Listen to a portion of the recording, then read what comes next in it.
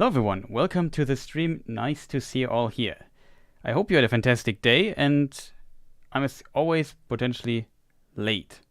But yeah, even though I knew the trailer was coming today, it still always is a bit close on preparation time and so on. You know how it is. You see a trailer, you have to watch it a couple of times, you do some stuff with it.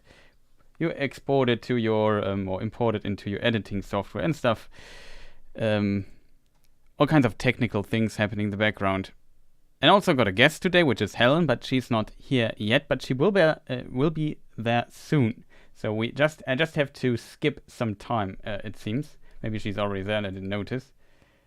Doesn't look like it. Okay, so still have to, what do you say in English? Like, in German we say überbrücken, maybe bridge the time. You know, when you basically need to get over the time to a certain point. That's exactly what we need to do. I hope sound is good, because I got some weird stuff. Some weird signal here, which at one point was very loud. I don't know why that was. No, it seems to be okay. I don't know. Maybe I check it manually. It's possible as well.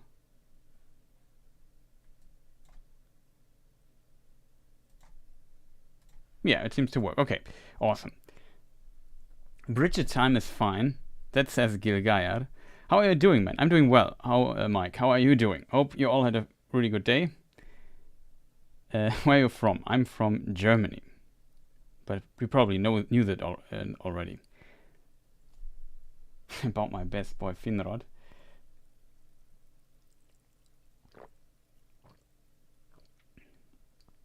Yeah. We will stream for quite some time. I see Helen is already in chat. Not sure if she is already at home also, because she had to had very important tasks to do. We will find out in a moment. Yeah, Bridget time is fine. Oh, I already read this. I have a bad feeling that the only thing we learn about Finrod in the show will be he was killed and Galadriel was sad and angry. Mostly angry. And he will likely die in battle. Yeah, that's also my feeling.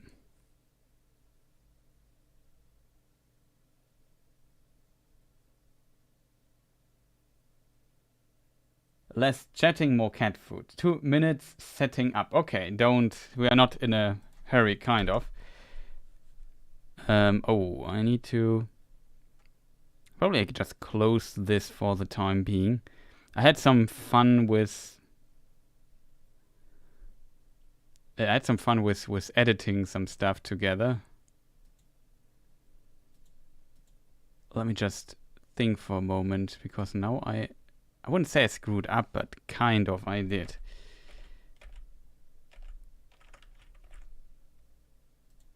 I have to be careful with music stuff and so on.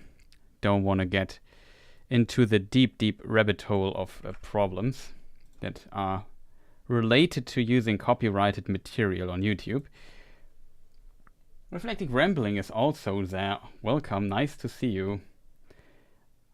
I have a tea, let's do this. So if Mets don't kick in for stupid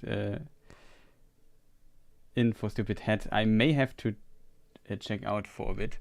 But I'm pretty sure you will be going if I have to leave, come back. I actually plan to be a little bit less I don't expect the stream to take that long today. One of the reasons is for sure that I saw the trailer and thought there's not that much to talk about, if you know what I mean. Like, sure, there is some interesting stuff in it, but mostly it's just, yeah, we already know this. Now we have some additional scenes here, which is, I guess, pretty cool. But overall, it feels like we have seen quite a few things already, and now we just get confirmation or additional information on what is going on. I have to admit, the trailer overall, I feel like it slowly starts to do what was criticized before, that we at least get some basic ideas of what is going on in the show. Not that much, but at least a bit more than some of the previous teasers and so on. Planned, Chris. Oh, sweet dear, we love you. Well, I don't know. Good joke. We will know this is gonna be 6 hour stream. With short stream, I think of maybe 4 hours. I think we can do this in 4 hours. Maybe, maybe not. I don't know. We will find out how much we have to talk. I also streamed a few days ago already, so I already lost, not lost, but did stuff. I don't have the link. You mean the... Oh, I should not make stupid jokes, but you mean... No, I can't make the joke now. I announced it. That's never good. Wait a moment. Let me just see, because my main screen is occupied. As a result, things are difficult. But you're on the stream, so you're already almost there. I just call you on what's it called? This program, Discord, I think it's called. Okay. Hello, can you hear me, Helen? You're not live yet. I can hear you as well. So maybe I introduce you. So today we have also a guest. The fantastic Helen, aka the Clueless Fangirl, also has a YouTube channel.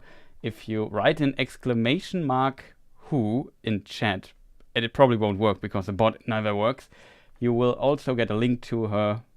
Maybe you won't get a link, but it's in the description at least of the video to her channel if you want to check her stuff out. Let me just bring her live and hope that it works.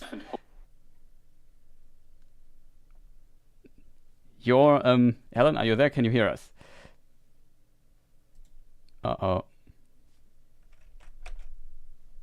Add a long introduction. Maybe, yeah. I could hear her for a moment, and then thought everything was fine, but now we maybe lost her, or she has lost me. That is strange. Well, we have to figure it out. Okay, it should work now. Can you hear me? Yes, I can hear you. Chat should be able to hear you as well, though you seem a bit low on volume. Yeah, I'm on the AirPods. I can try to make you louder on my side, but if you can get louder on your side as well, then feel free to do so. Yeah, it's weird because you can't choose. I'm a stupid Mac user, and you can't choose. Apparently, I haven't done this in a long time. I can just choose one device, and I think the speakers on the AirPods are not really good. So I might have to get new speakers. So I make you louder on my end. Yeah. Okay.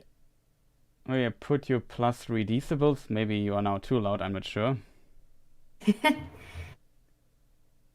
Maybe you're a bit distorted now, I'm not sure. Chat has to give us confirmation about this particular thing. Let me just see. Where is chat? Like, I have too little stuff. Max a laugh. Sounds okay to me. Okay, that is good. Yeah. Okay, I can. Well, it should be my Yeti mic now. It should be better. I hope the quality is okay, people. I'm sorry. So far, it seems, I guess, okay. Sounds fine. Okay. I can still make people louder or less loud if that would be required. But yeah, we will find out during the stream. Sounds good? Yeah. Also see like a lot of people here. Welcome everyone. Nice to see you. Yeah, we have not started yet. So let me just see if Mr. Bot is working.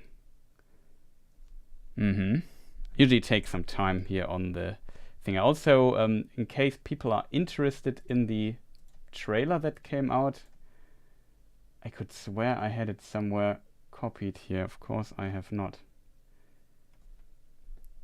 Oh, there it is. Though I haven't pasted the link there, but it's always production. But yeah, it should work. I posted the link to the trailer in case people haven't seen it in chat. So that is what we will be talking about today. And let me just see. So, I don't know, you have already seen the trailer, Helen? Yes, just I literally just watched it twice. So, but we'll go through it. So we'll just wing it, I guess.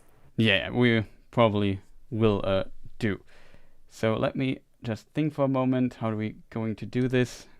It's always a bit complicated here with production. The way I usually do this here.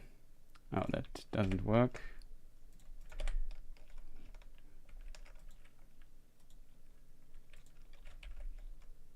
Okay, there's now some...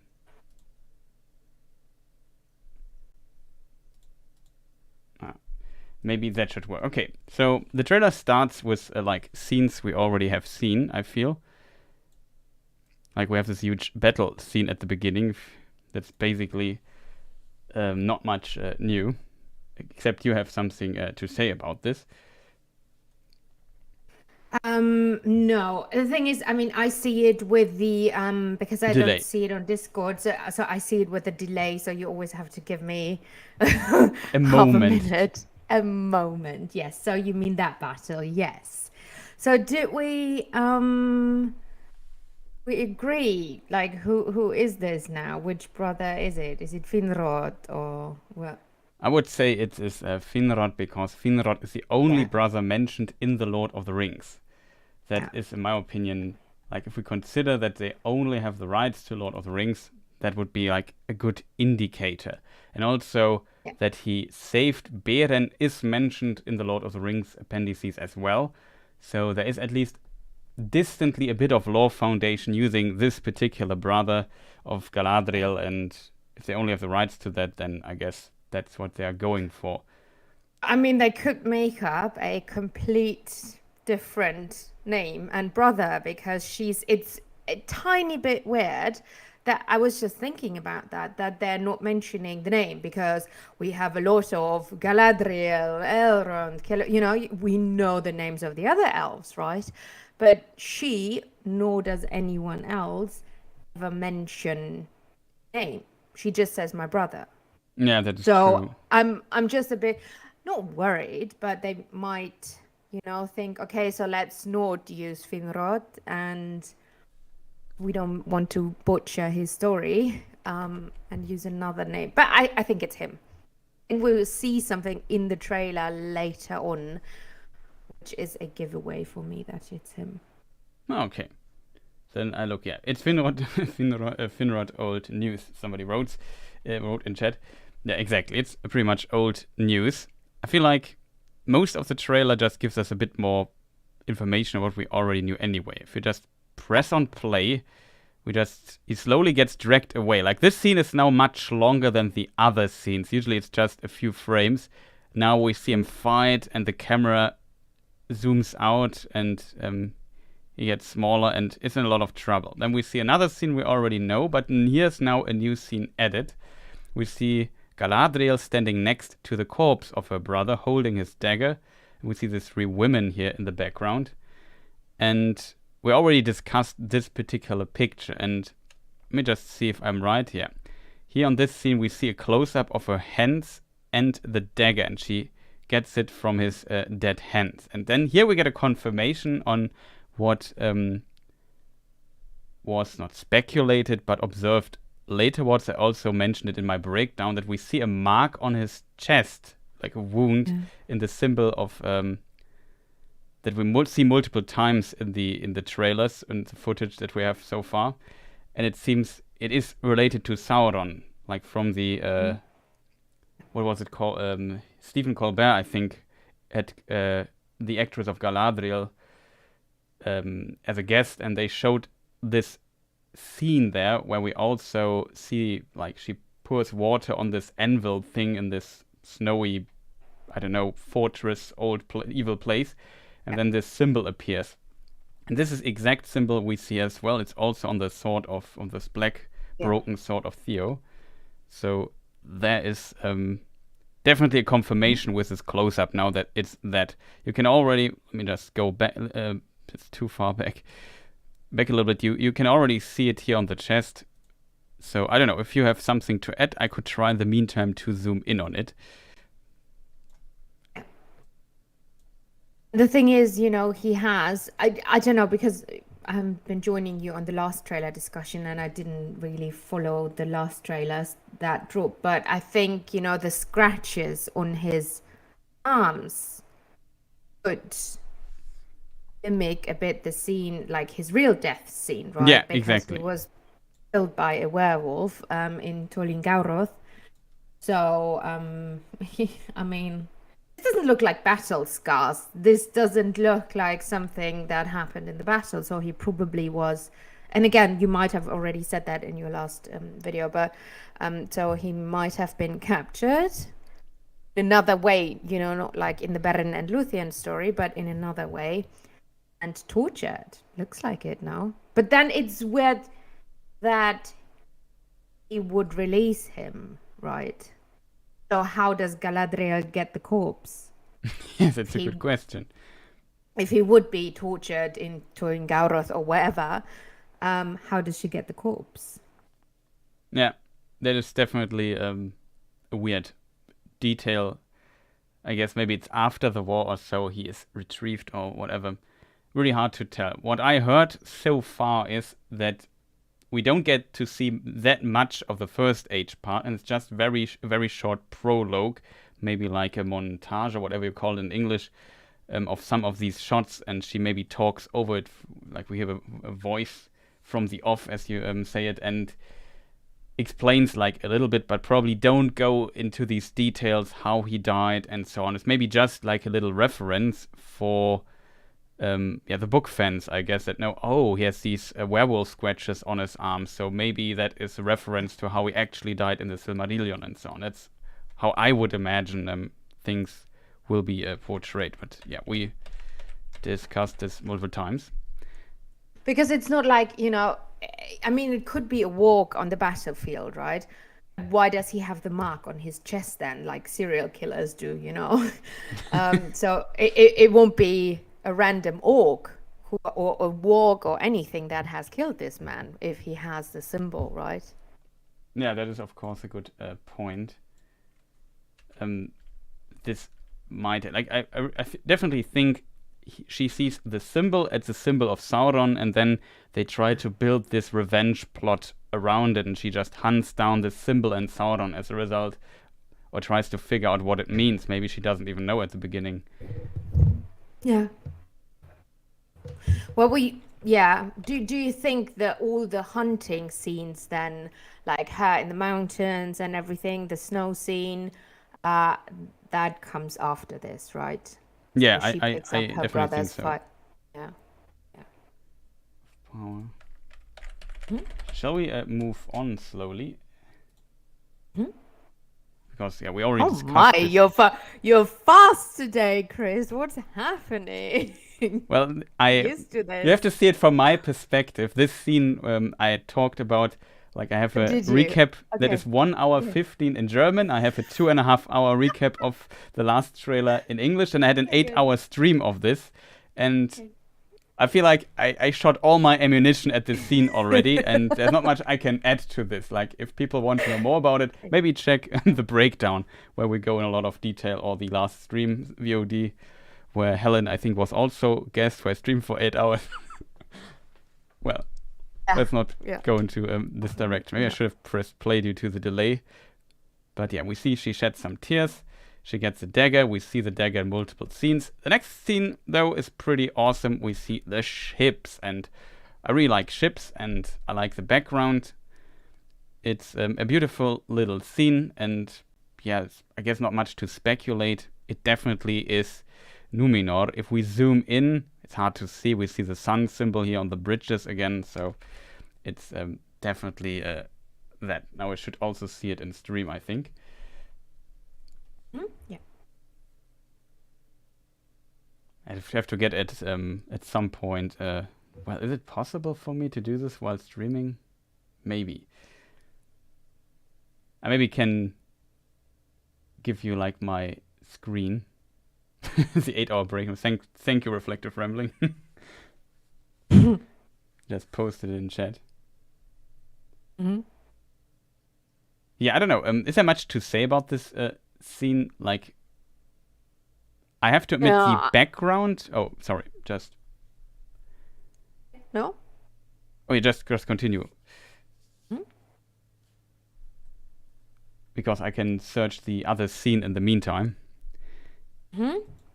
Well, I don't know what you think. I'm not. The ships look really good, but now that it's still obviously, it will be moving images. I'm not the biggest fan of the CGI of the city in the backdrop. It looks like late 90s Star Wars prequels to me, like Alderaan and stuff like that.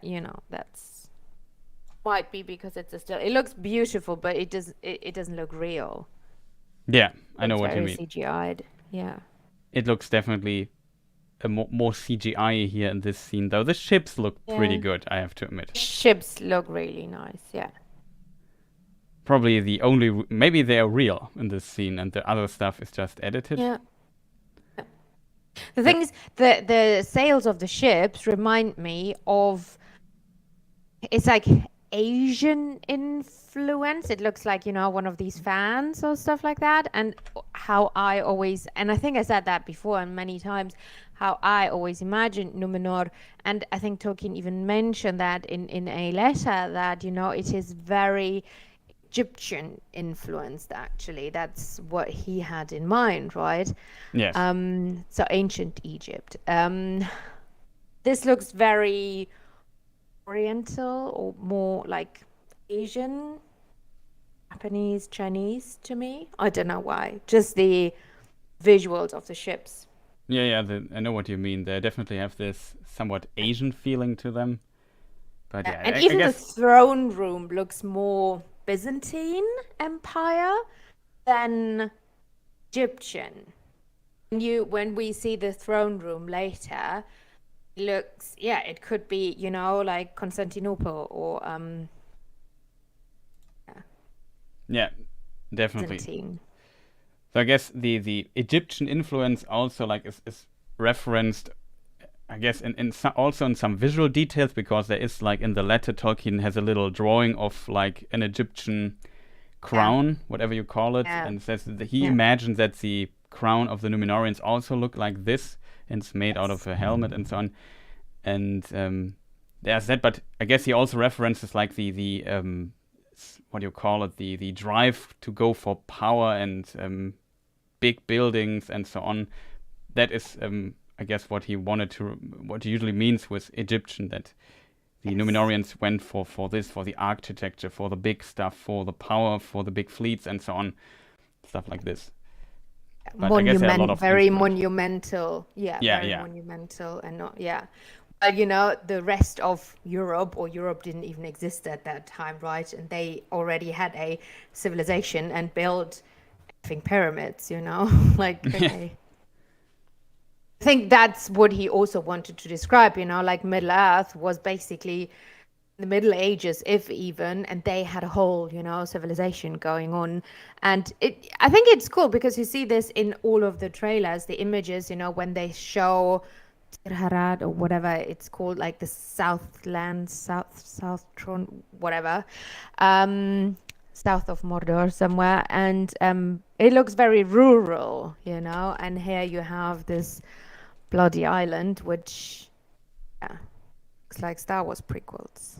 yeah. It's kind of interesting. I think this particular scene and this style of the CGI we also find somewhere in another scene when we see Galadriel entering one of the ships. Let me just see if I find my stuff here, which is always difficult. Should be this here. Um, was it in the Comic-Con trailer? Probably. Let me just see if I find it really quick. Oh, also should get rid of the sound. Let me just see. Where did Galadriel enter the ship in the trailer? I can't remember, even though I've seen it 20 times. Here it was. It is before the handshake. Yeah, this particular scene. It also looks very artificial when you look at, when we discussed this also when we were invited at the German Tolkien Society, that the lightning is really strange in this place, where it comes from and so on, the shadows and so on. It's kind of unusual, but it looks somewhat similar to the scene we had. Also the structures and mountain stuff in the background, that all seems very familiar here in this particular scene. Oh, it's interestingly the next scene that we will see is that. So it will not have to need to search it in the other trailer. Very practical. It looks theatrical, yeah. Mm-hmm. But yeah, still pretty interesting. It also seems like they're anchoring or something because these ships are not moving, I feel. Like they are on the ground. They also don't have these waves around them when they move forward. Not sure what they're exactly called. I'm not even sure what they're called in German, to be honest. What if there's like a term for it? Maybe somebody in chat knows. The ships? Yeah, when the ship sails and it has these waves that appear behind it. Not sure what it's called. Yeah. But it doesn't matter too much. Yeah, shall we move? I don't know. As I said, it's definitely Numenor. I feel like the next scene I just already spoiled is related to it. It could be exactly this place because the rocks and the buildings on the rocks and these trees look very, very similar. It looks very artificial as well. It's one of the scenes I feel like it looks really artificial. They added some sun blur to it. But you probably need a moment to see the scene. So yes. I just played a few times. The chat is saying wake is the word you're looking for. Oh, wake. Thank you. I thought people are being very rude and post this woke thing now all the and I was like, huh? But it's wake. I'm sorry. Yeah. Easily to be confused with. And yeah, we as content creator hear this stuff a lot. It's just also a thing. Yeah. Like. But yeah, I don't know. Definitely looks, maybe she is entering one of these 3 ships. That would be my idea. Yeah. Then we see also the Numenorian soldiers, infantry people on the ship. And then, yeah, the next scene we see Elendil, which is pretty cool. I think it's not in a related scene. Which a lot of people have pointed that, you know, like I follow some account and he's like an army expert of medieval armory and stuff like that.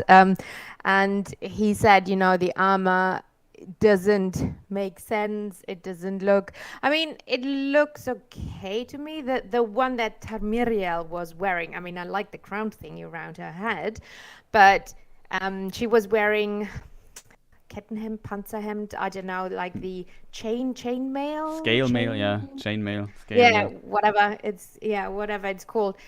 It looked really, really fake, and he made a whole, you know, tweet about it, a threat about it, and it was really interesting how he said he doesn't get, because normally Weta, and I do think Weta is responsible for this as well, right? They did all the costumes, I would say. Yeah, as far as I know. That is, yeah. And normally they're really good with these things, but he said the Numenorian, all the other ones looked okay to him, but he said the Numenorian ones, especially with these scales, whatever it's supposed to be, he said it doesn't make any sense. Yeah. And they have wrinkles. Yeah, they have wrinkles and stuff like that. Yeah, it looks like a shirt with printed on that. I think that's also what he said. Yeah, it's quite interesting. Maybe it has to do... We have already seen some scenes with a lot of riders, so maybe because they need just so much of it, they take some shortcuts here and there. Yeah. Hard to tell. But yeah, shall we move on then to Elendil? It's not much to say. There was one screenshot published recently. I'm not sure if I have it or if I can find it, where we saw like a close shot of the havens in Numenor, and there was like a horse on a rope and transported to a ship and so on. So like a lot of detail going on. This is somewhat reminiscent of that, I feel, even though it's a different scene.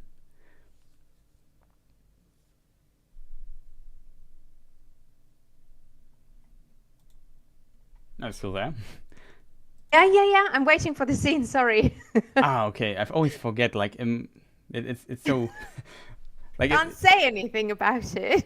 yeah. I So feel I'm so sorry. It's Galadriel. just I need to get used to the time difference. Like on YouTube, it sometimes takes like I don't know. It's I made a test and it 20 took like seconds. 20, 30, 40 Yeah, seconds at times. It's a yeah, really long time yeah. with Yeah. the delay. So sorry, I'm not still. Well, I am. I have baby brain. I'm almost, in birth in a few weeks, and it's hard to think. So forgive me, people. But this is the delay Chris makes me suffer through. Yeah, Sorry. Elendil. I'm with you. Yeah, don't worry. I see him. Hello. I'm here for him. So what are we talking about? Yeah, there was maybe I've seen it. There was somewhere a screenshot posted where we saw like a close shot of the harbor with like all kinds of details and people in the background and a horse on a rope. I can try to find it, but it probably Oh will. my God, the flying horse, The the flying CGI horse. horse. Yeah, that was really cool. We could try. Where was it? Who could have published this screenshot? Yeah, but I like the whole atmosphere. You see people working. It's not just the throne rooms of Numenor and not just the court. I really want to also see this part of Numenor because actually Numenor, was somebody posted that on Twitter. He wants to see sheep, but it's true. Numenor also, yes, they were a very advanced civilization, but there were lots of workers. It's not like everybody in Numenor was at court or was a royal or anything. There were, people working in the docks and all that, and I'm excited to see that, like life on Numenor, how it's portrayed. I'm excited to see that. Yeah, definitely. It will be really interesting to see, and it seems like they really built like like a very huge set that feels like a small city or something, Mm, and yeah. I feel like that could be very very interesting to see. Yeah. Do you think, question for you, do you think will we hear or see, because we know Elendil's family will be shown, right? Children, made up daughter, whatever. Will we hear, what is your guess, of Amandil, his father, and his journey? Is there anything like maybe somebody like Galadriel must know of him, right? If she, I think people know of Amandil and the voyage.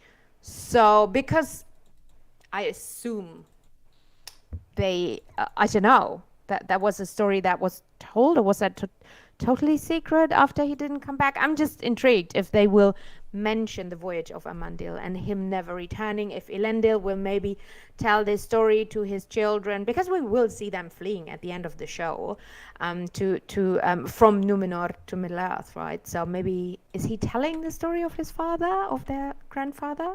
Do you think so? It's a really good question. I could imagine they will just edit him out or something like that. I could imagine, because to explain Amandil, they would have to explain the ban of men, if that makes sense, that Yeah. they are not allowed to enter, and what the exact law implications for this ban are, why men are not allowed to enter um, Amand. So that, like, for But people don't you maybe. think? But don't you think Ar-Pharazôn will talk about that? He Well, yeah, will at the end of the season. He must talk about that because he needs to rally up the people against the gods and against the elves, right? In the end, and yeah. against. So, oh, he will have to mention that now. I guess with Farazon, it's easier to explain because he gets there and wants to basically conquer Aman, and you can like Yeah. portray it easier to say, okay, this man is coming with a huge, massive fleet, the biggest fleet Middle Earth has ever seen, comes to Aman and wants to claim immortality, um, and then he gets completely destroyed. And I think that is easier to explain than why this peaceful grandfather of Isildur is sailing to Aman, calling for Yeah. help, and is never heard of again. Um, That is, Yeah. I think there is a different, if you want to explain it, but you are right. Maybe they dive into exactly this topic and explain it further. Then, of course, it would make sense to basically, as an antithesis to Farazon's show Amandil, how he tries to go there as a faithful and try to get help as Yeah. Erendil and Elwing did once in the past. Yeah, because I do think it will be a topic at the end of the show. I mean, we don't know where it will end. I do think with the drowning of Numenor, but it would be interesting to see, because he will explain them, because I do think people will be afraid, and I think a lot of people will never think, and that is the tragedy of Numenor, right? That only a few ships could escape, because nobody ever thought the promised island, would drown, that God would go that far. And so he needs to explain, okay, but we really, this is like, when a volcano erupts, like in our, like in the Vesuve in Pompeii. People didn't believe their city would die. They just were hiding in their houses. Nobody ran away because they didn't believe that, right? And this is how people in Numenor must have felt. They must have felt secure. And then maybe this is a way he explains, we tried this, we tried this, my grandfather did this. I don't know. It's just a thought. Yeah. How they could introduce Amandil and his journey, because I think it's cool to know that people did try to cross the sea before. Yeah, it definitely is a cool detail. The question, he is mentioned in The Lord of the Rings, if I remember correctly. I think so. I don't know if by name, but I think... Let me just look it up. Yeah. He is mentioned, yes. See? No, okay, Wait. Is this a different Amandil? It's a different one. There's a Tar Amandil as well. Ah, a king? Tar Elendil, San Valandil. Yeah, he is mentioned in Lord of the Rings. From him were descended Amandil, the last lord, and his son Elendil the Tall. Yeah, see? Yeah. So there is a mention of him. They could definitely put him into I'd the love show. that. I would also like to see it. Maybe it's just like a very small side character, or who only becomes important at a certain point. Maybe you see him from time to time. Maybe when Elendil needs advice or something, he meets with him or so. I don't know. Could imagine something like that. Yeah. Well, he just tells, his family, his children, story of that grandfather who did try to cross the sea and save mankind. You can also zoom in on the flying horse. Still, I find this really funny. There it is, Mr. Horse. Did no one see that? Because, like trailers take a long time they go through so many hands. Well, it is on a rope. It's, I think, put on one of the ships because they transport the cavalry. So it's not flying. It's not flying. It's definitely a rope and a hook up there. Maybe we can get. Okay. See, I thought it was a visual mistake, and it was just a CGI horse. Oh, okay. Now I see it. Yeah, I also got my arrow. There's the hook at the top of it. Yeah. Okay. Good. Aw, horsey. It's a bit like, did you watch Game of Thrones? When the Dothraki cross, because for them it's like they don't want to go on water, right? And they bring their horses, and then Dany takes them with her ships to Westeros, and they bring the horses on the ship, and it just reminded me of it. Yeah, I think I saw some of the scenes in the trailer, but I did not watch Game of Thrones. Yeah. I'm not into series at all. Aww. Yeah, I'm very boring. One with the Dragons, House of the Dragon is really good. I mean, come on. It has dragons. It's dragon lords, and they fight on dragons. But video games. Fighting families. Oh my God, Chris, don't be so boring. It's a really good show. But sometimes I'm very boring. Yeah. As a Tolkien fan, you like some incest. Come on. Well, it is true, depending on how you define incest. that it also happens in Tolkien's Some universe. is more willing. Yeah, the thing is with Tolkien, it's not as willing as it is for Martin, but nuances. Yeah, well, we have, of course, the story of Turin, and beyond that, depends on the version, but there is, I think, a version where Galadriel and Celeborn are also first cousins, so... Yeah. And yeah, we also know another couple that might appear in the show in some shape or form that is also related. So, yeah. Shall we... I don't know, if there... I mean, this screenshot here, I could look at it all day. Like, I really love the detail, like all the ships in the background, and there's a horse on a rope, and the ships, and there's life, and so on. That's so cool to see. Like, I really like that. I think this here also might be Tol Uinen and Calmindon, the light tower in the Bay of Romena, though I still assume, we talked about this in the past, that most likely they fuse the capital of Numenor, Armenilos, and the harbor city of Numenor on its east coast, Romena, to one city. I would be surprised if that would be different. There was one shot in, I don't know what trailer, because now it's so much material out that I lost a bit my overview of it. But in one of these small snippet ones, we see a shot where we see that these scenes here in this particular place is also close to the palace. So we know this is all in the same city. Or maybe it's two cities grown to one together, or I don't know what. Yeah, and I think they're not doing the whole, the faithful will be banned to Romena, which they were, So I think that whole plot line... You mean Andunia? Andunia, yeah, sorry. They were in Romena first, and then they banned them. Then they... Oh, they were in Andunia first, and they banned them to Romena. It's the lords of Andunia. They used to live in Andunia.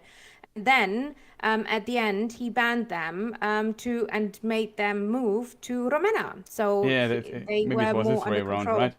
Yeah, because they are the lords of Andunia, it would make sense. And that is Silmarillion, that's early on. So they are from Andunia, and they lived there, had their fortress there or whatever. And I do think the whole plot line of them moving them, settling them somewhere else so they can keep them, under their close watch and whatnot. I think that is now because Queen Ariel is now good or semi-good or whatever she'll be. So this whole plot line is no longer valid, I guess. Yeah, hard to tell. There might be a lot of... this is something we will have to figure out, what plot line is there valid, is considered, whatnot, and that might be really complicated in the end. Yeah. But I think we have to watch first. Yeah. Shall we potentially see what else we got, or do you have something to add to Elendil still? It's hot. Sorry. Yeah, I noticed he's also one of the popular male characters, it seems. Hello, yes. I mean, who else would you be into? I don't know, Ar-Pharazôn? Hell no. Then Sparkassen Celebrimbor? Hell no. So, I mean, give us girls something. Yeah, for sure. Though, no, we don't go into this territory. Just had to laugh. I read something on Reddit but it's so Celebrimbor. sad. Oh, no fanfics, please.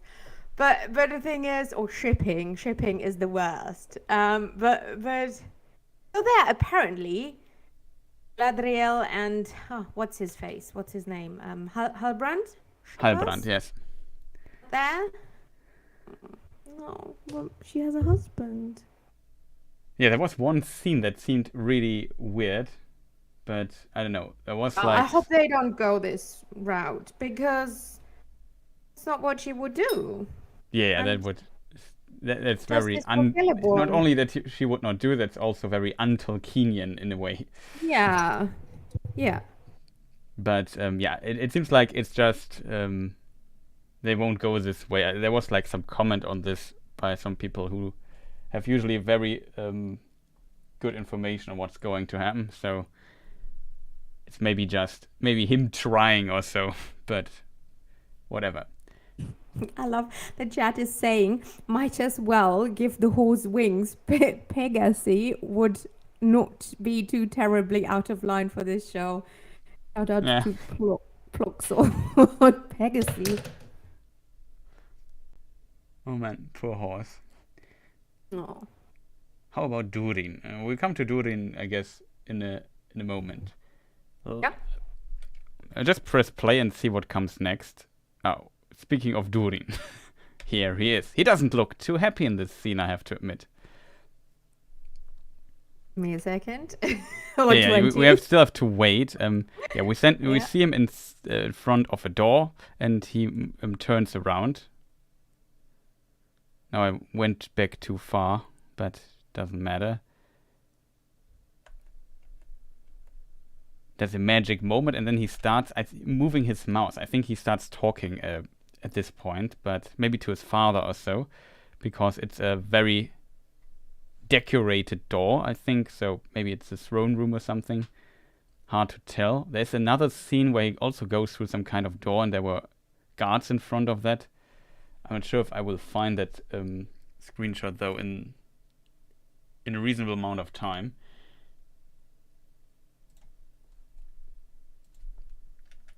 But yeah, I hope.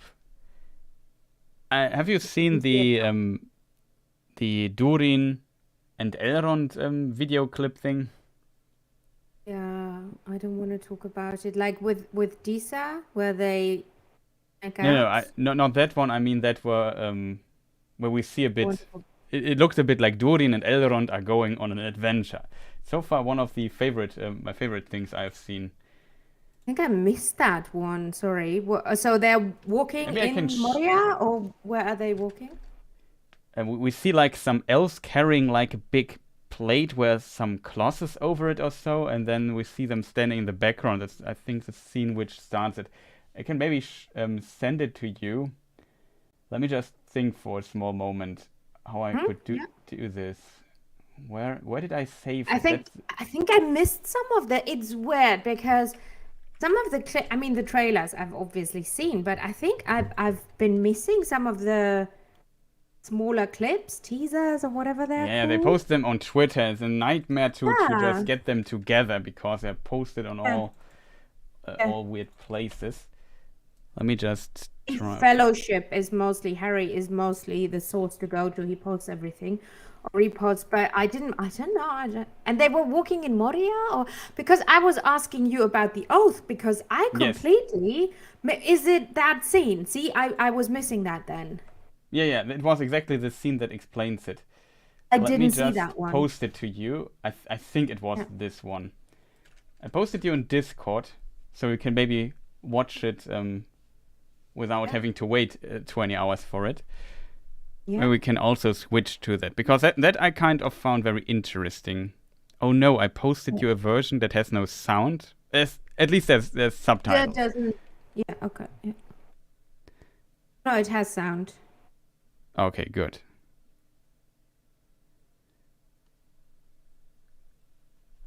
And yeah, for people wondering, maybe I could make it a bit bigger here on screen.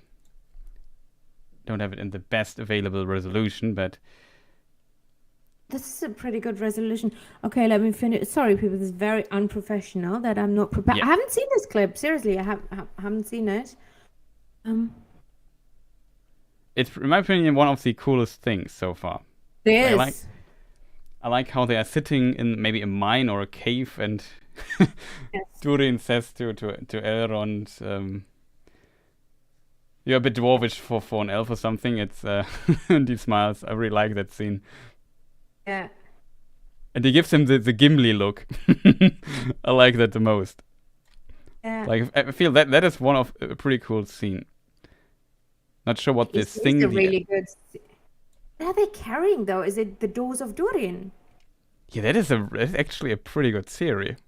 You might be onto something. I really like that idea. What were they carrying? I think they are carrying the door, but he didn't just the inscription, right? He didn't choose, or maybe they sent the door. Come on, this is the door. Yeah, that might be the door. It's not like they're carrying. I first thought this is a part of the Berlin Wall they're carrying, but yeah, not. But come on, it looks like it. But yeah, definitely. I think this is the door, no? That you might be really onto something. Maybe it's exactly this. They transporting the door, and maybe the dwarves built it, Navi built it, and then it's now brought to Celebrimbor by the elves, and he makes the inscription onto it or something, and then it's placed inside or so, and it's kept secret or so. I don't know. Because look on the left. Am I just making this up? But if you look on the left, isn't there a symbol on it? Middle left, second elf on the left, and then on the Berlin Wall thingy, there's something on it. Yeah, there's definitely something on it, but I can't tell you what it is. Come on, this is the door. I think this is the way they carry it. Is the back side of it? The stones look like it, and we don't see the inscription, but it would make sense, give the secrets away and all. I don't know. Yeah, definitely. I really like the idea. I mean, it could also be something else, but it's a pretty good theory, in my opinion. Yeah. It's part of the white thing covering it. Okay. Yeah. And people are saying in the chat, the table. Maybe it's a table. A table would be too boring. But it's weird. If we look at this scene here, we see something reddish here on the ground. Maybe it's that. But don't ask me. How did the table look? Yeah, it is a table, actually. Damn, chat is good today. Yeah. It is a table. I think it's a table, yeah. But the door theory is still better, in my opinion. I mean, again, I think we should have written this show, but Yeah, I agree. It's probably would be definitely a different show then. If you would write it alone, though, I think we would not see that many dwarves. Yeah. Okay, but the scene, we were talking about the scene and the secret, and you like that scene. So yeah, that's just all I got. I really like this particular little teaser snippet that they showed there, and the door theory is better, says Reflective Rambling. Agreed. Of course. But I'm really looking forward to the dwarf stuff. I mean, there's also this weird dialogue on the in this, I don't know, where Elrond, Disa, and Durin sitting there, and they have this. I mean, I don't think it was that bad, but I wasn't the biggest fan of it either. Especially, it was really hard for me as a not native person to understand what Disa said, at least. Yeah. But it seems in other scenes she spoke with far less accent. Maybe that it was a very casual situation and she goes full accent or so. Something like this. Would be interesting, though, to see if they would play a bit with accents like this in the show. Yeah, no, I would like that. We were just on Twitter discussing this with Stephen from Redbook, who is Scottish, because I was asking him and Josh from Tolkien Law? No, what's his channel's name? Tolkien Law. Tolkien Law, yeah. So shout out to these two. Check them out. Epic, good Tolkien YouTubers. And we were discussing about the dialect because it is hard to understand as a foreigner. And he said, but you can hear it's a fantasy Scottish version. But yeah, I mean, the scene cringe. Well, every show needs a bit of cringe, I think. No, I get it. But love is different if this wants to portray love in Tolkien, and I always say that because love in Star Wars and Tolkien is different because you don't have to really show it to understand it. Look, the only real love in Star Wars, I'm not talking about the prequels creepy stuff, but is Han and Leia, right? And it's not like they're making out or having, they're romping around Alderaan. No, it's like they say, she says I love you, and he says I know. That's all you get. But still, you obviously feel and see this is love. And yes, Aragorn and Arwen made out a teeny tiny little bit, but I think you can portray love differently in these genres, and that's why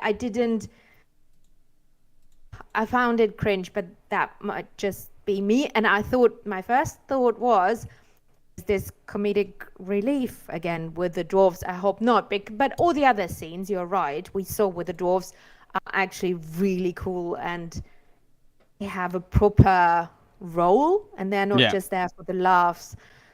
So I think that was why I was a bit turned off of that lovely dovely scene. But all the rest of the dwarves is really good. And now you showed me that scene with Galad and Elrond.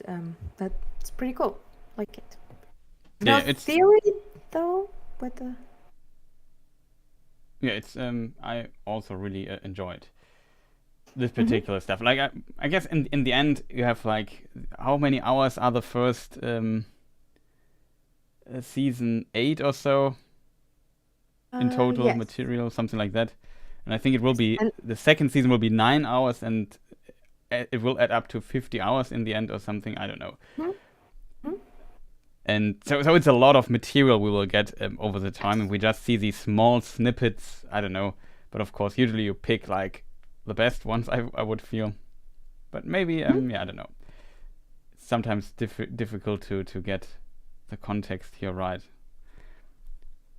Shall we move further, because I think next we should see his father or so. No, we talked about Halbrand already. This is also a scene we already know. But of course, I forgot that you have to wait for a moment. Maybe I should really try to send you the signal in Discord, but I don't dare to try this out right now. Maybe try to get this going next stream. Yeah. But we see Halbrand. We have seen him. Now, if we look at his clothes, we also see some, I would say, a sun symbol on his clothes. So he is now, I assume he shipwrecks, is on his raft, whatever, somehow is washed up on Numenor, is put into prison, which we also see later, and then maybe Galadriel or so is freed first, because she is Galadriel. You don't just put her into prison. And then he's also freed, and he gets new clothes, and then he becomes friends with the Numenorians and get his armor stuff. That's the impression I got from his story from the teaser material so far. I hope you are also seeing it on screen right now. Yeah, I see him. Yeah. Awesome. Yeah, I don't know. Anything to add? No, I still don't. What's your latest theory on him? Is he Sauron? Because that would actually make me angry. Yeah, one reason, not because of the shipping or anything, for one reason. Because in the books, Galadriel is the one that knows something is off with Anatar. And I assume this is the Anatar form he's choosing, right? He fooled all the other ancient elves. I mean, we don't know. Did he met Círdan? Did Círdan think would he have known something? But it was Galadriel. He gave that role to Galadriel. She was then the one, who got in contact with the dwarves. So they gave a lot of that foresightfulness. Yes, Gil-galad was also foresighted, but not as Galadriel. And she was the one that was like, no, something is not right.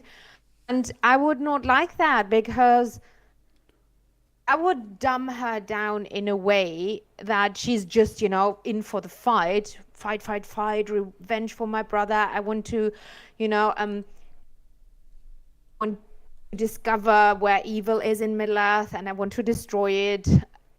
He's literally in front of her not recognizing this, even not in the first season, because I don't think she will. I think he will play this role in the first season. And if he is Sauron, he will, maybe in the last episode or whatever, be unveiled.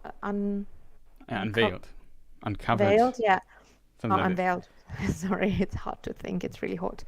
And yeah, and so I would not like that. So if he is Sauron, no, that would not fit and match Galadriel's description. Yeah, that She is wouldn't. true. Shall I read the sec you just referenced that she looked through his at least she knew Um, that something was wrong. yes. We can read it in the Unfinished Tales, in the chapter History of Galadriel and Celeborn. And there, Tolkien writes, let me just make it a bit bigger so I can read it easier. He perceived at once that Galadriel would be his chief adversary and obstacle, and he endeavored, therefore, I just missed the line. And he endeavored, therefore, to placate her, bearing her scorn with outward patience and courtesy. So basically, it says she knew something was wrong. She didn't know it was Sauron, but she knew she should oppose this person. Felt Something's wrong something. about Yeah. him, and Yeah. so even and Sauron, as a result, had to endure her scorn and everything. That's with outward patience. I really like that word. It sounds Yeah. like she definitely made him work for his plan. Yeah. And then it would also be weird because then he would need to go in this form because I don't think they will change the actor and make him shapeshift into somebody else because he needs to convince Celebrimbor still to forge the bloody rings at one point, right? Not in season 1, I don't think so, but at this point in this form, he has to go to Celebrimbor as well. That would be, it would be so weird if she would be the one who encountered him first and didn't realize anything. I don't know. I don't like this version. I've heard many times now that he is Sauron and will be unveiled. But again, that's speculating. That's not like anybody who knows told me this. I think my theory from the beginning is he will become the Witch King.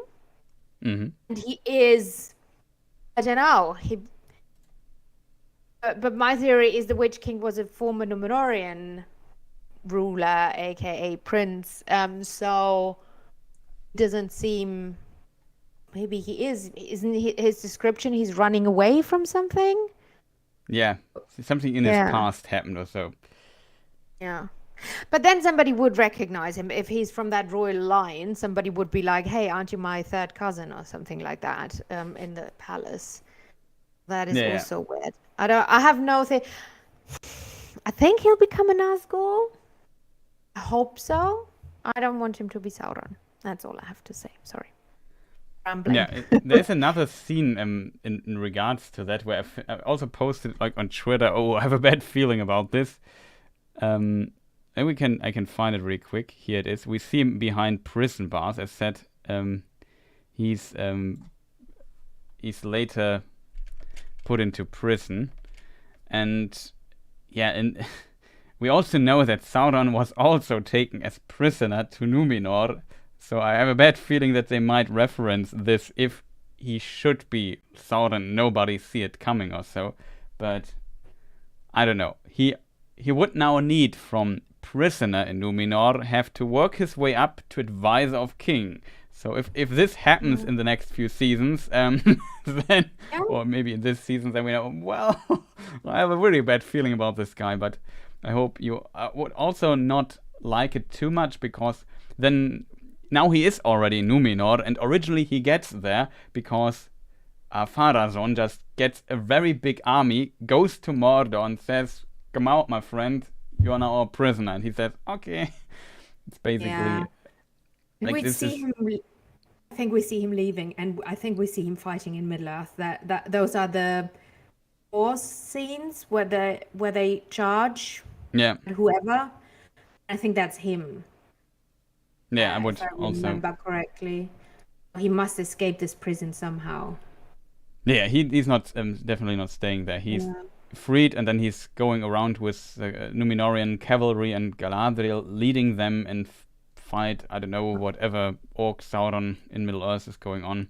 Did you get the information of where Tir Harad is, where this place is, that it is in actually Mordor?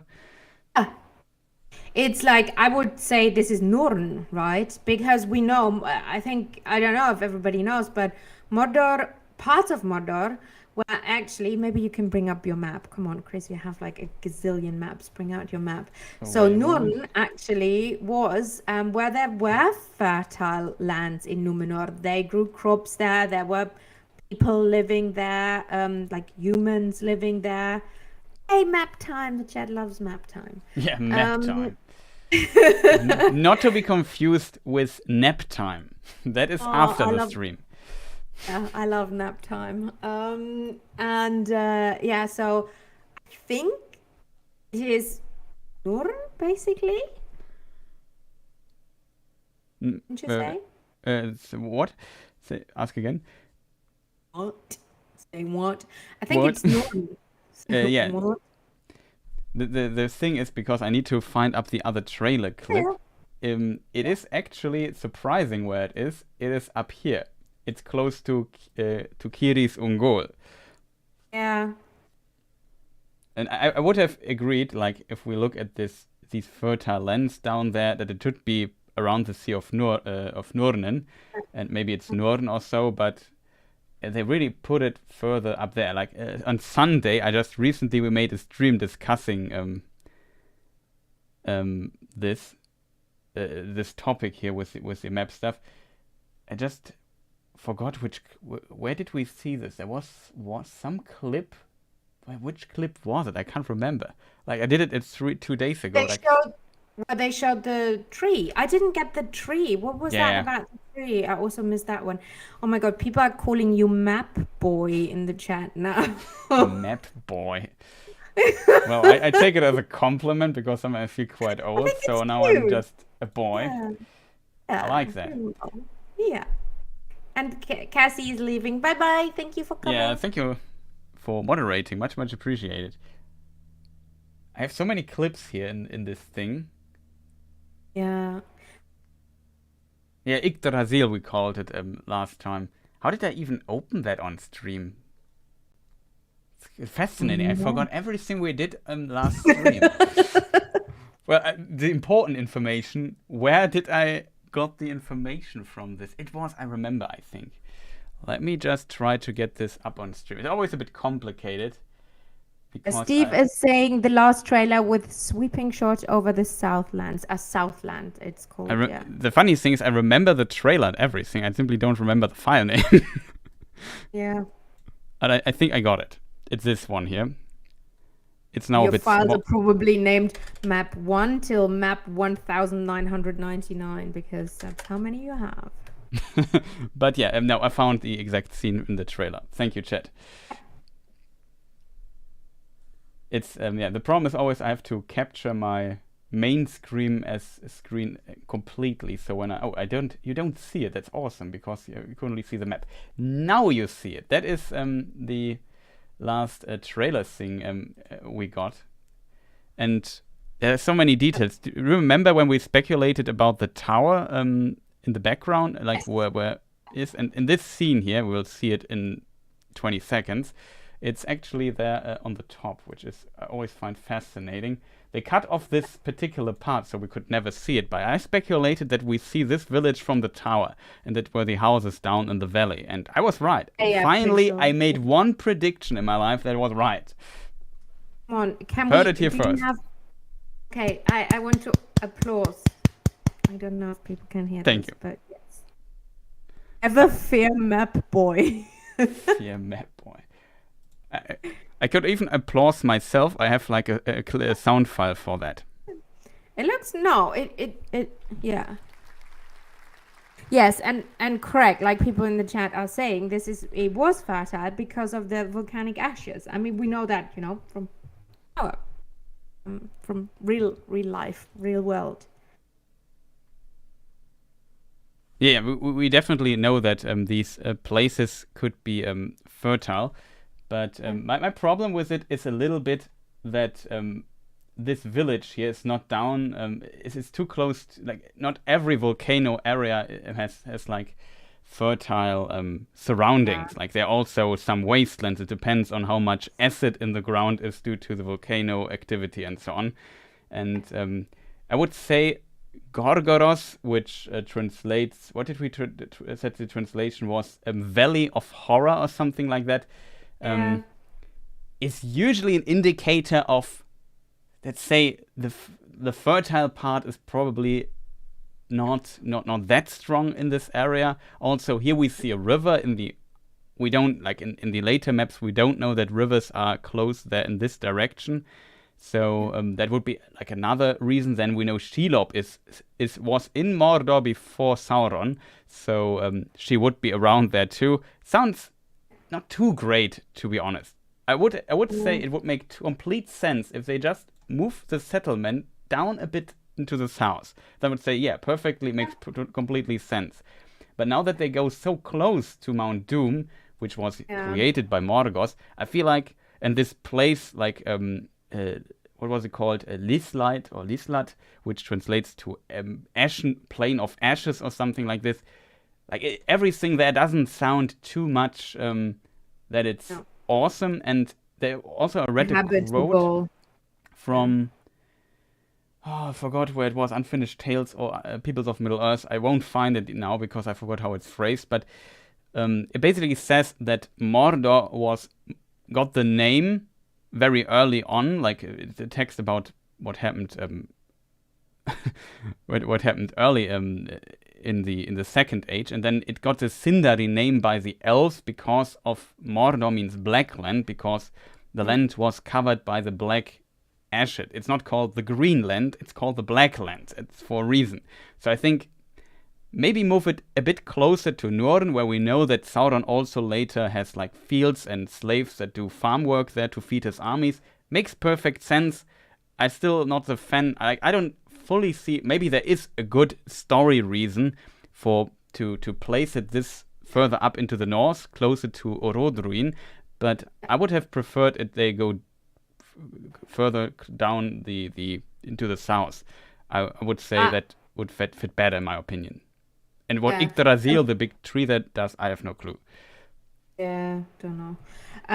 So my theory on that is it shows, I think I don't know, will it be season 1, the end? Will it be season 2? I don't know. But I think Barad-dûr or something will be revealed. And I think Sauron will reveal himself at the end of this season.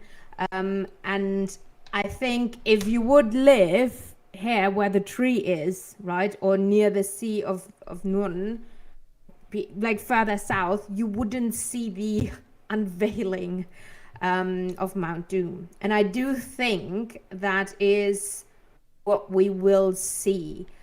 And the closer you are to that, the more horrified you are if your village is there, and then all of a sudden this, evil lord reveals himself and tells you, oh, by the way, I live here now and you're my neighbors. It's easier if you're further south because the people stayed further south, right? As you said, they grew crops there, he had to feed his army somehow. They still lived in the south. And I do think this region where these made up characters live, I think it will be destroyed and he will lay waste to it. And I think that's part of the story and the plot. And the real south will stay as it is in a way. That's the theory. Yeah.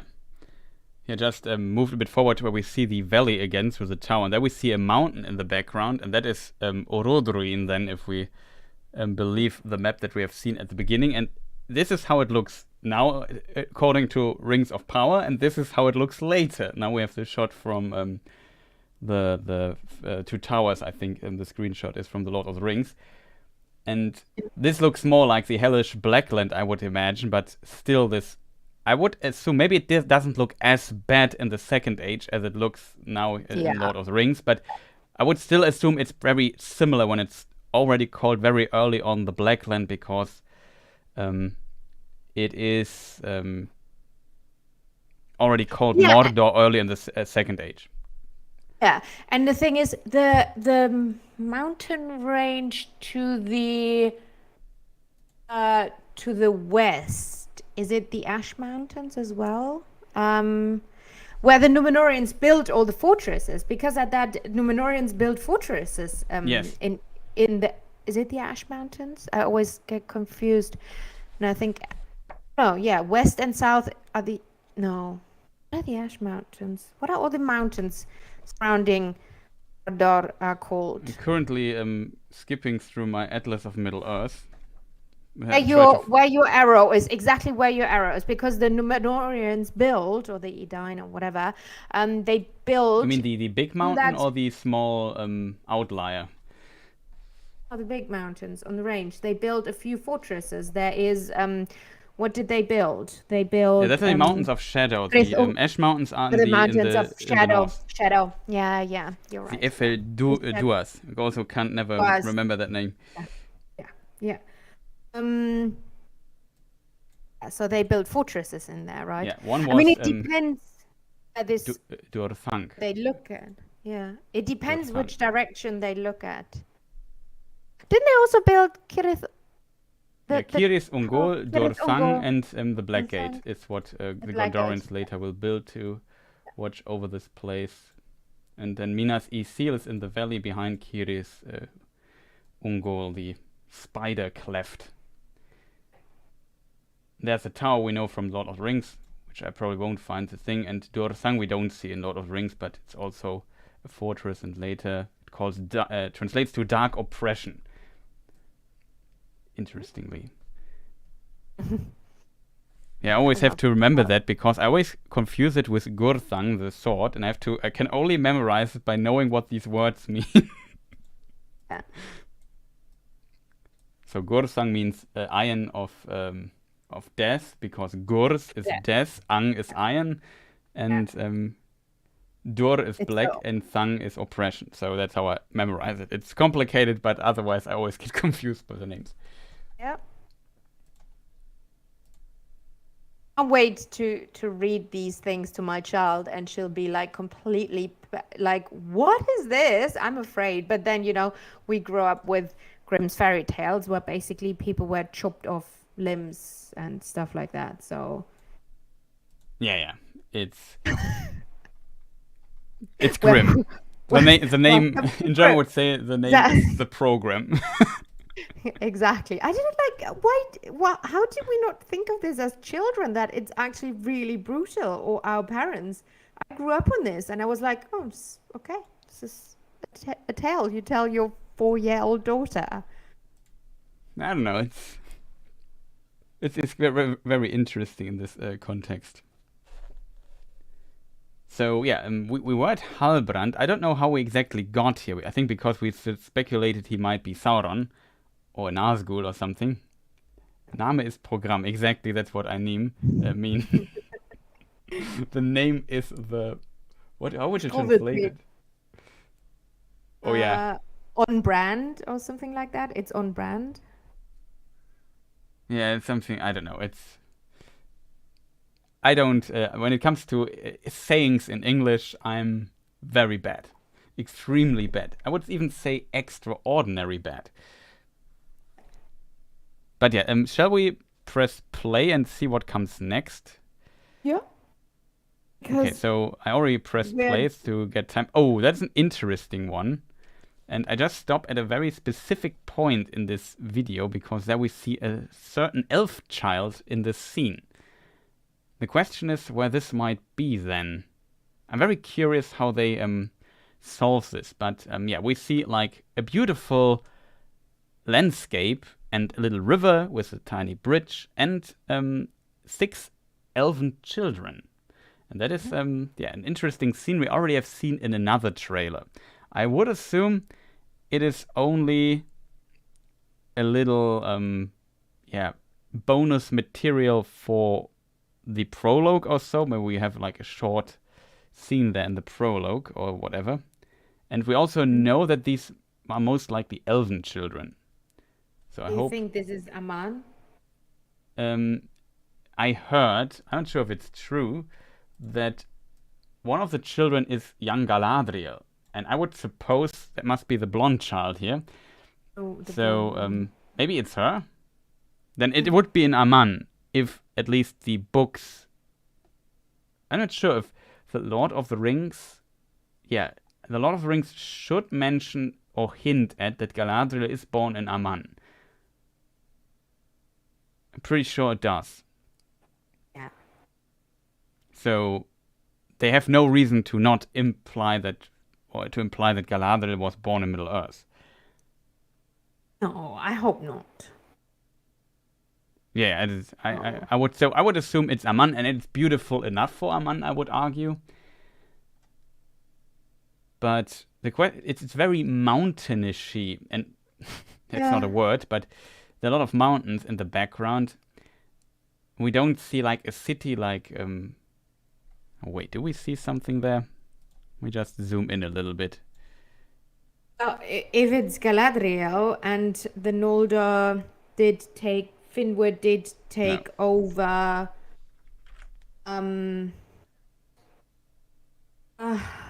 God, from the Vanya King. The Vanya King moved up to Taniquetil. They moved closer gods. And Finwë took over. What's the city? Sorry, it's really hard to. Oh my God. Tyrion, yeah. You need to make somebody a moderator. Your chat is. You're doing it. Yes. Okay. Yeah, I just saw the bot is attacking again. Yeah. It seems the bot has calmed down. Yeah, Sexside bots is visiting us in chat as every stream. Well, last stream I think maybe my moderator killed it faster than I could see it, but I didn't notice. But at streams, especially when a lot of people are watching, sometimes they come suddenly in armies. Oh my God. So that could be, I don't know, is that... I mean, there's no city inside, right? But one of the is that maybe in the backdrop somewhere, Taniquetil? I don't know. Yeah, maybe it's the Valley of Kalakiria or so. Yeah. Could be. It's really hard to tell. Like, it could be somewhere. It's a West continent. It's relatively big.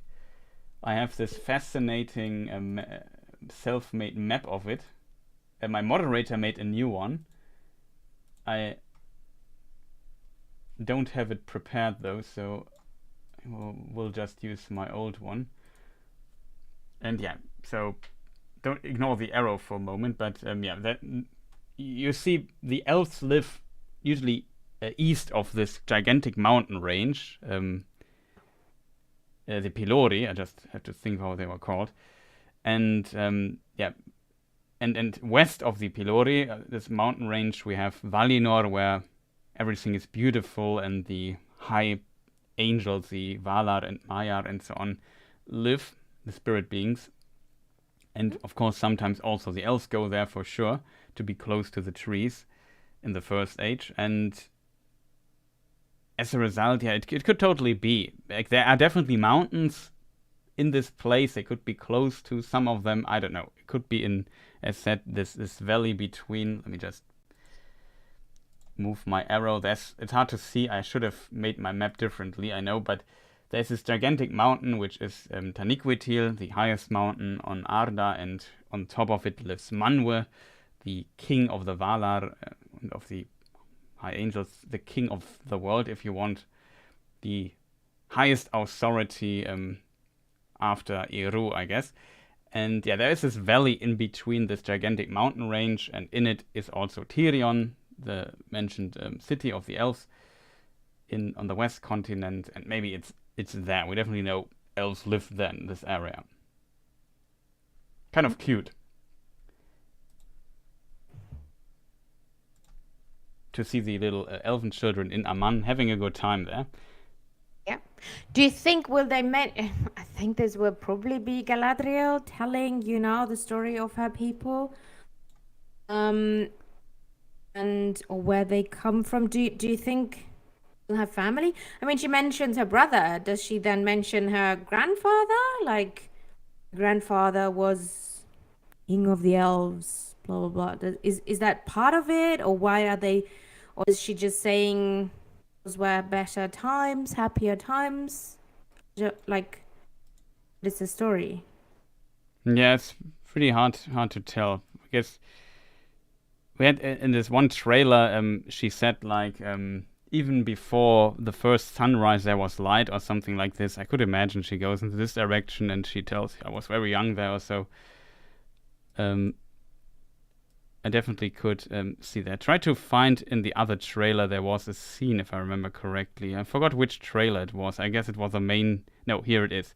You also see this little paper boat in the water. This is from the other trailer. I finally found it.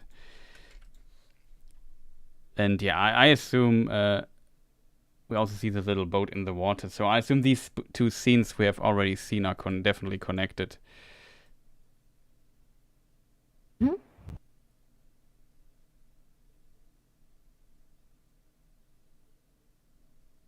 So interestingly, we see here also 6 children, but no blonde one. That's fascinating. Yeah, that girl. Yeah. Maybe she wasn't blonde. I don't know. I mean, oh God, I really don't want to speculate about children's hair colors. That is true. The table. We have the table. The table, yeah. Let me just see. The next scene is actually the priestess. Now we have a closer shot of her. Eminem, yeah. But yeah, we definitely know it's a female. Let me just get rid of my arrow here. I think we don't need it right now. No idea what's going on. What I wanted to do is definitely zoom in on her magical staff, or whatever you want to call it. It's not magical, but her staff. And see what is on it. But it doesn't look like anything I recognize out of... No. Yeah, you probably take. And why is somebody like that person in the background up the hill? Is he holding? It looks like the Wimbledon trophy. No, on the left. Yes. Did he win? Did he just win Wimbledon? What is happening? Yeah, I don't know what it is. That? Like there are multiple theories one can have. Like maybe she can reflect the sun and then basically can use it to put her boss into a better light perspective or so. But no, I don't know. It's it's a spotlight basically. It's a production in the background. Yeah.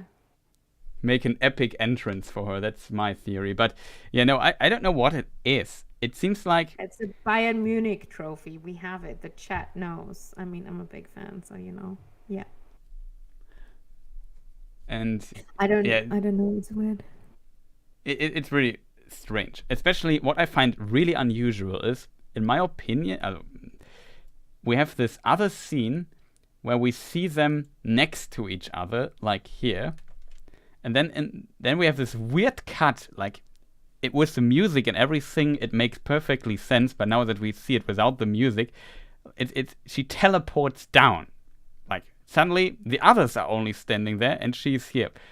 Like there's this horror trope of, I don't know, there's a statue and you turn around again and it's closer to you and it comes closer when you're not looking. You know what I mean? Something like that. She's standing on the hill. Okay, I'm not looking. Suddenly she's standing next to you. So kind of magical.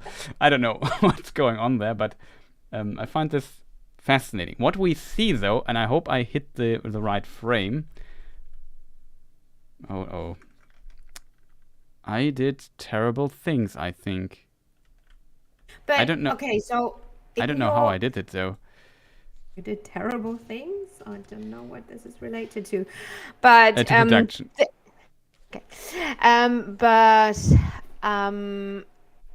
So are these Sauron people or Morgoth people, or both, or what is? I found the right button. It's really hard to tell. If we in a certain frame, you can see the ears of her, at least her right ear, and it doesn't look like it's an elvish ear. So I assume she is human. And you also see when we already speculated about this in the, or I did somewhere, I don't know where I speculated about, but I mentioned it in past content I made, that her fingers are kind of black, like there's dirt or something on it. And we have also the scene where she has a black hand and fire and smoke comes out of it. So I assume it's somewhat related. If she's now in some shape or form a priestess or whatever of Morgoth or of Sauron, is really hard to say though. Now we can also look a bit closer to what she has. Like there is a little face, this decoration, let's call it. I don't know what the exact terminus of that is, but there's like a face and a plate, and maybe this is like a sea monster with like a mouse or so. Really hard to tell what this is. Like I don't recognize any symbol and say, yeah, that's Morgoth or that is Sauron 100% or so. Not at all. The only thing is maybe this thing. Yeah, sure. Sorry. The sun symbol is weird. You mean the bottom one? Middle, the big one. The big one. Bottom. No, that below that one. The sun. I just put the arrow here, so I assume you mean this one here. Oh, now we need. It just takes 30 seconds. So yeah, I think I know what you mean. Yeah. Or maybe that right next to it could be also a sun, or it's a sea star or something like this. Really strange. The top one is snakes. The other one is like. Yeah. That's what I wanted to mention. You only have the snakes, and usually snake and evil. Yeah. We know Sauron could turn into a snake. I don't know. Yeah. But I was just wondering, like, are they mentioning Black Númenóreans? Would Black Númenóreans wear white? It's not, black doesn't mean black, but I didn't imagine even priests of Black Númenóreans looking like this. But wouldn't Black Númenóreans, because isn't it? Where's it mentioned that 3 of the Nazgûl were? They were Númenóreans, not Black Númenóreans, right? Yeah, it only says of Númenórean race, and Númenórean. The Black Númenóreans term is like a bit complicated in this context, because the Nazgûl appeared Second Age 2251, if I remember correctly, and at this time Númenor still existed. So it's hard to say. At this point, they probably were called Kingsmen if this term already existed this early on. Hard to tell. Yeah, but I think it was around 750 years from the forging of the rings, and him potentially then obviously getting the 9 for the men, and then he had to hand them out. So they must cut all of that down now, right? Yeah. I don't know. Tar Ilenion Maranwe says supposedly the cultic priests is from the east. Yeah, also a possibility. Maybe she's like some Eastling priestess or so. Since we are so close in I should make the size again normal. So close with Tir Harat, for example, to we are inside Mordor and close to the east. It definitely would make sense to assume that we might see some Easterlings in some form as well. And we also know, of course, that they, in some details, they said that the people in Tir Harat had like a past related to Morgoth, and then the elves are looking over them that they don't get back onto this path. And I assume maybe she opposes this if she's potentially related to this particular plotline. Could make sense that she then is from the east, because we know Sauron and Morgoth both had in their lives huge influence on the eastern tribes in Middle Earth, to the Easterlings. Yes. Before door. So yeah, I don't know. It's interesting. Sadly, this symbol here on her stuff, I can't make any sense out of that. Sadly, I would love to say that's this. No idea, but she definitely looks like a cultist. Like I don't know what's going on there with them. It would make sense. Do you remember the old man saying to Theon, whatever his name is? Yeah, have you heard of Sauron? So these priests might roam the lands of Mordor, and spreading the good word. Yeah. And so this is how the follow us. We have free gifts. And subscribe to us, basically, would be the today's wording. But no, kidding aside, and then maybe the old man heard or saw these priests, roaming the lands or preaching. Then he says that to Theo, so that might be related. I don't know. Yeah. They are basically Morgoth or Sauron influences. Yeah. Influencers, yes. Kind of a really interesting idea. Yeah, I could imagine something like that. I'm very curious what's going on with those people. And, what we to know, is it Morgoth or Sauron they're mentioning? Yeah. This would be interesting to me. I think it's Sauron because the old man says Sauron, so that would be my. Like in the past, in the Comic-Con trailer, we see this leaf flying around. And it lands somewhere and starts burning. And interestingly, this particular leaf here, we also saw in this. Wow, I hit it instantly by accident. In the. Isn't that the gil-galad scene? The gil-galad scene from the Durin and Elrond friendship trailer, as I called it. Teaser. Oh my god, friendship trailer, okay. That's a cool name, in my opinion. Yeah, I love it. It's kind of cute. Boy, you did well. But in this scene, we also see a distantly similar yellow leaf, but now we have these dark veins on it, and really hard to tell what the connection is to that. I always assumed that this scene with the leaf and this scene with the priestess. Here we can play it again. Yeah, also see the black hand now, or the black ash dust leftovers. I don't know what the term is. Ruß. Yeah, but the thing is, maybe it's connected. Obviously symbolizing, it's very similar like in the Hobbit they had with the, when the wood is dying basically, and Radagast, is saving the hedgehog and whatnot. And it is obviously symbolic of the two trees dying of poison earlier on. Yeah, that's an interesting idea, definitely. But I think we could speculate for hours who this might be, but something like this. A cultist priestess related to Sauron, maybe spreading some weird poison, infection, I don't know, dark power. She has to do something with fire or smoke, it seems. Maybe it's also related to the sword. Maybe they are searching for the sword Theo has, because I speculated in the other trailer as well that the smoke and the fire she blows off her hand, it's very similar to when Theo's sword re-emerges, or whatever you want, what the correct term is, here this scene, it looks somewhat similar. So maybe, and he finds it in Mordor in a barn, according to some information we got from stuff. And it's probably exactly this scene here where he finds it. And maybe they are searching for it. I could imagine that there's like a huge connection. And then when they search for the sword, and then she would definitely be connected to Sauron. But I don't know. Yeah.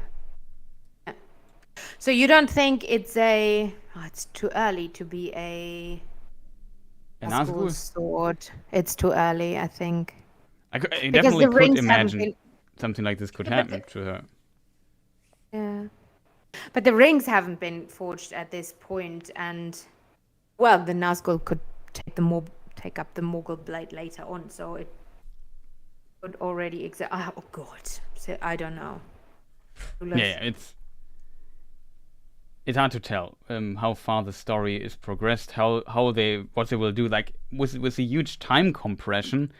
Like, it's not that they just compress the time a bit and make the distances a bit shorter. They also compress it so much that events that usually that in the books don't happen in parallel now happen in parallel, even though they are several thousand years apart. So as a result, the whole chronology is very hard to predict for us as book fans. The whole thing is called the Rings of Power. So at one point we will see the forging and the handing out of the rings. Yeah, Sauron probably killing Celebrimbor and coming for the rings. AKA he was just there for the cake recipe, but you know. That is also a possibility. That's the bigger meta plot. At the end, it's all about the cake. What about the cake? He's a cookie monster. The cookie monster. So the next scene, if we would move on, or do you want still to add something? No. Okay. Next scene, we see like a valley with a river and a waterfall, some trees, and like some mountain. I would say it's not like a plain, but there's a lot of height differences here and there, some hills and so on. And on this waterfall part, there's a little house, which I find fascinating that this is the case. I'm not sure who lives in it, but there is definitely a little house, which I know scrolled into the wrong direction. Let me see. Here on, yeah, there it is. Maybe I can zoom in a bit further, but I think you should be able to see it. It's really small though. Question is, which house could this be? Who could live in there?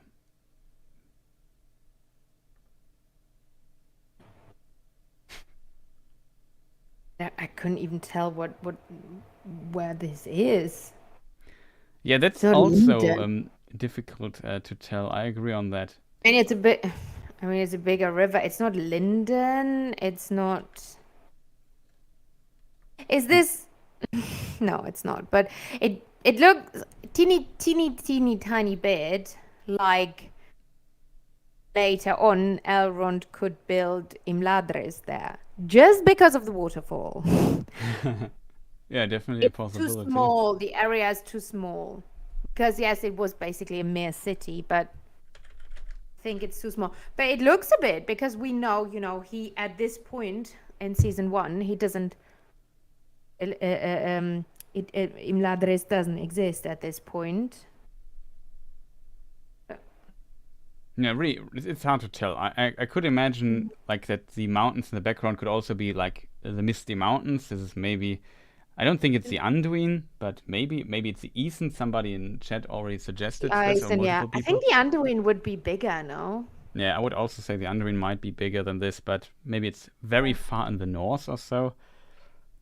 Yeah. Really hard to tell, where it also makes like a little, like the curves, the river has so many curves, left and forth in a very mountain. It could also be in Mordor as well. Like that is definitely a possibility now that we know that Tir Harad is there, and we have a river of similar size. So maybe it's somewhere there further north or so. I don't know. Really hard to tell. There is another scene. I'm not sure if it's probably not the same. Let me just. I hope I find it fast. Like, remember when Galadriel and her friends are going over this river scene? And then we see her in the snow and they see the eagle? I forgot which trailer it was, to be honest. Yeah. I think it was the first one, the first longer one. Then it is the other one. Do I have it here? No, I don't think so. Let me see if I find it really quick. Ich muss mal ganz kurz die Ecke gehen, Chris. I'll be back in a sec. Okay. In the meantime, I just keep talking and try to find the main teaser, I think it was called. Main teaser, there it is. Should have prepared this, to be honest, but whatever. Yeah, in case people remember this particular scene.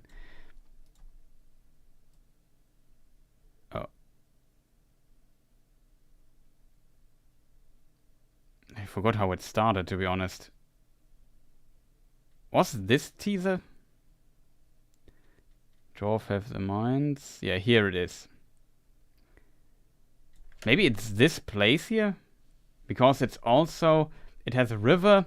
It's a bit rocky. There are some... there are also some trees and mountains in the background. I can't really tell if it's perfectly fitting or not, chat. But...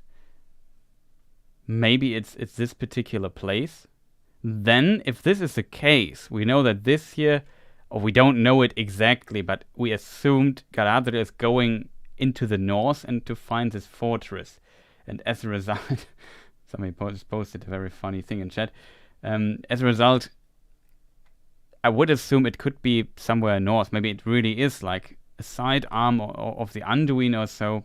Definitely a possibility. Really hard to tell though if it is exactly this place here or not. Although I feel like lightning wise it looks a bit different, but I don't know, could be a different time of day. River seems wider in the other picture, yeah, true. But maybe up here, you know, here you see also this some rocky stuff and so on. But I don't know. Yeah, the landscape does look similar, yeah. Yeah. But I don't know. If anybody has a better idea in chat, let us know.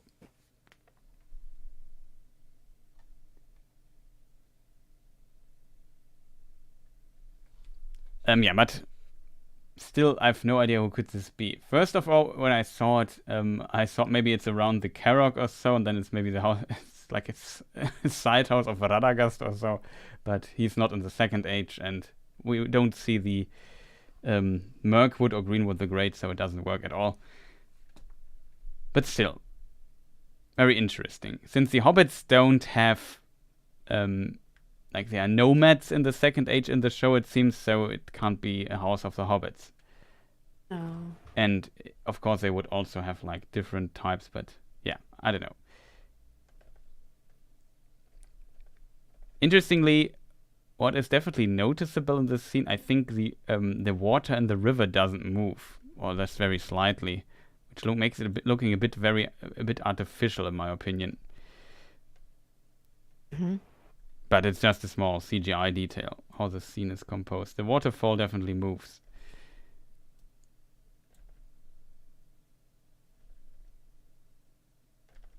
Next scene would be with a stranger. Our, one of these things, like, of course I like the look of the stranger and so on, but lore-wise I find it still strange, so it's I'm not the fan of the basic idea of it. So I could imagine that it might be interesting or not. Though some said they were also not that happy with the stuff. I don't know. Mm-hmm. I mean, we have talked a lot about the stranger, about this man coming out of a meteor. He has this robe. We noticed that in one scene he has something in his hand which looks like a wizard hat in the Comic-Con trailer. It's just a very small scene. I'm not sure if I will find it. Probably I will, but it could take a moment or two. And he's defending the Hobbit, right? Yeah, it seems like exactly. He is defending the Hobbits. I forgot where it was, sadly. I could swear it was also here at the end. Ah, here it is. Now in this scene, if you look what he's holding in his hand, could be a wizard hat or something. I really fear that they make him like a young Gandalf. Would not be the hugest fan of that idea, to be honest. Some mention that there are implications that Gandalf might have been to Middle-earth before, but there are, in my opinion, at least by now, we have a lot of other lore explanations how this could have happened. I mean, not Gandalf as Gandalf, but Olorin as a Maya could have been to Middle-earth before. Then the memory was wiped, or like? Why his memory is wiped, I have no idea. Like he should, like if he comes as one of the spirits to Middle-earth, like in his actual form as an angel, basically. His memory should not be wiped in any form. That makes no sense. Like, if he's in one of these Ainur, of these angels, he would, like, if he loses his memory, it seems like he was diminished in some form. As a result, I feel this now then goes a bit more into the Istari territory, because they had to clothe themselves in flesh, and they had also the problems of the other mortal beings to some degree, and probably could have forgotten something, maybe lost their memory and so on. It makes more sense for an Istar, I would say, than for just Olorin visiting Middle Earth as an angel and checking out stuff there. There were some quotes, I forgot. Maybe I can And the find... important thing is, that that him and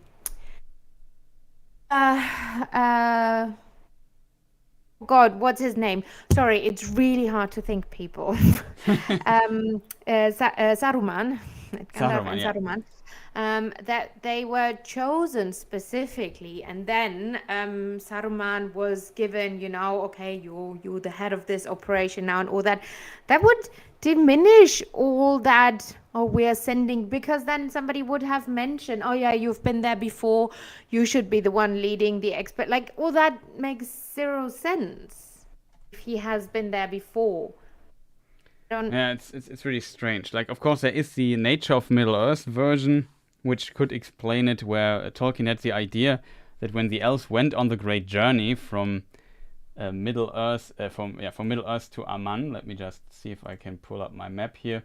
So the elves were awoke somewhere here, and they were invited by the Valar to come to the West Continent, and then they journeyed to the West Continent. And this is called the Great Journey. And on the Great Journey, in very early versions, Tolkien wrote of that, the elves were guarded by 5 guardians. And one of those guardians was Melian, who was the chief of these 5 guardians.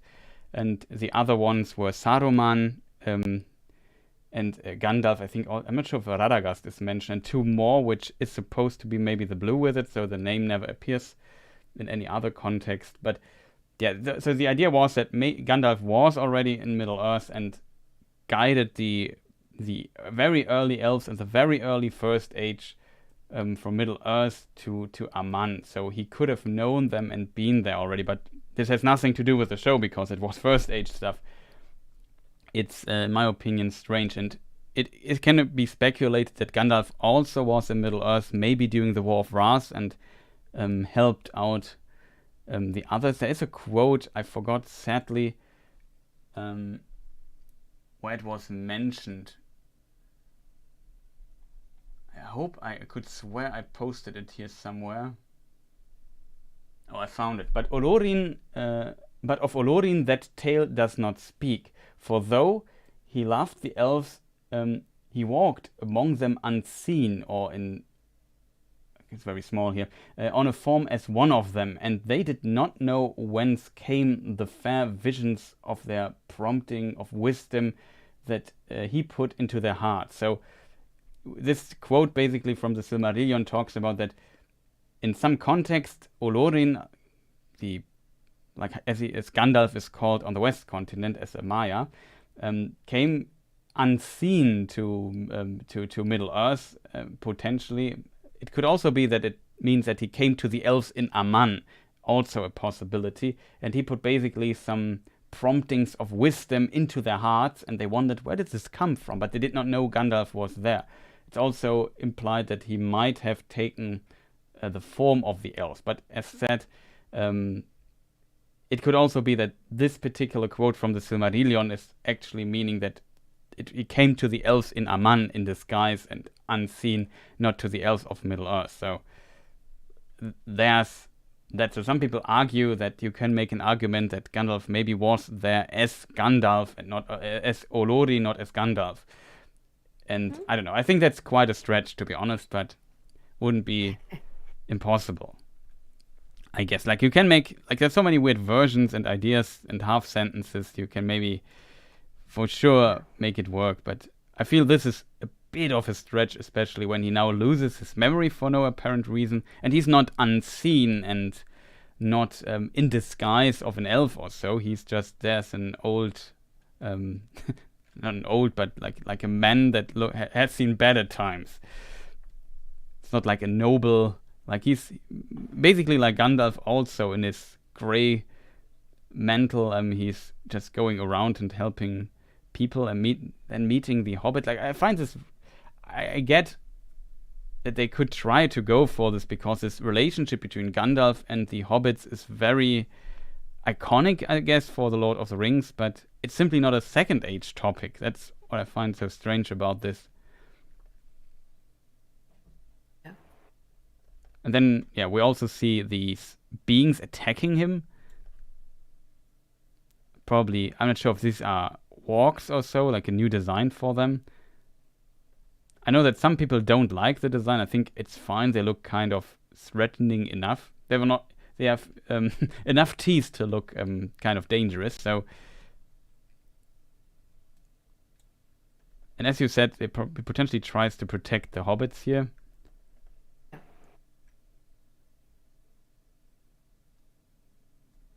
Any all the plots that the chat is coming. you don't see that on the screen. I forgot to switch the scene. I mean, sorry, I'm still on the map. Oh yes, this is my mistake. So here just showed you the stranger scene here. He's attacked by these beings, and we see the hobbits in the background. That's too far. Yeah, it's really hard to hit this exact spot here at times. Very short scene.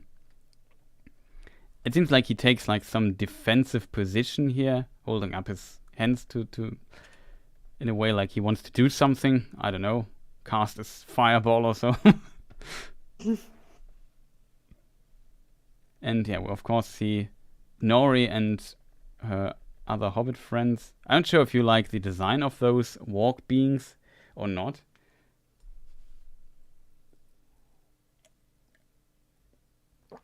Yeah. I don't mind it, to be honest. I'm not sure if it is supposed to be walks or some other creature that we simply don't know. Well, they don't look exactly like the walk, but some perversion of some animal. Yeah, I guess that would make, of course, always sense in context of Sauron, that he takes existing and perverts it. Yeah.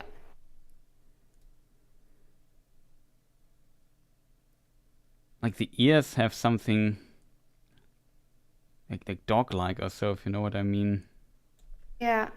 It's a bit like werewolves-ish. They look like my cats when they're hungry. That's a good point in chat. They are warhawks. Warhawks, however it's pronounced. Boars. Basically, boars. this is my cat. This is basically my cats when they're hungry. Basically. Not kidding. Good that you bought them food today. Yeah. You saved your life. Yeah, but it's good that we see, they save him. He sees the good in humanity or these hobbits, and then because we don't know, I don't think this is straight after he was rescued and lands. I think he's been there for a bit. I don't know, but then it's weird because the trees look dead. Yeah. Is this after he lands? I mean, Isn't there a scene with an apple? Isn't that the scene with the apple? If you forward a bit. Let me just see what the next scene is. We see gil-galad. Was the apple scene in another trailer? I said I really lost the overview. I think it comes. No, it isn't this trailer. I remember I made a screenshot of it. It's later in the trailer though. There. Here's the scene with the apple. But he protects them, so he's not evil. Because we didn't know, when he lands and somebody gave him the hand, he could like eat off the hand or chop off the hand, or we don't know, right? What happens to them? So he seems good-ish. We definitely see some interesting details here. Maybe discuss this a bit later, but though it fits for the context, maybe I should just mention it. If you look at the apple tree in the background, you see it's kind of like there's also kind of an apple tree, but the apple is black, like it's a defiled tree. Ash, yeah. Or ash, and it's even more visible in this particular scene. Let me just see if I can get my arrow back. See this? Yeah, but it also looks not. It's burned. It looks like there is like, I don't know, not slime, but some goo or something is over this apple. Nah, I think it's burnt. because You think? this here Okay. is reflecting this one. Yeah. And if it would be burned, it would not be so reflective. See But what so I mean? basically, she gives. Yeah. So basically, she gives him the apple, and he's like, "Nah, thanks," and gives her the apple back. Is that the scene? I didn't get it. Yeah, maybe something like this. Or the hobbits have, like, it seems if you go back to this a bit earlier into this scene, where was it now? Here, you see This that is the from other the trees in the trailer. background seem to be fine. It's only this tree, so maybe it is in, let's say, Greenwood the Great, and for whatever reason it starts to getting defiled, which is also a third age topic, of course. So there's evil spreading, Yeah. and suddenly the trees start dying. You know what I mean? So Yeah. that's maybe why deeper in the forest they went to a place that's not so awesome, and then it starts looking like this here, and this is due to these evil creatures appearing. Though again, this would still be a third age topic, but Yeah. Well, I mean, Sauron did send the plague many, many times throughout, and even Morgoth throughout centuries over Middle-earth. yeah. And So, this I mean, this particular tree scene is very similar. Like it could be, this scene could be. I won't find it. Actually, I didn't mark it. look, this is the whole forest. Looks like this Yeah, now. exactly. There's another scene where we just mentioned that Gandalf holds a wizard head, and we see basically exactly this scene here. Like they're also in this. Probably takes now for you a moment to see it. We also see like these trees. We see these hewn, what do you call them, acorns, on the trees. We see the hobbits hiding in the tree. Maybe it's exactly the same scene, and I don't know what if these are connected or not, but it seems, at least from the background and from the grade of dry trees or whatever you want to call them, it seems to be very, very similar. Let me just mark this scene here because it's just 5 frames or so. It's so hard to hit. My God, seriously, the chat. Snow White, did you meet climate change? Sorry. Oh, Yeah, Meteor Man definitely looks like young Gandalf.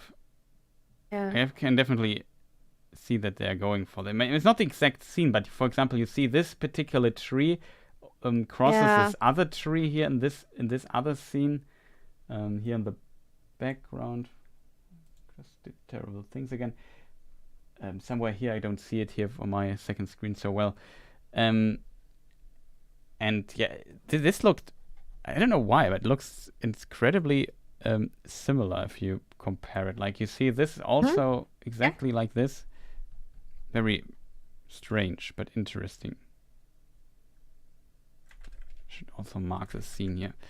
And I could imagine that those scenes are kind of related. He does stuff and then he hits his head on the ground that he pulls out of his sleeve or whatever, and then the hobbits start. Then a shock wave appears and pushes them away or drives them away. I'm not sure. But I could imagine that those scenes are actually related. But we need to move on because, Chris, we're doing this for more than 2 hours now, and we're not. We're halfway through the trailer. See, I said 4 hours. Did you? Oh, I missed that. Yeah, I said it won't be 8. Maybe we make it in 4 this time. So Oh we are my right God. on time here. Oh my God, what have I got myself into? Now I want to talk about Galadriel. You asked myself if you could Warrior. join. No, I always invite myself people. No, but Warrior Galadriel. I want to talk about her. Okay, so yeah, and here we think see people behind- Gil-galad in the forest. It's not Warrior Galadriel, but he's also a warrior, though he's more golden than silver, which he should be in my opinion, but whatever. I'm fine with that, to be honest. And it's in Lindon somewhere. Do you have anything to add to Gil-galad? I don't see the picture. Oh, you don't see the scene. I always forget that this is a thing. I definitely, maybe I should retry Yeah, it that out. one. I think this is related to the whole forest thingy we see later on, where somebody's crowned or married or Yeah. Yeah, it looks very similar. But yeah, just another scene. We see him observing something. I don't know. Moving on. Next, we see Tarmiriel. Really like the actor, by the way. Now we finally heard him speak and stuff. I really like the gil-galad. Have we really heard Celebrimbor say anything? I don't remember. I don't recall. I don't know. I don't think so, but I'm not 100% sure Yeah. either. Yeah. Because that was what I was missing, Gil-galad and him, not together, but like them speaking and hearing what they have to say. And I really like the gil-galad clip, the other one where he was speaking. And I like the actor. I think it's a really, really cool casting. Yeah, I also think he's a really good actor. So looking forward to what he's doing there. But yeah, other than that, we have some plans here. But there's not much I can say here. Next scene would be, as said, Tarmiriel. She's in the Senate, and it's an interesting scene because she holds like a speech in this, or maybe it's her throne room or whatever, and all these Senate, important. it's Star Wars. Yeah, I don't know. It was the first word that came into my mind for whatever reason. But maybe it's not her throne room, but where she has the political discussions with some advisors and gets important nobles there to tell them what to do. I don't know.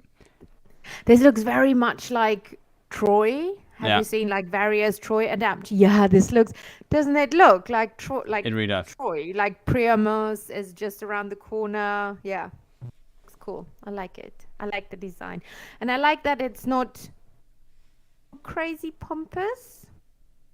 It's like a clean design. Yes, there's a lot of gold and symbolism, but I like the design because I saw a lot of people were complaining about how plain it all looks, but I like this Roman Greco, although we said Egyptian, but still I like the style of this. Yeah, definitely. I also don't mind it. Like, it looks very advanced and clean, but not overburdened with decoration or so. Very functional in a way.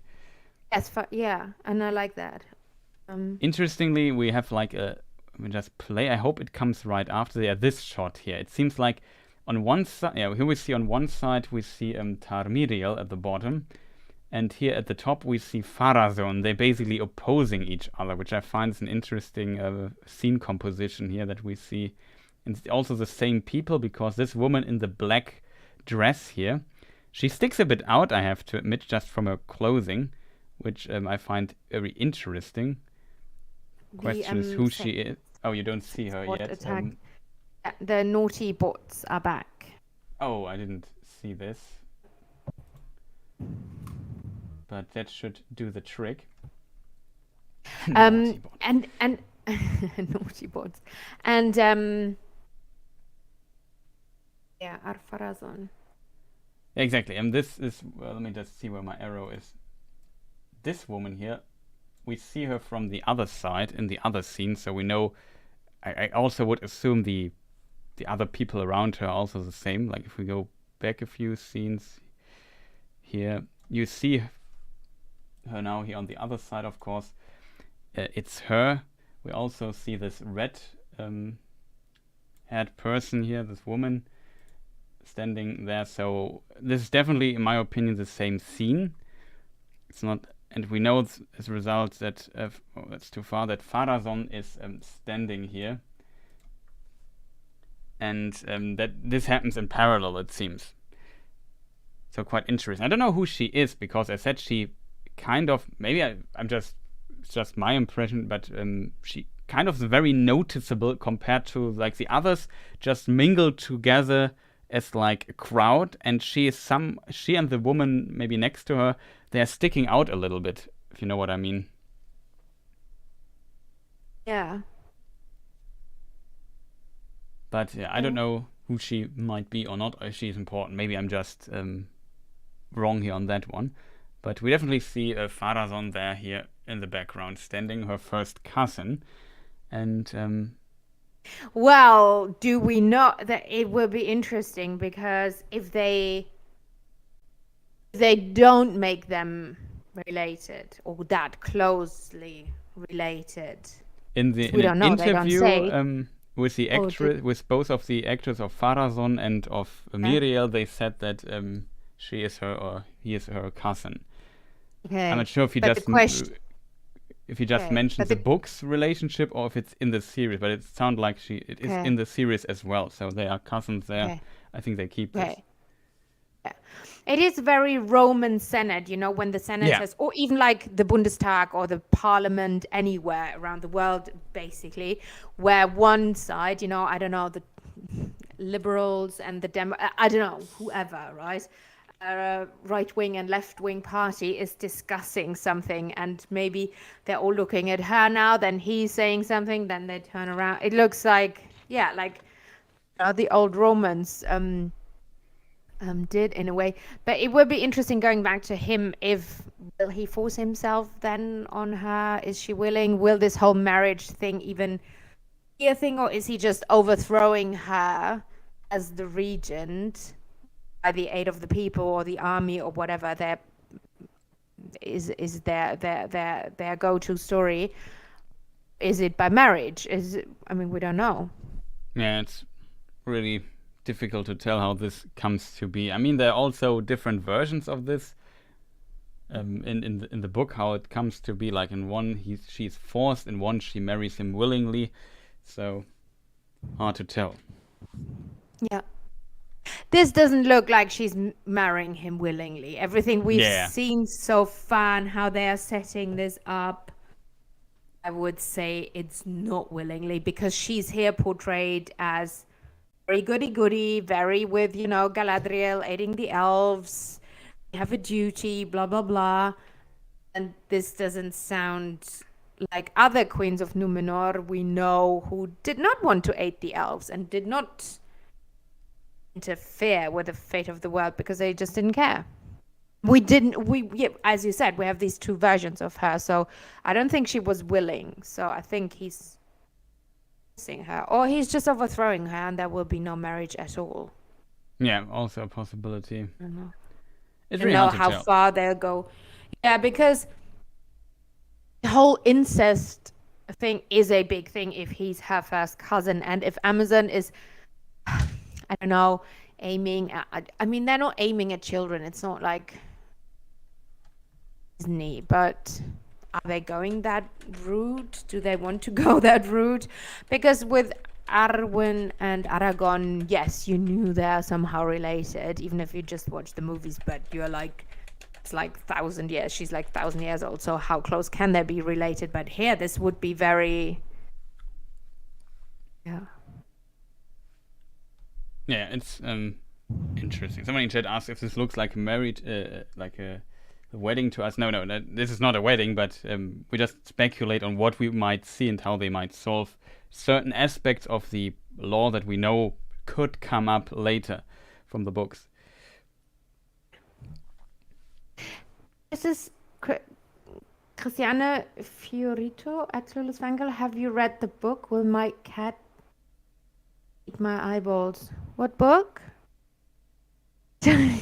Is this about Queen Baruthiel? I don't know. Maybe she means a book about Will Cat Eat My Eyeballs? Maybe that's the book name? I don't know. I think a lot of the people are behind. We just see them in chat because I think that somebody was still talking about walks and stuff. So that's I don't know. Yeah, it's definitely a possibility. Yes, like I said, sometimes I did a test. I said everyone post a 1, and when everyone posted a 1, like some came up after like 10 seconds. I know, Most took 30, and some were like a minute behind. Anyway. Yeah, but this is the whole Numenor thing is a mystery to me, and that's fine, you know. I don't need to know everything before the show starts. I don't know. I think the whole incest and forcing yourself on somebody is a thing in Tolkien, and it never ends well, right? And it would be weird if they would leave it out, but then I would understand it as well. I don't know. It's just excited to see what they'll do with it. I mean, they have a lot of options, and it's definitely an, let's say, interesting situation. But yeah, we will see how this works. Like, I said, I think somewhere, maybe it was when we were invited to the German Tolkien Society or so, that we also see that some people have like a similar dressing style, like these colors that always you see at several people's, no matter if male or female, these red colors with this, I don't know what it's called, other robe over it. Maybe this also is like what political thing, that they are part of maybe a certain political direction. Maybe they are the faithful or the kingsmen, or I don't know what. Or just a class system, you know, or there's if a class you system are as well. yeah, could be. Definitely. I think Numenor was a lot about a class system in that way, because you know we learned they even had slaves and stuff like that, right? So I think that was a topic. As I said, not everybody was living in this beautiful court, and in Armenelos, some people, you know, were shepherds and workers and that. Yeah, for sure. There were all kinds of people. What I find interesting, there's one note which is very obscure, that even the Druidine lived in Yes, that was Numenor for a so time. weird. Yeah, was it in History of Middle-earth? No, I think it's unfinished. I'm not sure though. I think it's there is the Druidine chapter in the Unfinished Tales, and I think there's a note, like some obscure note in the book. I probably won't find it fast. I was like, what? How is that possible? But yeah, I liked it. I mean, the most obscure thing, which we probably won't see, is the dancing bears, but you know. Yeah. Would be funny though. That would be the Tom Bombadil moment if they put in dancing bears out of nowhere and never mention them again.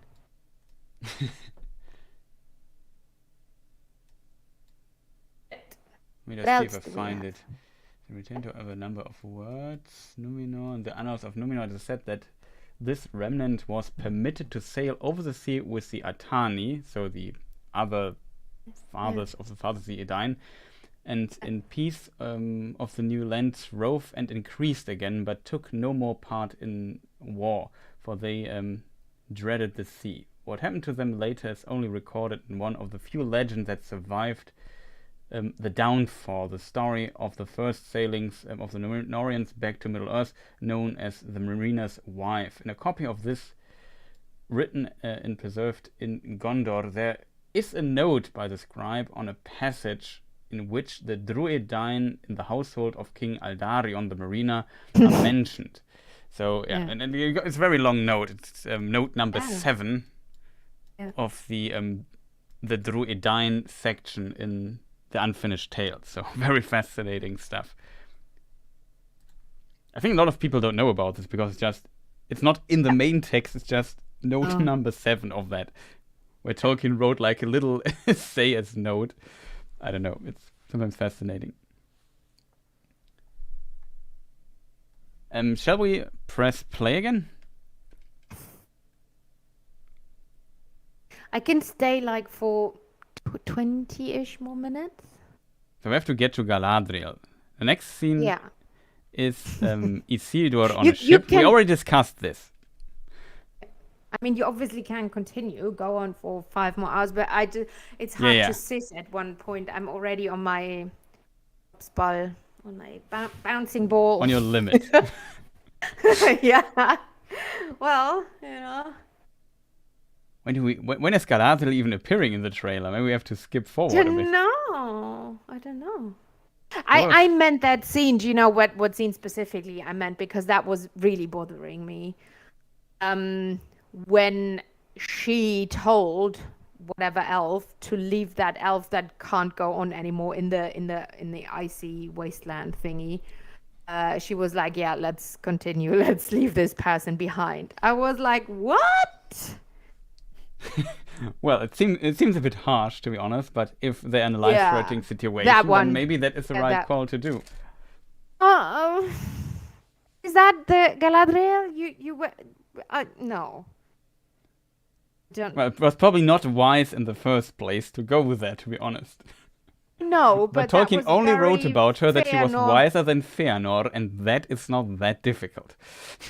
Yeah, but that is very Feanorian thing to do. I'll leave him behind. Let's continue. Yeah, We have a it's bigger task, definitely I a think. Feanorian move. I agree on that. It totally. Yeah. I saw that and was like, no. Yeah, definitely. The problem is this is very late in the trailer, and we won't I'm get there in sorry. 20 Yeah, minutes. No. But, No. we can just skip do... to this scene because you want to talk about it. So No. That was all I had to say about it. We let's continue with, I think, Arondir or whatever his name is, the elf. let me just see. Miriel, Isildur. Yeah, we see new Isildur scene later. Yeah, here we see Arondir, I assume, with his bow going through this village. And in the trailer we recently discussed, let me just see where it is. Where also the map stuff was in. I think it's this here, the Southland stuff. We see a bit more of this village here. And here is the other scene. So here we see the sheeps, and here we see Arondir with a bow. Or maybe this is not Arondir, this is Arondir. I don't know who of both of these elves is them. And they approaching this village, which is, as we have learned in Mordor, this is Tir Harat, this place here. Didn't move my arrow for an hour, but chat can follow where we are currently are. And yeah, we see this scene. The same scene is also in this trailer and this other scene thing. I just forgot where it is in it because it's hard to memorize all the scene snippets. Here it is. So here we already saw this scene, and he's approaching, like there's two men sitting maybe at some kind of table, makeshift table, I'm not sure. Maybe they're playing cards or so, as the people in the background in the Shire playing like also some game. Found this always very memorizing. And we see them also sitting here in this particular scene. Let me just move my arrow around. And there's also a wanderer or so. I'm not sure, maybe he transports something, this guy here. Don't know what he's doing, but I really love these village shots. Like, I always find these villages kind of fascinating, and they put in a lot of effort. It looks like they are built into ruins, which is a detail we also should keep in mind for later again. And yeah, it looks interesting. I want to learn more about this village and what is going on there. Like, that looks cool to me. Could also be a Witcher set. Looks very much like a Witcher set. Yeah. Even from the games, Witcher 3. Feanor did nothing wrong is canon. Exactly. Of course. I did not say he did something wrong. I just said he was not wise. Or let's say I said being wiser than Feanor is not that difficult. It's not that hard. Yes, exactly. But yeah, let me just find the scene again. Yeah, here we see now this shot. We have also seen the other trailer. Now have it potentially in a bit better resolution. And he gets closer to this place here, which is this ruin building built in a ruin or so. There are also some other ruin things in the background, which is strange. Like, we already discussed this last time. Who built this place? Like, ruins in Mordor before anybody was even there. Like, maybe these are old leftovers, because we know Orodruin was made by Morgoth. So in the First Age. Maybe he also had some army people there. Maybe these ruins are left over of that. That's my only speculation. I really wish I could find the quote for that, but I don't know how it was phrased. How was it phrased? And it's easier to find if I know how it's written. But I also can't remember where it was. Like, I'm pretty sure it's Unfinished Tales. Maybe somebody in chat knows and can post it in somewhere in the future, where maybe we can then read it. Just need like a sentence or so, then I find it myself. It would even help if I would know which chapter it is, but yeah, whatever. And I think the next cut we see him inside the building. So I would assume it's a typical teleport cut. Like, you basically pretend where the person is going, cut, and he's inside the building. And just it's the same thing as that people never finish telephone calls in films or so. It's always cut off. But yeah, he puts up his hood, and I don't know. There is a scene inside this in the other trailer thing. Like, I really find it fascinating to combine all the footage. Would love to make a supercut if I have a lot of free time at one time, but probably we see it. Oh, that's the same scene. Here we see him talk, and here maybe he looks into this place. Maybe it's a tavern, because in this scene in the this is a different trailer now. We see some other people in the background. He has this mug there, maybe drinks a beer or so. So maybe it's a tavern, I could imagine. We also know there's this butcher man somewhere in this place. I'm not sure. Here we see him butchering stuff. Maybe he's the tavern keeper or so. And you can get some food there, maybe a drink or so. I could imagine that this is where he enters this building, and then inside he casts his hood aside. It looks kind of comfy inside, I have to admit, so that's why I get this impression. Maybe this is like inside this, and this boy here just talks to him, and he looks at him. Like, this seems all kind of potentially connected. It could be wrong though, but it's really hard to tell. Let me just skip back to the actual trailer we are discussing here. Yeah, he also has his wood armor equipped here on this scene, so it would fit. And then, the next scene, we already talked about this, but do you have anything to add? Because we already talked a few times about Tir Harad already, I think. Oh. Ooh, the next scene is good. Yeah, the next scene you like. We already mentioned that before. We see Halbrand behind bars in a prison. I assume in Numenor. And we already discussed that he is, of course, potentially a bad guy. I don't like. There's a certain feeling surrounding him. They're thinking, something is wrong with him. Maybe there could be like a tragic story, or maybe he turns into a Nazgul, for example. Or some even suppose he's Sauron, and we know, as said, Sauron is imprisoned in Numenor, so maybe that's what they are playing with. But I don't know. We already discussed this, and then he says, do you remember what he says exactly? I probably have to. I can't play the sound for me, because then I have to mute you. Wait, I can mute myself and. Oh, I mute you for a moment and listen to it, and I can tell you what he says. Wait a moment, I mute Helen for a moment.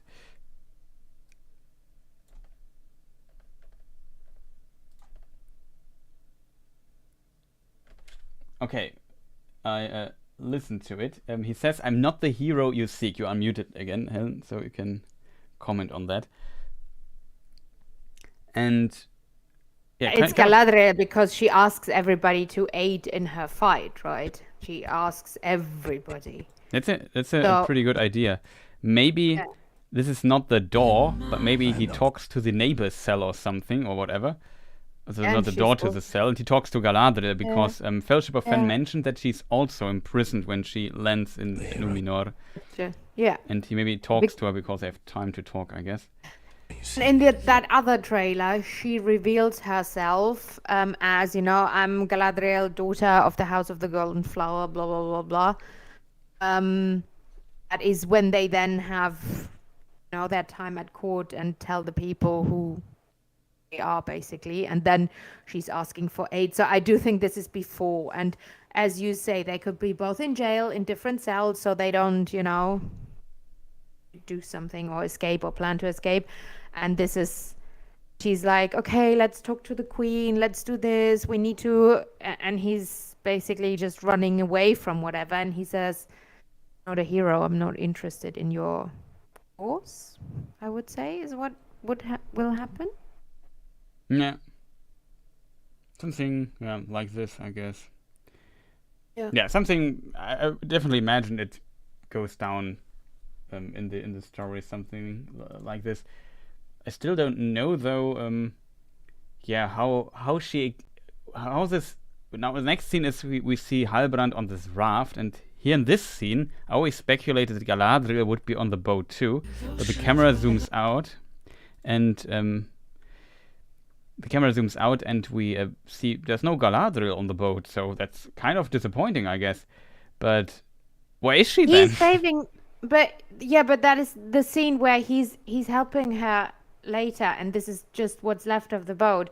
She's somewhere there, and he's then getting her out of the water in a second. Let me see. Here we see them sit and talk. I know what scene you mean, where the hand, but wasn't it her reaching the hand to him? No, he's getting her out of the water, and then he's this checking scene her here, right? ears. And you don't see it right now. Yeah. But here it seems it's the other way around. Really? I thought he's getting her out of the water. That's what confuses me. Like she's not on the boat. Maybe they're on different rafts and meet. I don't know. It makes no sense. Oh my God. I'm really curious how this is. How this is solved. Yeah, you're right. Or maybe he. I don't. Maybe his raft is destroyed and she gets him out again. I don't know. But they definitely get attacked. And in this scene where they get attacked, we also see like a lot of other people on the boat all of a sudden. See, there are multiple people in the background, and this entity with like also. What is that? Like a sea creature, harpoon a in sea it. monster. Yeah. Yeah, it is. I don't know how it's pronounced. I want to look it up. But there's a poem of Tolkien in the Adventures of Tom Bombadil, which is very early on. Something with an F. I can't remember the name, and I don't know how. Does it have a name? Oh, okay. Maybe it is it. I'm not sure if they have the rights to the poems published in Leviathan. No, it's not Leviathan. It is Phalostaticalon or something like this. I forgot the name. Yeah. Maybe somebody in chat knows it, and in 30 seconds somebody will post it. I'm pretty sure, but it's one of the names. Well, the thing is, the sea is partly enchanted by the Valar, right? So there could be all sorts of creatures. It's not just the waters are dangerous to cross and storms are coming. They could have the enchantment could be also like mortal creatures, monsters. Yeah, for sure. There is a mention, like I said, of this being rip off Moby Dick. No, not Moby Dick. Lynn is saying, is that Corlys Velaryon the sea snake? Corlys Velaryon. He is from the House of the Dragon thing, right? Yes. Okay. Super cool. I think I read his name somewhere. And he's called the sea snake. He's a seafarer, and he's really cool. Tare Elenion Maranwe. Well, why was he retracted his message? I just wanted to read it in the moment it was retracted. Damn it. Show us. Oh, we can't. Howling eel.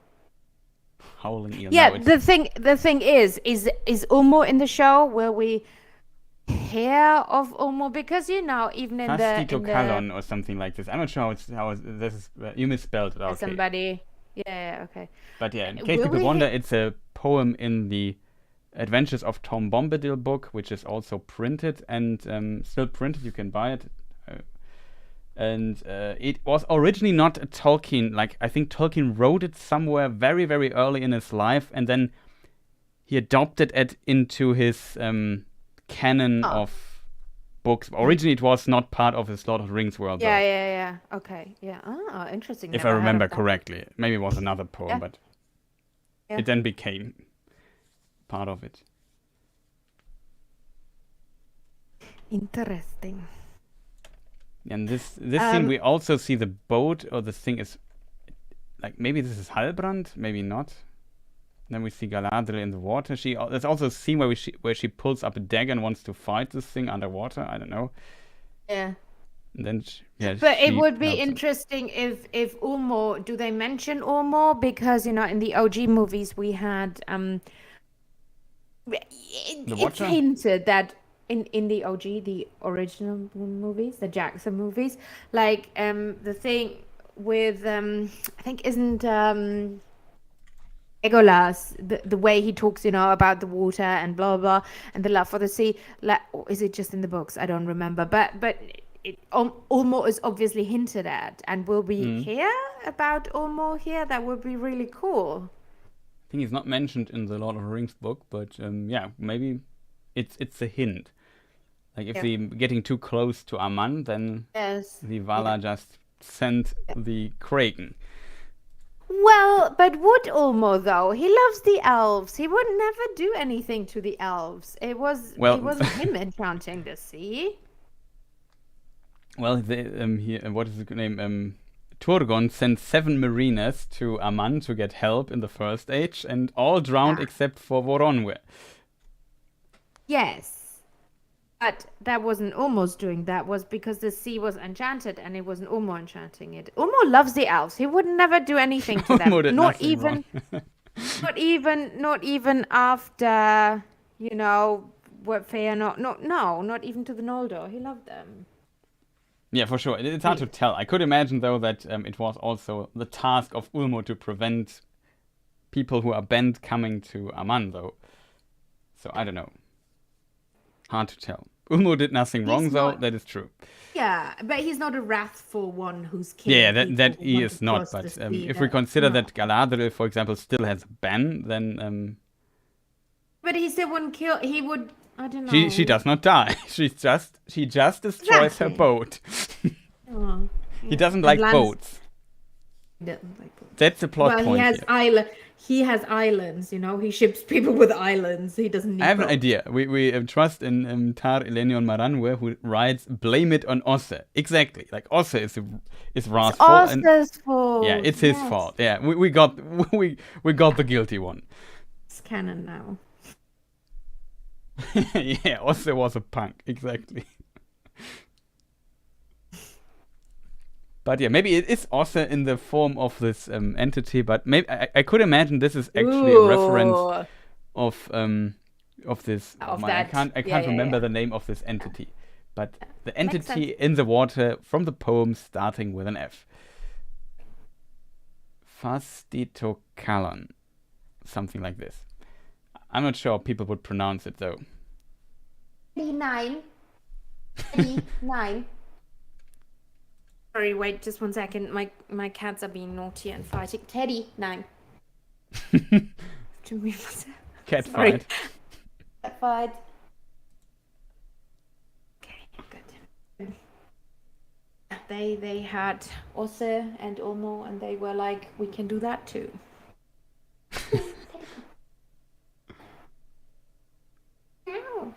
Sorry.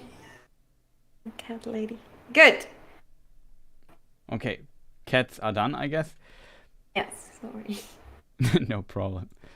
It's always good to have, let's call him Fred.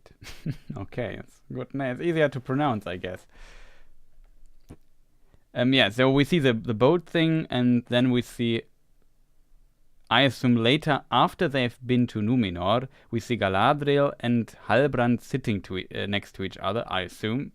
And Halbrand already has his Numenorian armor, so I assume it is after the whole we went to Numenor and returned to Middle-earth thing, or it is on Numenor, maybe. Hard to tell. And Galadriel says to him something like, whatever was in your past, forget about it, or get over it, or put it aside, leave it behind you, I think she says. This is very, platitudes. I don't know. I think all I've seen the elves talk about, and especially Galadriel, she literally doesn't have one normal dialogue in the trailers and all the footage I've seen. Can she talk in normal sentences? Is everything super, I don't know, slogan, or do you know what I mean? Yeah, all they show of her. She's very angry. She's very, do this, help me fight. Yeah. No. She's very active here. Yeah. In this way, and she always has demands. And she says, do this. Sauron is coming. Help. Yeah. but not in a foresighted way. Do you know what I mean? It's Yeah. very like, boom, like mit dem Kopf gegen die Wand rennt. So she's just using her strength and not her that is, I don't know. Anyway, we will see. Maybe it's not like that in the show, but this is what they show us in the trailer, what her character will be like. And yes, obviously people change, and Galadriel, we know from the third age, is a different person, and she grows and she learns. And yes, I understand all that, but this is literally what they show us at this point. Is a different person. It's not like somebody evolving. It's a different character. Never imagined her like that, because again, in the second age, we do know a lot. We have literally 5 versions of Galadriel in the second age. But what connects all the Galadriels is she was thinking ahead. She was and that is also a way of fighting against evil, but that is very different from battle fight. Do you know what I mean? Yeah. It's I know what you mean. Like, I also feel they definitely go for this very young Galadriel approach, I feel. Yeah. And so leaving a bit aside that Galadriel wasn't that young in the second age. Like, she already had a daughter and a husband. Yeah. Like, it was not like she was a teenager there and had this certain phase, this teenage phase going through. She was already like on the way becoming one of the most important and wisest elves in Middle Earth, and it was not like she was running around as like a warrior with a sword all the time. You can make an argument for that. I know that some people then pull out some half sentences that are mentioned And she wants somewhere. to rule her own lands. And yeah, I get all that. I understand all that. But it's different. And especially the thing with the dwarves, which they now apparently give to Elrond, the task.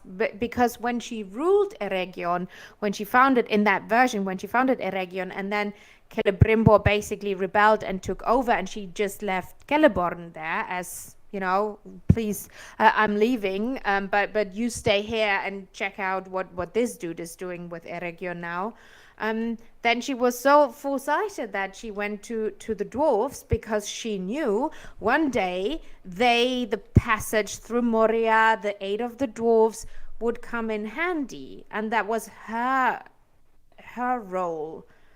That is very different, and here she's convincing people too. Maybe it is they just turn it around. She's not convincing the dwarves to aid, and she's convincing the Númenóreans and the others. I mean, they have, yeah. Anyway, stop ranting now. Yeah, it's complicated. I mean, I'm currently also working on a video about Galadriel in parallel a little bit, and I've already it will come in multiple parts. And I looked really a lot into her writing, a lot into all the different versions. And from this perspective, I can definitely say you can't make really a good or well-defined statement what she did in the second age with just very, very few exceptions. Like, there's a long time span, even, I would say, from the first age to third age, 1981. That is when Amros dies. Only after that, it becomes more clear where she is and what she does. Before that, Tolkien wrote so many different versions of her. Yeah. And also her family tree. Like, did you know that at the very beginning, when Galadriel was first mentioned, Tolkien wrote like a little note in the direction, is she the wife of Elrond? That was a very early idea of Tolkien, very fascinating. And even in the Lord of the Rings, though the persons are not different, just the names were different.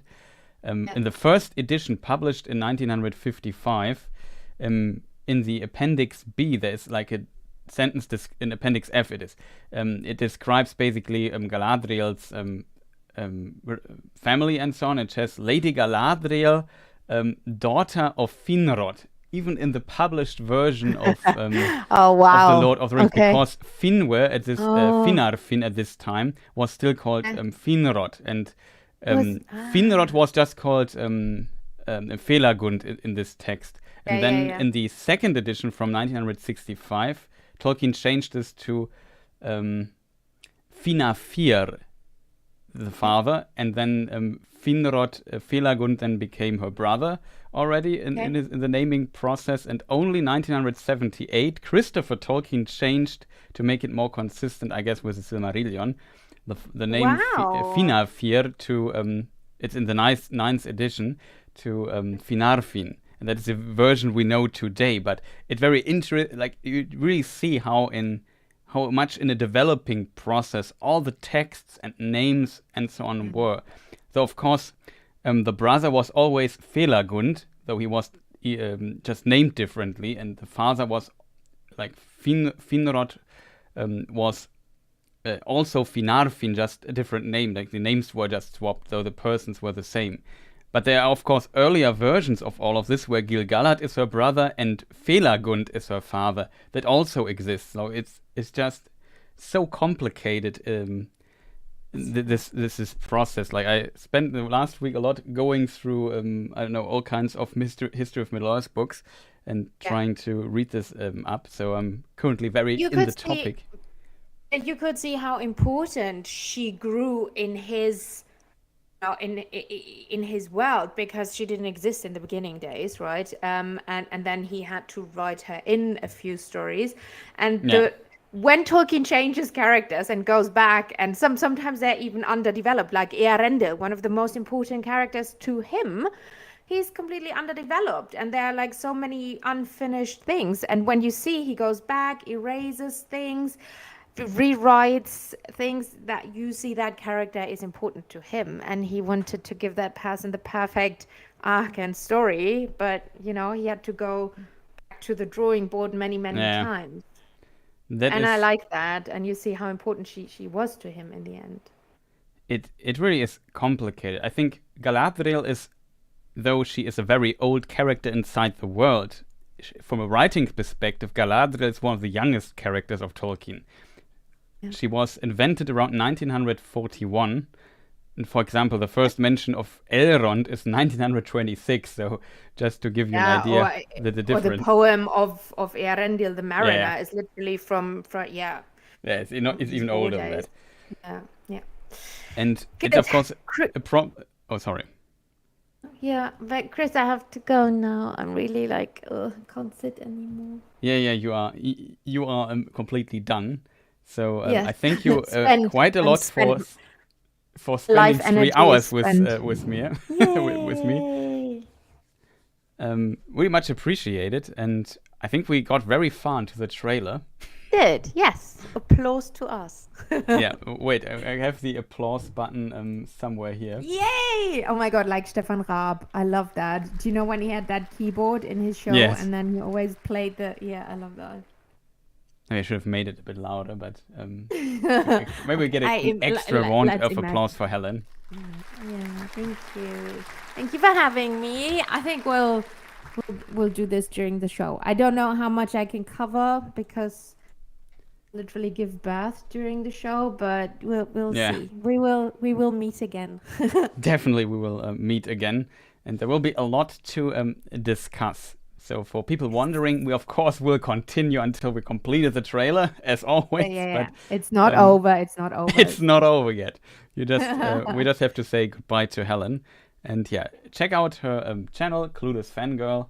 I can post the link in chat if I'm smart enough to press a copy paste button. And I'll do more videos. It was just not the best 8 months for me, but I'll do more videos in the future, so there will be content on my channel. But there are a lot of deep lore and second age videos already. So if you're interested in elves and baddies, say hello. And Helen is a place to go for elves and baddies. Yeah. Okay, cool. Thank you, Chris, and chat, and the people watching later. Enjoy. Bye. Yeah, thank you, and see you next time. Peter. Oh, I just kicked her out.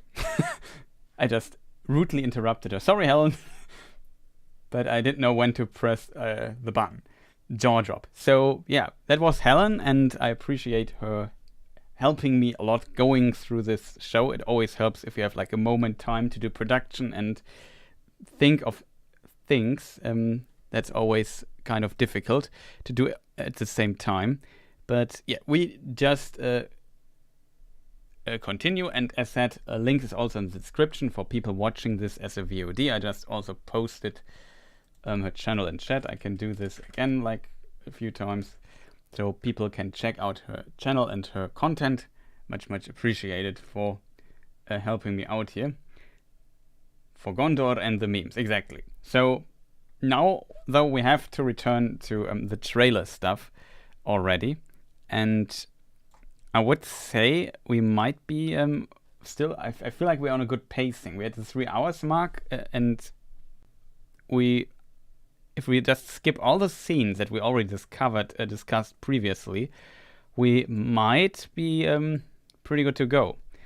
But yeah, Galadriel is set to just return, and maybe some new people just joined the stream. I don't know. Welcome to everyone.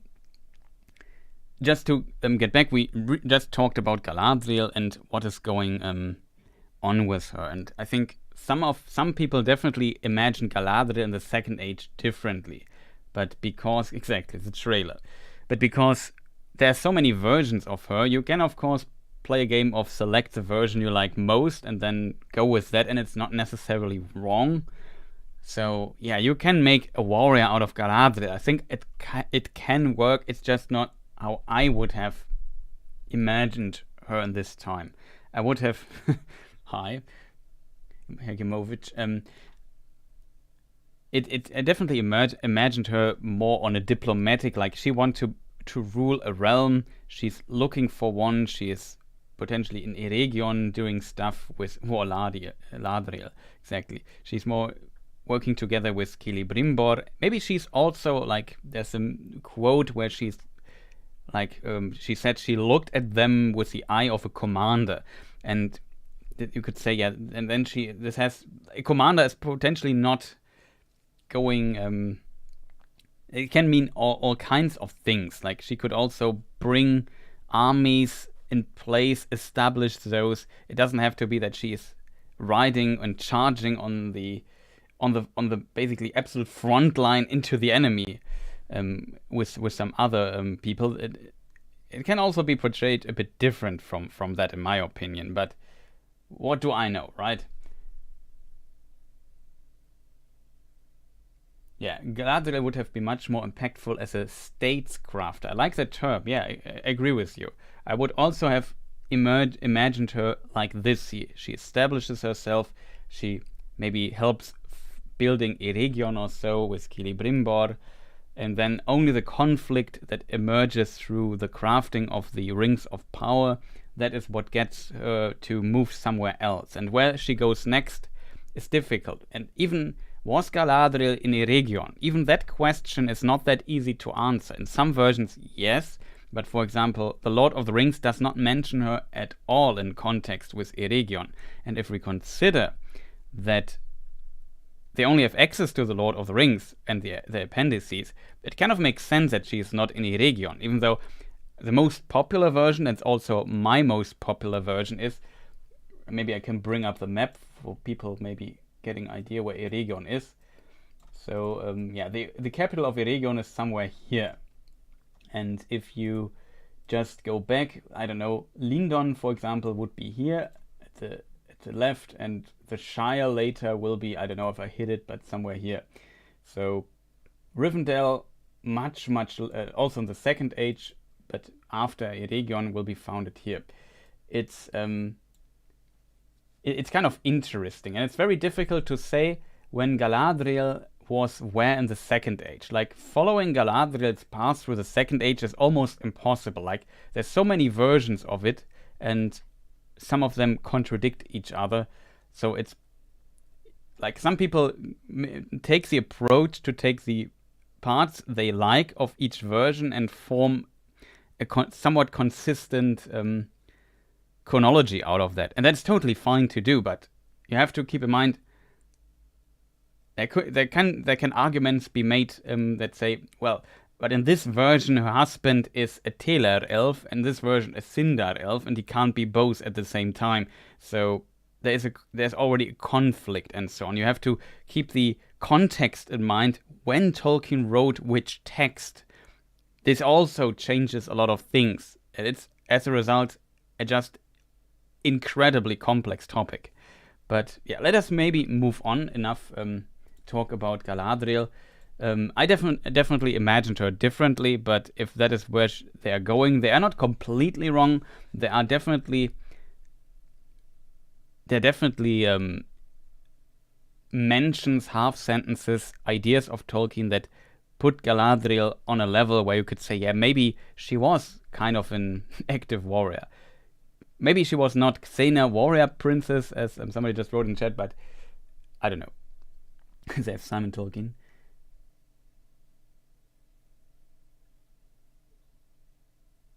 Yeah, that's true. She would be a terrifying political person. That makes sense.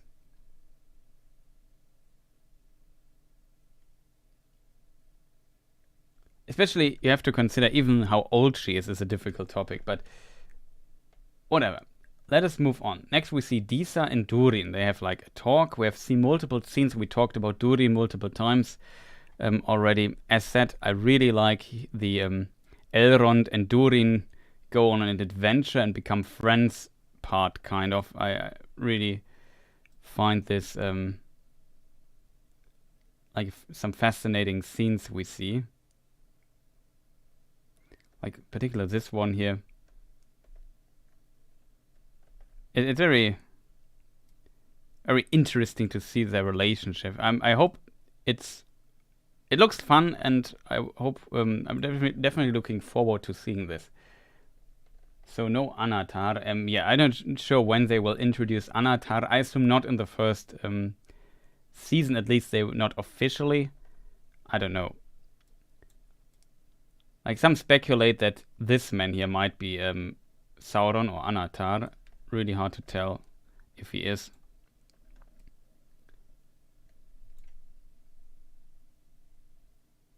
Yeah, no love triangle with Celeborn. Oh, that would be terrible. I agree. Oh, we still see the map. Oh, sorry, forgot to switch. As said, now my production skills go a bit down because I have to talk all the time myself into production. But yeah, some speculate that Halbrand might be Anatar, but because Anatar is also locked up in Numenor, and we see it here. It could be a reference, foreshadowing, I don't know. But maybe he's not. But some feel like there's some bad stuff. And the next scene after the Galadriel talks to Halbrand scene here, we see Disa talk to Durin the Fourth. To Prince Durin the Fourth. Very interesting to see how their relationship is, what they think of each other, what how the interaction with Elrond is. As said, because you haven't seen it, I really like the Elrond and Durin doing stuff together. He also, in this scene, gives him the I really love that he gives him the Gimli look. Like, this is a classic Gimli scene. Like, I really... I said it multiple times before. If you consider that the showrunners and people who make the Rings of Power show said that they want to be different from Peter Jackson stuff, they still reference Peter Jackson stuff a lot. Like, they could have done things so different at times, and they often decide to not do this. It's kind of interesting.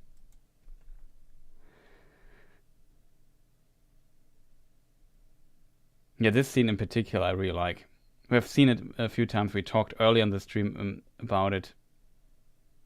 But yeah, this is definitely a part I could imagine it could be a lot of fun.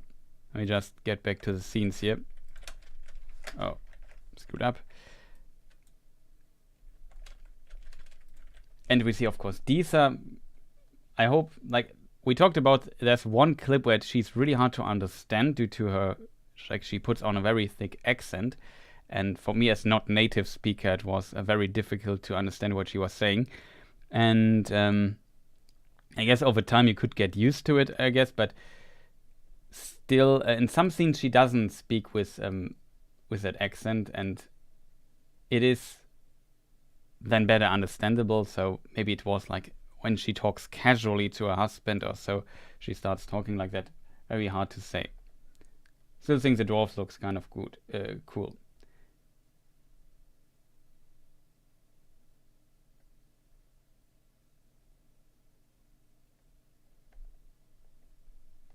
Yeah, I have no idea about English or accents and so on. So I'm not an expert on accents. But here we see also a strange scene, which I have no idea where this might be. So somebody in chat... Maybe the Dimriel stair. That's an interesting idea, yeah.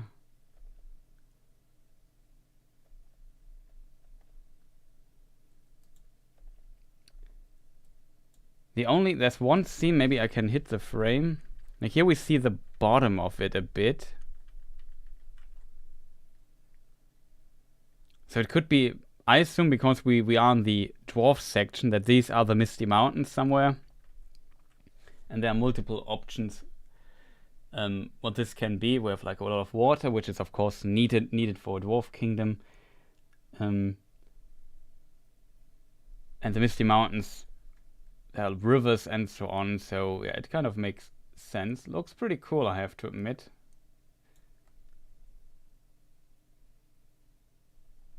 Yeah, exactly. Misty Mountain goes with Khazad-dûm stuff. In case people wonder, we could maybe integrate the map a bit more. Khazad-dûm would be roundabout. I'm probably too high on my arrow here. It's a bit further down. But as I said, my OBS monitor is really small right now. It's really hard to see where we are exactly. Something like this. And that's Khazad-dûm. And this huge mountain range are the Misty Mountains, in case people wonder where that is.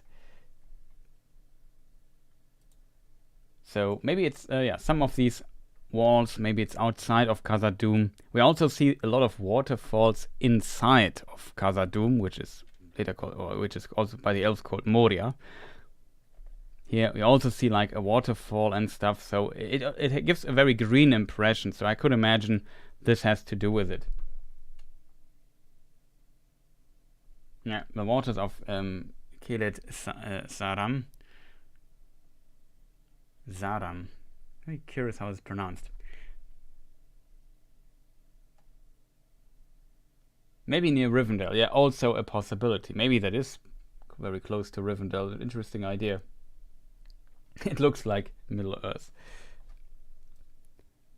Yeah, I guess you're right. It looks more like... There are multiple scenes that really give these Middle-earth vibes, in my opinion. This one, for sure, is one. But we also see this misty mountain top. Forgot where it was, though. Did we already see it? Yeah, this one here. This also looks very Middle-earth. Pretty cool, in my opinion. I really like that shot. But let's return to Khazad-dûm, which is this here. I'm looking so forward to seeing all this and exploring this and seeing and seeing how this all was when there were actual dwarves living there, and it was at the peak of its time, and not this abandoned dark place we see in the Lord of the Rings. Yeah, Fangorn is an interesting idea as well, I have to admit. Because we also know when we read the Fangorn section in the books that Merry and Pippin, when they escaped from the orcs, that they also climbed up somewhere, and there they met Treebeard and so on. There were also waterfalls, if I remember correctly. At least there was water.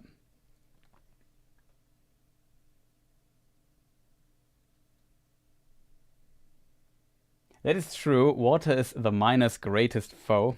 I would be quite fear of anyone below this waterfall. That's a very good point, though. But I guess the dwarves are so advanced they can deal with it, because they not only mine, they live under the mountains, and there they of course need water as beings as well, I would assume.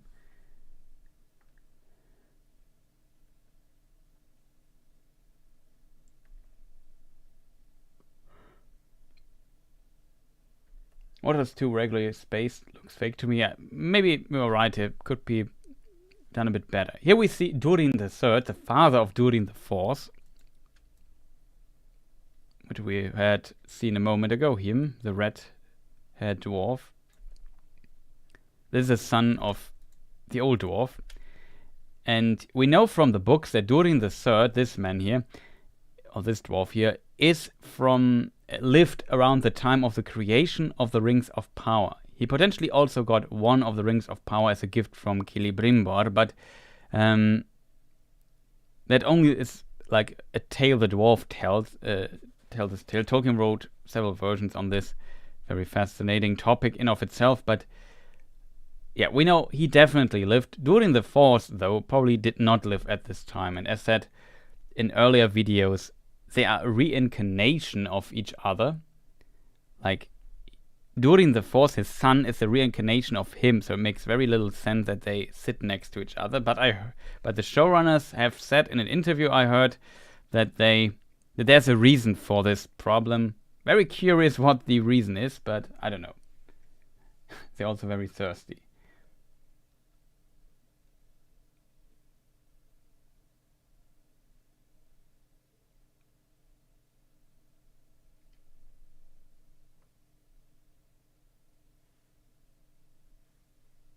Interestingly, Arondir is even set in Mordor. It's not even in Rhovanion. The hobbits, I assume, are in Rhovanion as well, like maybe in Greenwood the Great, I would assume. But I don't know. Maybe it's also in Mordor, which would be weird.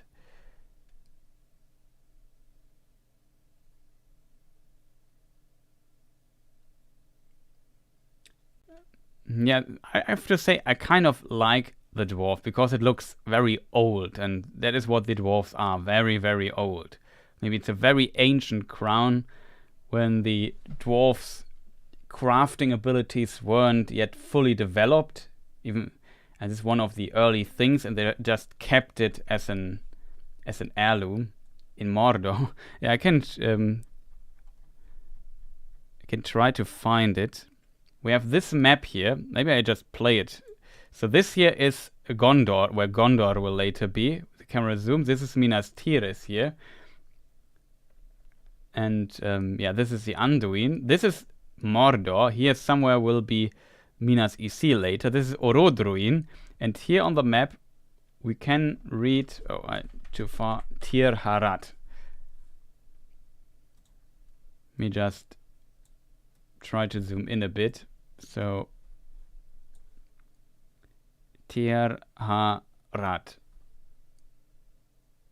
So this is where these villages are, and it's actually in Mordor, which is very strange to me. Like, I have pretty much a very similar reaction than I had.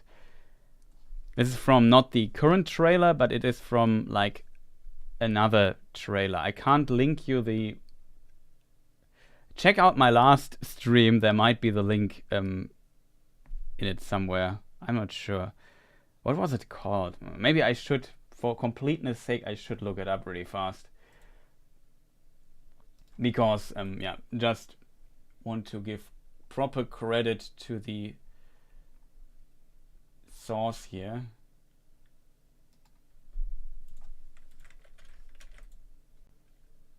Have to be very careful here with what I'm doing.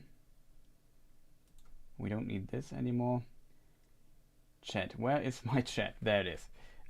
Here's the... It's called the Southlanders or Southlands. I think Southlands it's called. Yeah, it's near Mount Doom, which I find very strange. Like, it would make more sense to place it down here in Nurn, or too close to the Sea of Nurnen, because we know this is actually Greenland. Here, that's potentially a very hellish place, even though some say that the volcano ash makes areas fertile, but I would argue that is not always the case, and the Mount Doom was created by Morgoth, so I don't see anything green close there, to be honest. It seems like this is before Sauron was in Mordor, and that is, of course, it makes no sense in the context that we see Tarmiriel in the show, but they did like this weird massive time compression, and that makes things so strange. Like, you ignore chronology for what the chronology you have to ignore, I think, for the show, because they moved all the events together. I think this is before Sauron went to Mordor, so before the year, I think 1000. Sauron enters Mordor. Or, yeah, 1000 it should be.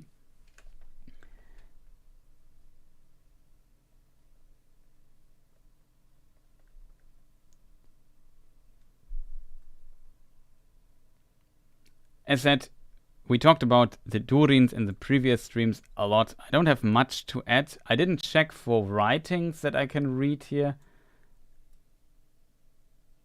Oh, interestingly, we talked about Durin standing in front of a door. Probably it was right, and it was his throne room, because Durin the Fourth, his son, we see here in the background. Didn't notice until just now that he's there. Camera moves. It's in the which trailer was it? Was it the main teaser or the Comic-Con teaser? Like, I can't remember, chat. I just try to find it. Yeah, I think here we see the scene. I think this is exactly this scene. We see Durin the Third sitting here watching at his beloved Khazad-dûm, and here we have like the writings. Rule your action as Mahal, I think it's what's written up here. And here we see them talk in this room. That is the Comic-Con trailer. I also switched the map, the scenes. That's good. So this is now the scene from the other side. These scenes seem to be connected. Yeah, the show will definitely, there will be a lot of stuff interesting. That's not a bad setup. How Mordor became Mordor is a good idea. I agree on this. I mean, the advantage if you make it that's the wrong trailer. If you put it this close to Orodruin, you can definitely show how this place here with the farmers slowly basically becomes this hellish landscape.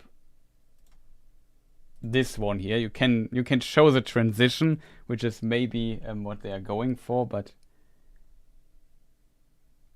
yeah, it's a really nice looking map, I have to admit too.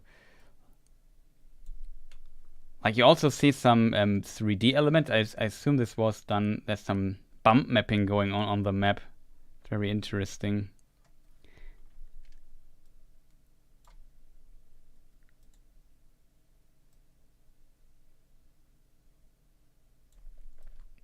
The next scene is also very interesting, chat. Shall we move on? Because we talked already about these details at the beginning of the stream, I think, for the most part. And I don't have much to add. Like, I still am the opinion, put the village closer to the Sea of Nurnen, then it makes, in my opinion, more sense. And you could still show the development of Mordor just from a bit further away. So you don't have to basically give the impression that, like, there is this one scene in the tower, which I didn't mark here, this one here. Like, that this land here, this is Orodruin, the mountain there in the background. Yeah, you can zoom in a bit. This here doesn't look like a volcano, to be honest, but this is Mount Doom. Then if this is Mordor, and if we look at the map and so on, and this tower here where they are standing on,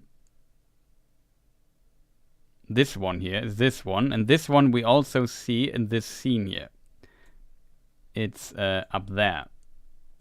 So I already speculated that you see this village here that we have seen in other trailers before from this tower. Now we see the full image and we see there is a tower actually up there. So I was right. We already discussed this.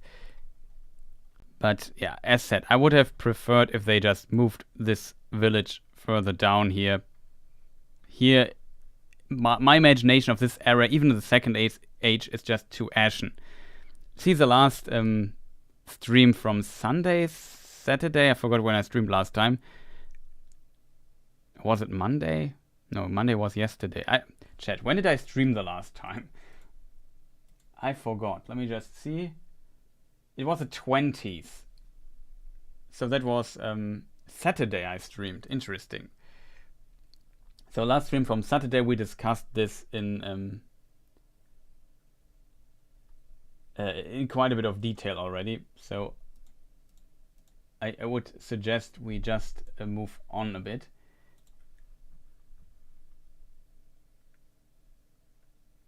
Yeah, the Longbeards rule, I agree. Really, that the dwarves are definitely one of the things I'm looking most forward when it comes to the show. So let us see, and during the fourth and during the third, both have long beards. So here we see Numenor again,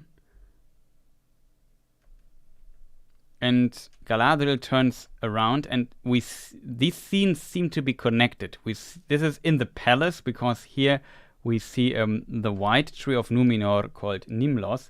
The white tree of Gondor, the withered one, is related to this tree here. And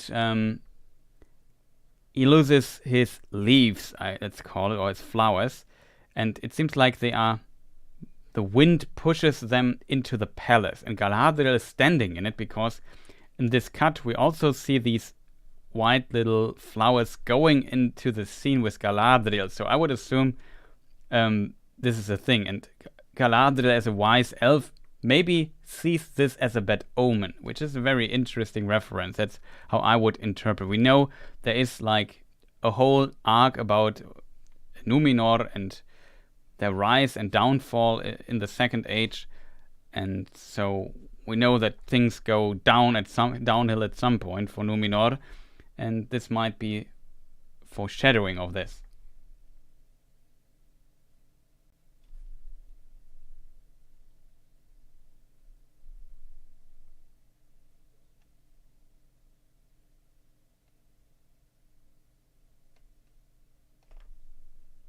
No, Saturday. Somebody, Mark, said thank you.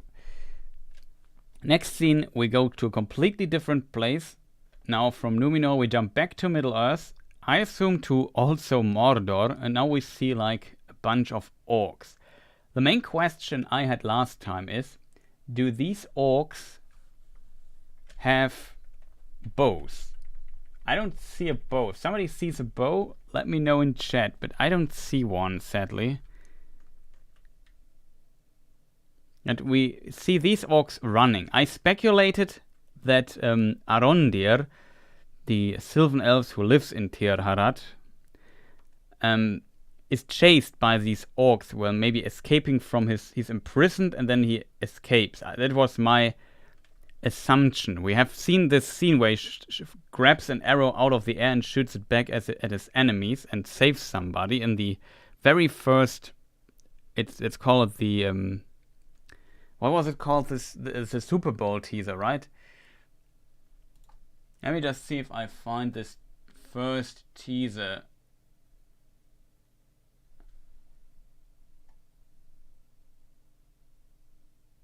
Teaser 1. I think I found it. I just need to place it here. It's always complicated doing stuff here. I should have prepared this, to be honest, but whatever. Here at the very beginning, remember this teaser here? Here, this one. We always wondered, like there are arrows coming, who this person here might be. Now that we have seen this scene, I assume it's the same forest they are in. They are chased by orcs through the forest. He doesn't wear his armor. That is why I assumed that he was maybe captured. And when he was captured, it was taken away from him and he doesn't have it anymore. And he saves a person here lying on the ground. And I assume this is maybe Theo. Maybe this is where he gets wounded. Maybe, like, if we see the air, there are definitely more than one arrow coming at them. There's another arrow, for example, probably not hitting him. But maybe one arrow hits him and Theo is wounded. Though, as I said, I still don't see orcs using bows there, but I don't know. We have very incomplete material of this scene. And here we see Theo, he looks like, the way he walks looks like he hurt his leg. Like, see this? Definitely looks like it. And I assume this is the exact same scene that these scenes are connected.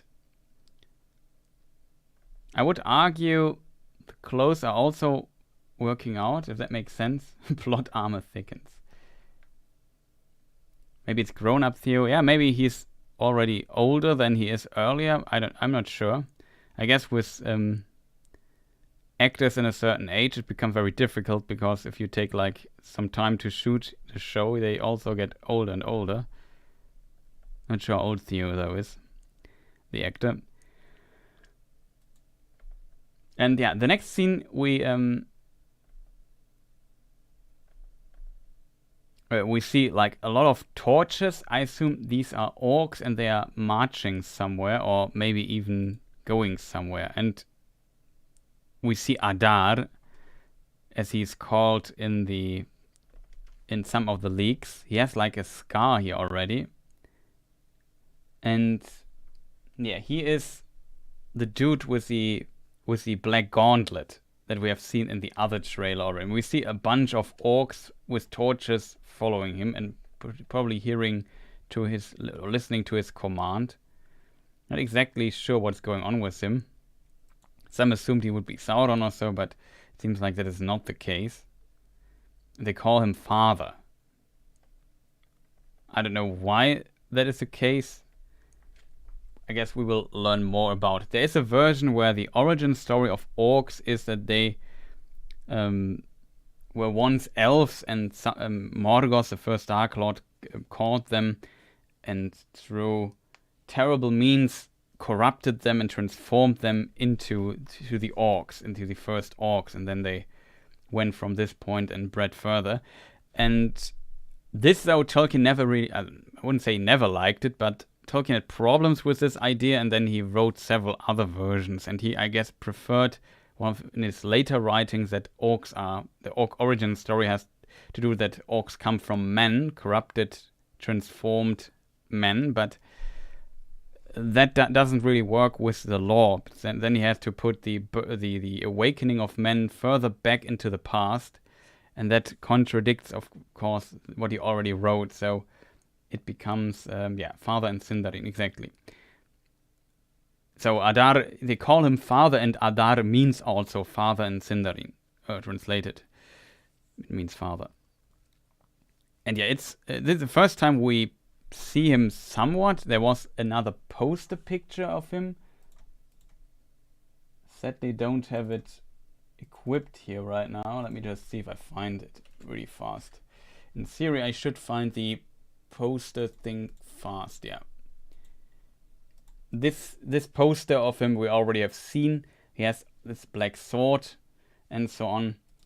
We also have the character posters. There's also one where we see he has like a gauntlet and a sword, so it must be him. That's wrong.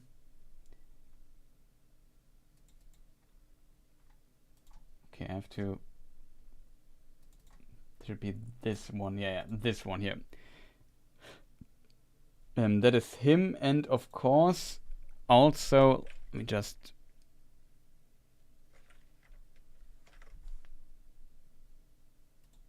I'm not sure what I just did. Sorry, chat. Hope everything is still running. It is. Let me see if I find that is the that is the correct teaser trailer.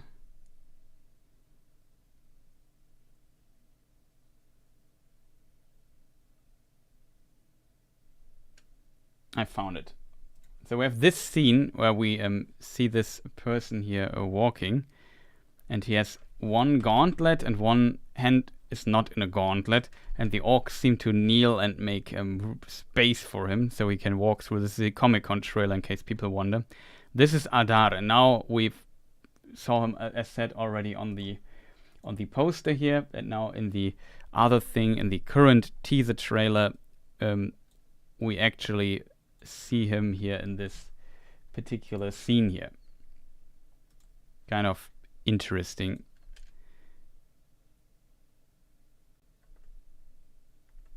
It seems like they then attack this village here that we have seen, Tir Harat, and so on.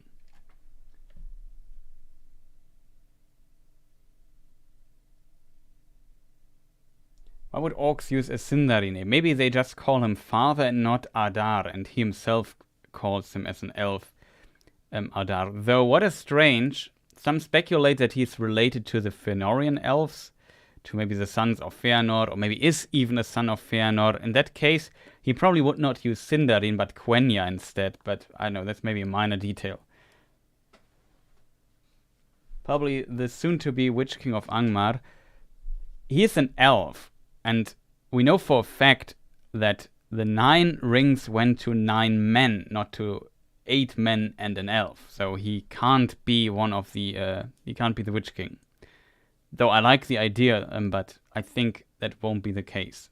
It would be. I mean, they could just ignore this fact. Excuse me, just had to drink something. They can maybe ignore this fact, but I would assume they. Yeah, it would be really strange. Like, even the ring verse says 9 to the mortal men doomed to die, and not 9 to 8 mortal men doomed to die, and this one guy who was once an elf. That's not how I remember that line, you know, but I don't know.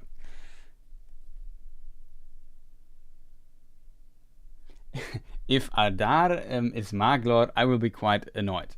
I agree with you 100%. I would also be very annoyed if he would be Maglor. I don't. Some find the idea cool, and that's fine, but I personally don't like it at all. It's definitely an idea that I dislike as well. Could get a new dark elf. That's an interesting idea. There are, of course, there's the term dark elf in Tolkien's world as well, and it's a complicated matter. We have, for example, Eol, who is also called Eol the Dark Elf. Then the term is also sometimes used as a general term for the Moriquendi, that are all elves who did not complete the Great Journey. And then there's also the Avari, who also did not complete the Great Journey. They didn't even start it. They're also sometimes called Dark Elves, but it's a bit complicated. It's not a well-defined term, I think.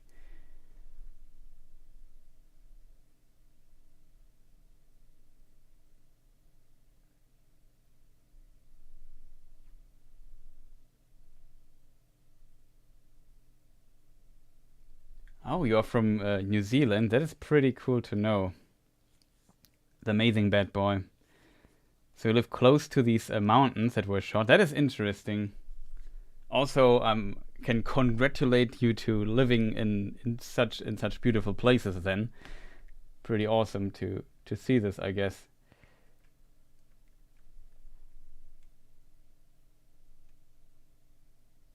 Yeah, Spielkalb von Sparta says Theo becoming the Witch King the Witch King would be my guess. I could see this too, to be honest. But chat, do we have discussed this enough? Like, we discussed him already a little bit. I tried to just see, but it seems not to be the case. To be honest, I would like to make this a bit brighter. So let me just see if I can do this here live. Let me just see. There are, of course, ways for me to make it brighter, the image. Let me just see if I find the correct thing. Where is it? There it is. Does not become better, to be honest. But yeah, what is interesting, if you make it this bright, you see the structure here on his arm suddenly. And you see it corresponds this here. He has also something to protect his neck part. No, it's not his neck, but you know what I mean. It's not a collar, but something like this with strange symbols on it. What I would have expected would be maybe a Fëanorian star on his chest, but we don't see it here. Let me just try to get the arrow working again.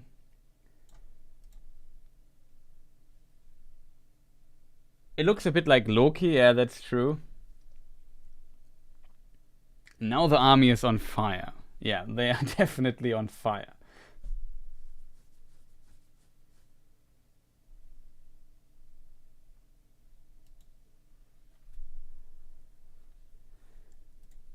Let me just... Yeah, I just return maybe to normal, because it's probably annoying to look at it like this.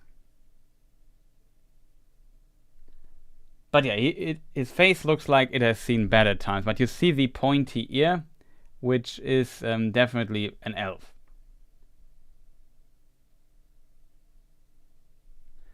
An elf siding with Morgoth would not be an elf. That is technically...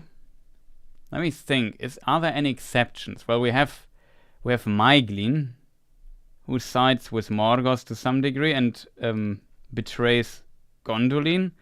We also have in the Fall of Gondolin's story... What is his name? Something with an S. Selin? No. What was the name? Also one of the houses of Gondolin. He also helps out.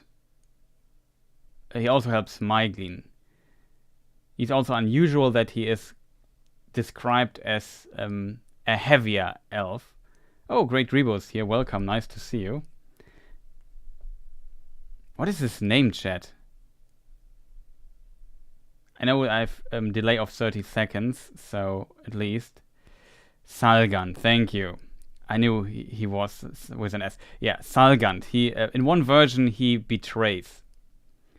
Excellion of the Foundation also wrote it. Nice.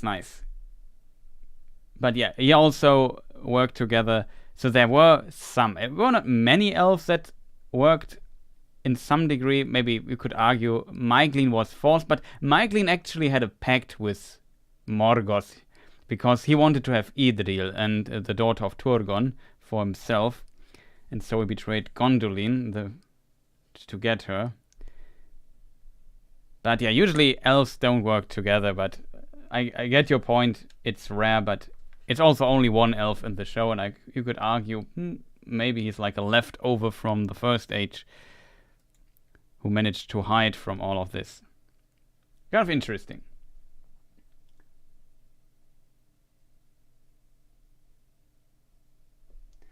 I've just seen the trailer now, and I can tell you that the best part of it is the comments. Yeah, as a creator on YouTube, I can tell making Rings of Power content. Comments are sometimes not that awesome, I have to admit. But currently, I have to say though that it got better. Like when I started covering the show and news and stuff a few years ago, by this time, boy, the comments were like, I had never seen so nasty comments in my comment section. Really unfortunate, and it's no problem. I'm also very skeptical of some parts the show does if people dislike the show, but I think there are certain statements that go a bit far. Let's put it politely.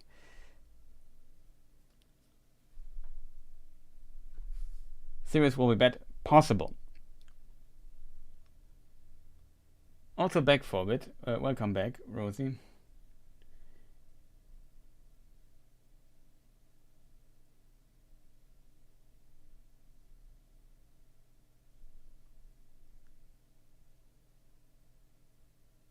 Yeah, that is true. The Fëanorians would not work with Morgoth. That is also why I said I would also hate it when Maglor would start working together with orcs or so. Especially in one letter, Tolkien hints at that Maglor also died and drowned himself with the Silmaril. But complicated topic. Well, currently I have to admit, Rosie, though, that I comment-wise mostly it's pretty fine currently. It was much worse when the casting was announced of Rings of Power. Boy, I rarely ban people in my comment section, but there I really had to ban a few people. They just put out some statements that I don't want to see in my comment section, so there's that.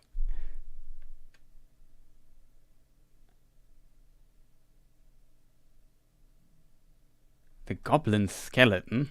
Not sure what you mean. Oh, I think you know. I think I might know what you mean. Goblin skeleton. I'm not sure how to bring it on screen though. Let me think for a moment. There was the Stephen Colbert show where the actress of Galadriel, Morvid Clark, was a guest, and there they showed also a little bit of footage.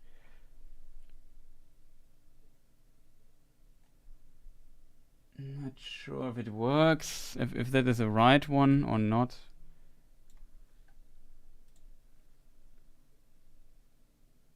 It looks like it, to be honest. Yeah, it should be the right one.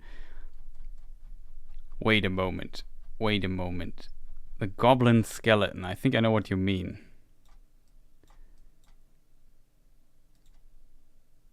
Let me make it a bit bigger. Oh, that's not. Something like this. This goblin skeleton, you mean? Oh, nice. Grebo what do you say? Continued his membership. Much appreciated. Thank you, great Grebo.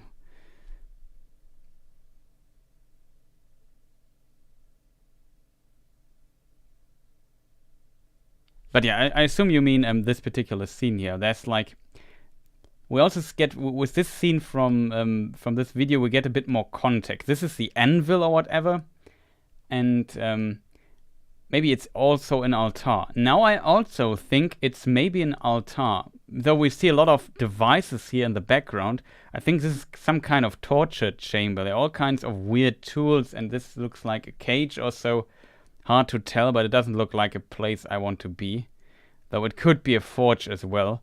And for whatever reason, this, I think, orc or elf or whatever that it once was, is, I know, burned or put into the mountain. He doesn't look happy, to be honest, so I don't know.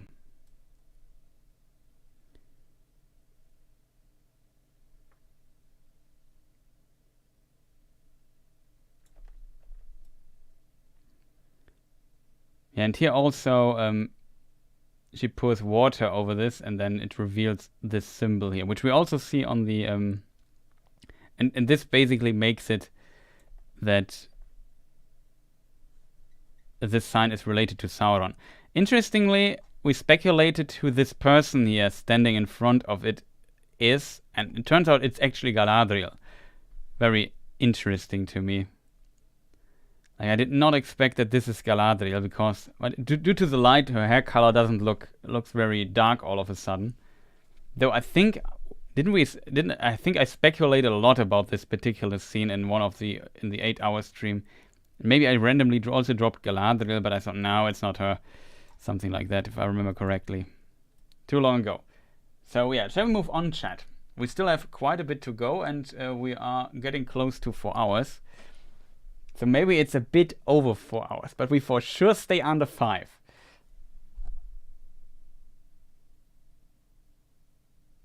The altar thing carried on. No, the thing they carried around earlier. This, by the way, the door I talked about. I think this is in the throne room with of Durin III. And then later, let me just see where the scene is. We have this scene here. In this scene, we see the door in the background. We see Durin the Fourth. But that's not what I'm looking for. The altar. Is here a dining table scene? In this trailer? Yeah, this one here. See this this table here, which they are eating from. This particular table here. This is what they carry around. It's exact. We also see it in this scene, but here, this thing. It seems like, I don't know. Maybe it's a gift from the dwarves, a dining table plate or so. Very interesting detail. I don't know why that is, but it's really fascinating that this is the case.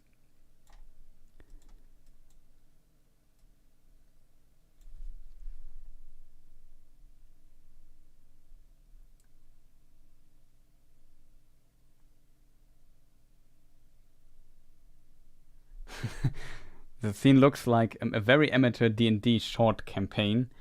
And the Dungeon Master has a troll as a final boss. Yeah, that is... maybe. We don't know. But I have to admit, I like these Dungeon and Dragon campaigns. But I can assume that some people might have higher standards when it comes to the series. Otherwise, it feels like a quick review.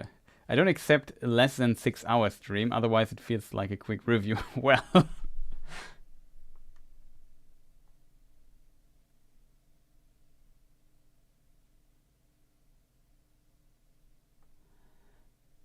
traveling with a dining table, yeah, something like that. I don't know.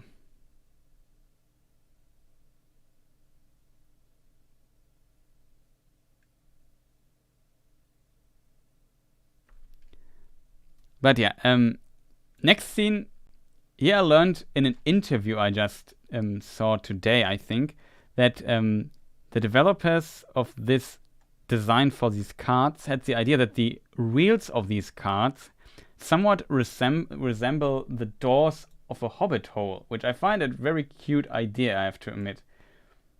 Like, of course, it's not supposed to be like the same door, but somehow they want to use it as some kind of tradition that maybe inspired the classic door design of the Hobbit places.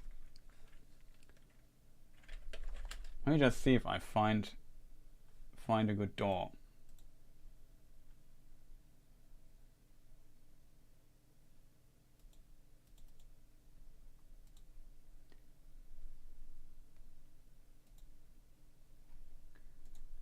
This one here. To be honest, I'm not sure if this is from Fellowship of the Ring or not. Could be. Very interesting, but yeah. Let me just zoom in a bit.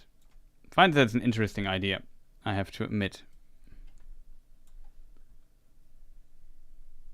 The door of, for example, Back End or some other Hobbit holes.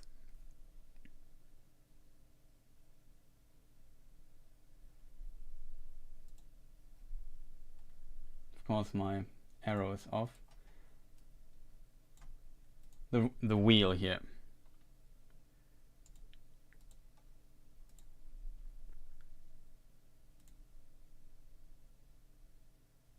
Yeah, round doors again, but they said it in an interview. I found that it's an interesting idea, I have to admit.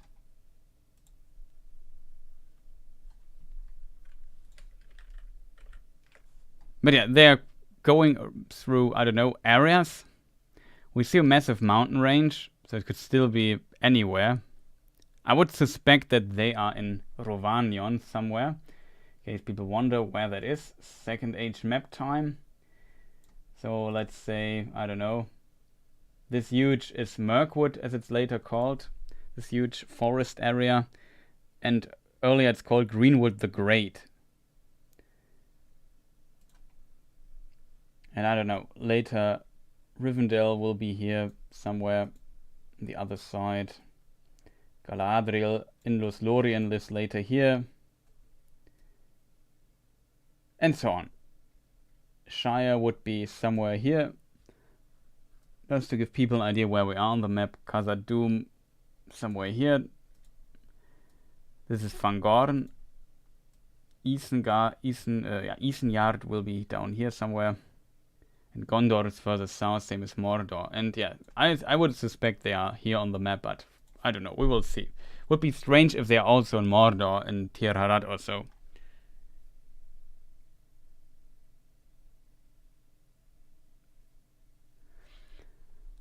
Yeah, that's a... I'm not... Is the question... Yeah, that's a good point. This might be the young Gandalf, the stranger helping to push the car. Which is an interesting idea, to be honest.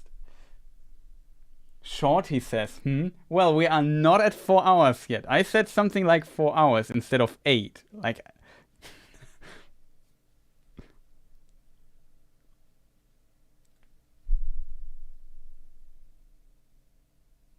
Also, somebody in chat said I should not rush, which I did not do. But yeah, in case people wonder, yeah, there is... Let me see. Here, this man.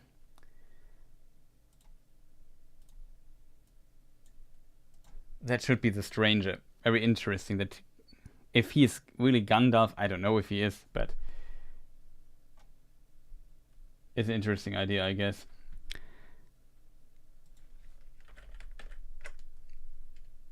Okay, chat. Next scene is the dining table. We already discussed this from multiple angles. We now see the person between Elrond and Celebrimbor, and also these two persons here to some degree on the other side. This is indeed not Tar Miriel as we assumed, and she's also not Tar Miriel. It's also not Galadriel, I think. Definitely not. Though I'm very bad with recognizing faces from the side, I guess, but very interesting. Maybe, wait, know what would be interesting? Though it is not, well, technically it would not work lore-wise when it's early in the Second Age, but later in the Second Age, this man here meets Celebrian, the daughter of Galadriel. Maybe she is Galadriel's daughter? That would be interesting. Maybe that is Celebrian, but I don't know. I don't think so.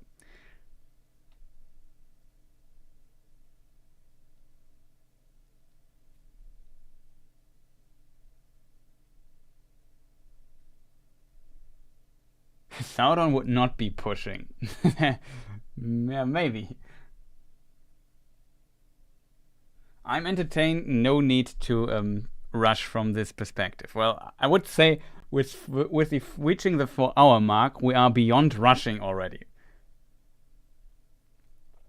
Gandalf or Radagast, yeah, it really seems like they go into this way. We also see these banners here in the background, which I never noticed before. Maybe we don't see them from the other perspective, but they look very interesting. There are stars on it. It makes very much sense from an elven perspective.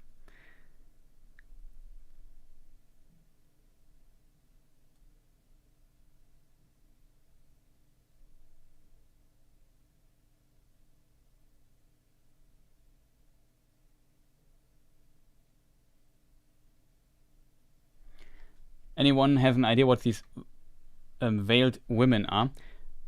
We already speculated quite a bit about this. There is a scene in the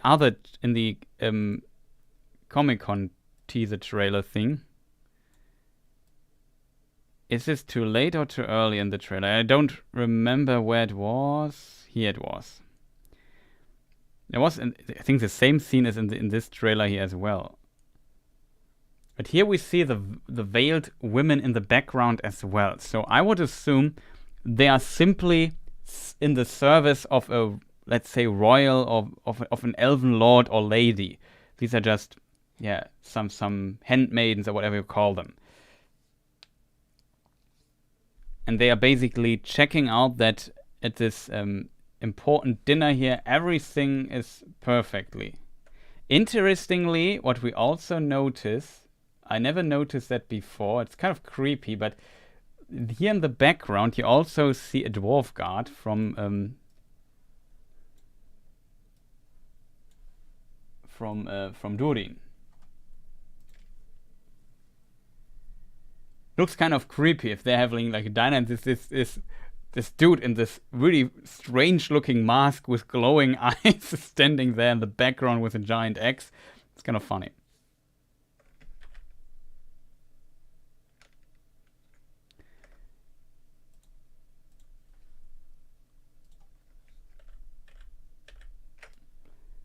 But yeah, that is my suggestion. I assume these are some elven nobles. I would assume some elven noble females. Silent sisters.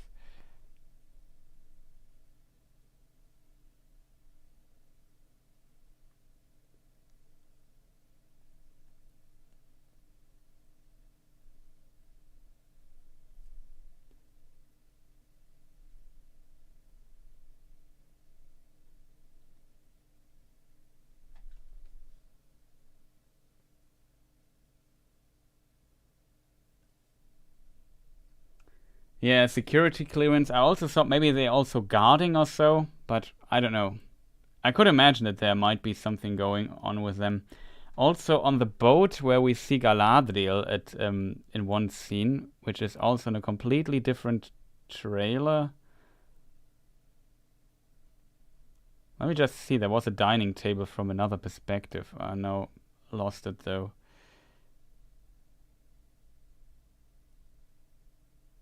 No, here, yeah, here you see the banner here as well. Here we also see the crest, which is maybe the crest of Gil-galad. Interesting. Forgot how it looked though. Here in this scene, you don't see the dwarf guard though, which is an interesting surprise. But here we see the musicians in the background. Who these persons here are, I have no idea. I'm very curious about that as well. But it seems like Galadriel is not present here in this scene. Círdan is supposed to appear in later seasons. I hope they don't cut him out or anything. I would be sad, to say the least. Also, I never noticed this before. It's always when you watch this 50 times. If you look behind this person's back, you see reflection in the water. So there's water and some, I don't know, structure or... No, not structure, it's a tree and there's light in the background. But it's interesting that it's close to water. So it's a pretty nice place, I would argue. There's also more here in this direction. Quite interesting.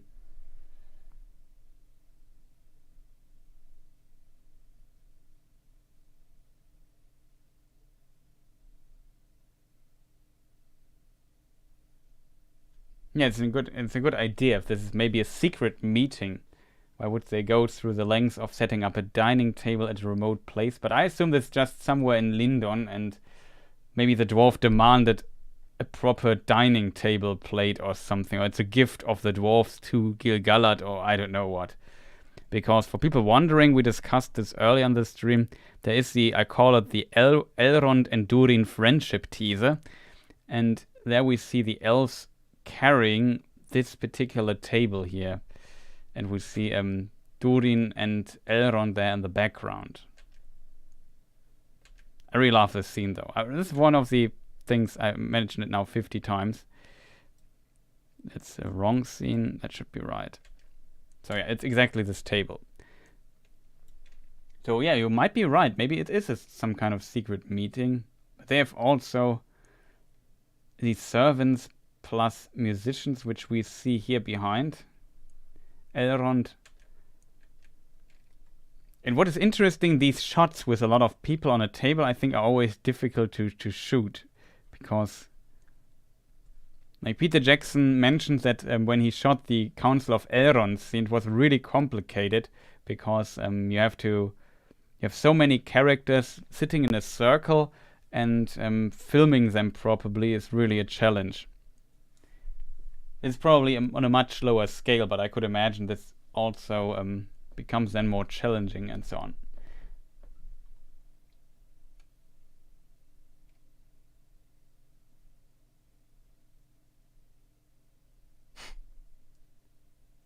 So yeah, maybe shall we move on? I miss Narvi. I agree. Narvi is the one who, for example, like the elven smith of the Second Age that created the doors of Durin. And yeah, he's really missing. So far we have not seen him. But to be honest, we haven't seen, except for Durin, Disa, and Durin the Fourth, Disa, and Durin the Third, and some dwarf nobles in the background. I think we haven't seen that many dwarves anyway so far. So there might be.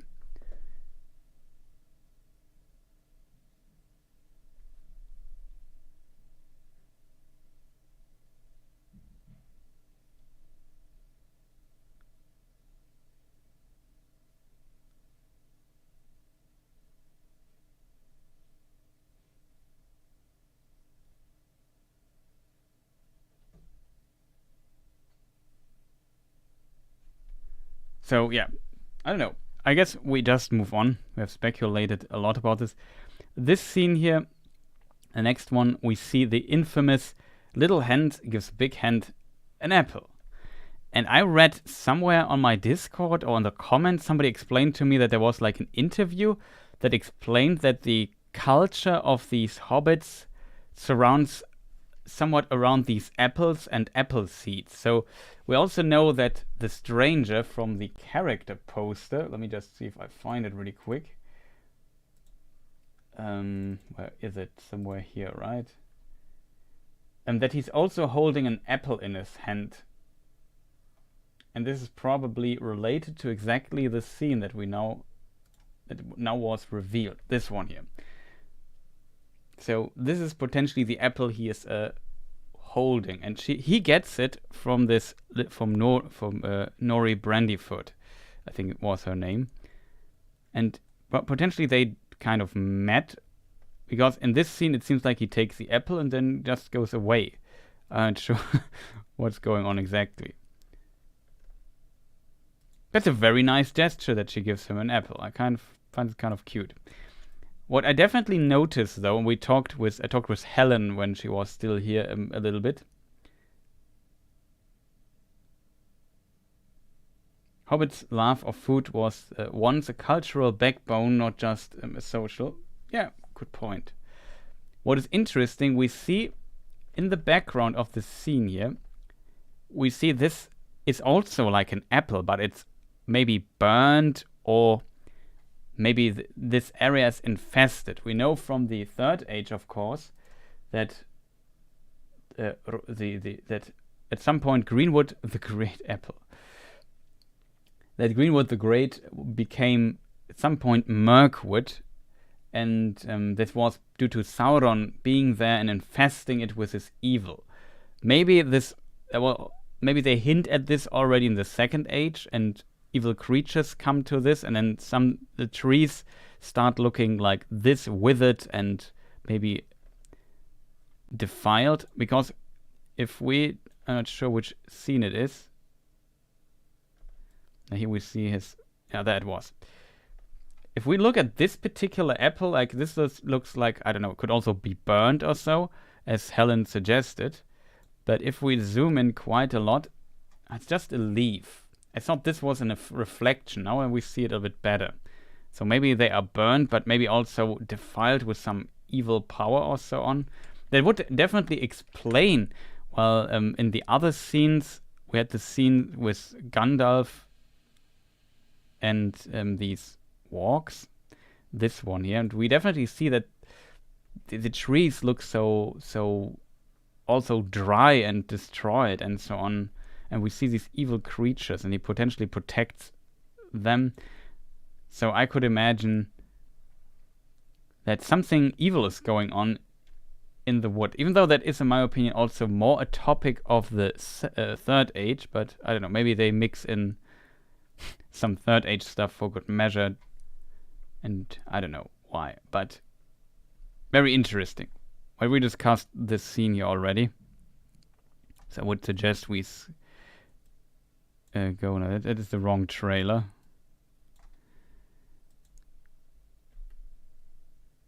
Very interesting, but it's definitely noticeable that this tree looks so different from this tree. Though we also see some. Let me just get the Mr. Arrow up. We also see there's some brown parts of this tree. So I don't know, but this tree here definitely sticks out a bit, and it's a very big contrast to the red apple that the stranger is now holding. So I don't know, maybe they were searching for apples for food or so, got lost, and then met the stranger. No, she met the stranger with the meteor. So what do I know? It's currently very difficult for me to make any sense out of all of this.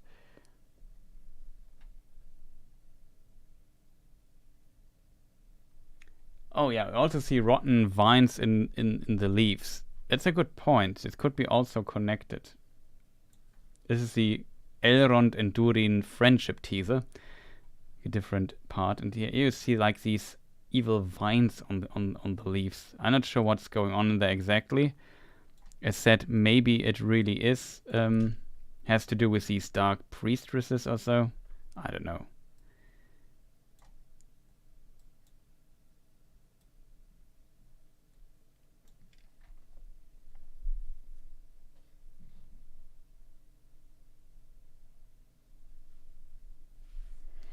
Do I think if Arondir stays long in the series or die quick? I could imagine he stays longer in the show. Though I see some tragic stuff happening to them because, like, the relationship between a man and elf is always very difficult. And usually very special. I don't really know. Maya travel in strange vehicles in the Second Age. Yeah, that's really strange. I'm intrigued by the Meteor Men. No idea what they are going for. I'm interested. I'm also curious. I agree on that I'm curious what they are doing here exactly with Meteor Men. The problem is, though, like with the supernatural implications, he must be one of the Ainu or maybe a Maya, and that, I don't know, it's also strange for the Second Age, I have to admit. You could make an argument that Gandalf as Olorin, not as an Istar, but just as a Maya, visits Middle-earth from time to time, or has visited it. There might be some indications for that in writings, but I'm not so sure on if that really works out, to be honest. It's a very difficult topic.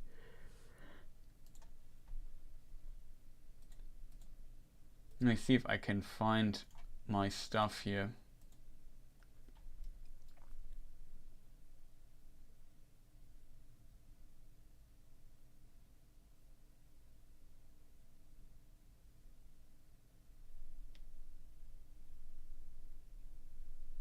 Yes, for example, let me try if I find this in the Peoples of Middle-earth book. There is an interesting quote that some people might interpret as Gandalf was there in the Second Age. Oh, I was not looking for a moment. Then the attack of the bots is happening. Please, Mr. Bot, stop annoying us. What I want to do? Yeah, I remember to some degree. I need this. It's very complicated to find this stuff here on the fly. Where is Peoples of Middle-earth? Here somewhere, right? Yes. I hope I find the quote.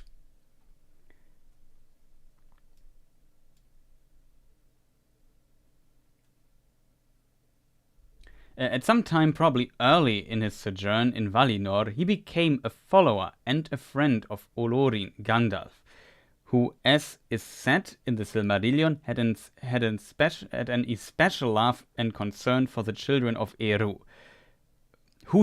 So it says he became a follower and a friend of Olorin, Gandalf. He is, in this case, Glorfindel. This is in the later writing section about Glorfindel, in case people wonder what I'm reading here. You find it in the book Peoples of Middle-earth. Can't tell you the page right now because I don't see it here. My digital version, it's not correct. That Olorin, as was possible for one of the Maiar, had already visited Middle-earth and had become acquainted not only with the Sindarin elves and others deeper in Middle-earth, but also with men, is likely, but nothing has yet been said of this. So this particular text, which is from very late writings of Tolkien, we're talking about the 70s, so a few years before his death, Tolkien suggests, and he also references the Silmarillion here, that he might have been to Middle-earth before, though there are multiple explanations for what this actually means. Because we could already argue this means the West Continent, Aman, but here the statement is Sindarin elves, which did never come to Aman before, let's say, the end of the Third Age, the Fourth Age, so they had to sail to the west. That can't be the case here, because the text talks about Glorfindel coming to Middle-earth in the Second Age. And then he also mentions men. Men don't live in Aman. So and it also says that it also especially talks about Middle-earth in the sentence as well. So it seems like Tolkien really had the intention that in some form Gandalf visited Middle-earth at some point. And it even says that Olorin, as was possible for one of the Maiar, had already visited Middle-earth and had become acquainted not only with the Sindarin elves and others deeper in Middle-earth, but also with men. So that is a very unusual quote, I have to admit. But you also have to consider that this is from a very late writing. And in very late writings, Tolkien had the idea that men were born earlier. So it could be we have the version of Gandalf being one of the Maya, basically guiding or helping out or being guardians of them, of the elves during the Great Journey. And if he would have stayed long enough with the elves, he could have also met the Sindar elves. Maybe Tolkien decided that he could also have met men already this early in the First Age, when he would have moved the date for the birth of men back into the past. That would be my suggestion here. Further, of course, he could have returned to Middle-earth during the War of Wrath and help fight against Morgoth. As a result, there he could definitely have met Sindar elves, and he could have also met men. So it definitely works without him coming to Middle-earth in the Second Age. We already talked about this earlier a bit in the stream, so I can just maybe read it again, though I currently don't find the quote. Very difficult always to find my stuff here.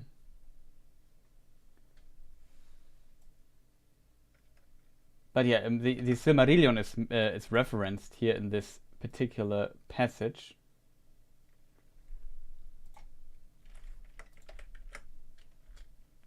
Let me see.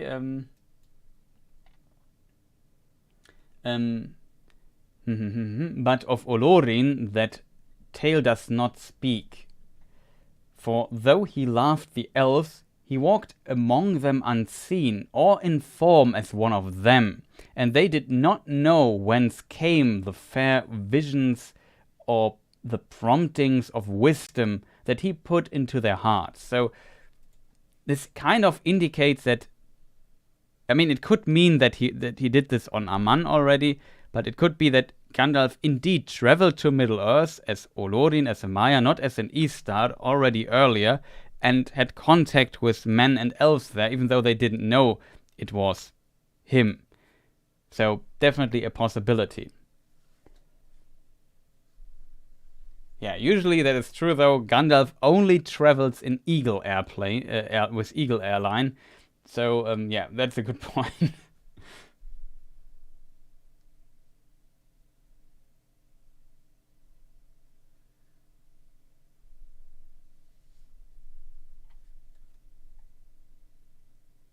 Yeah, that's true. Morinech, like also in the later writings, we find the note that the two blue wizards came to Middle-earth in the Second Age already, but they came to the east, the far east. They were never in the regions of Rovanion.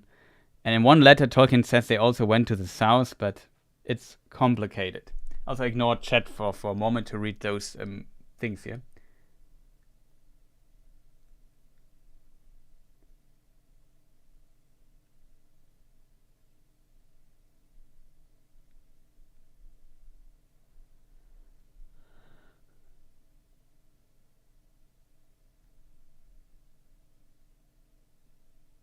Yeah, exactly. The Blue Wizards in Peoples of Middle-earth, it's mentioned, they arrived around the time of Glorfindel, and he arrived around 1200 to 1600 when the One Ring was forged. 2200 was when Sauron, I think, not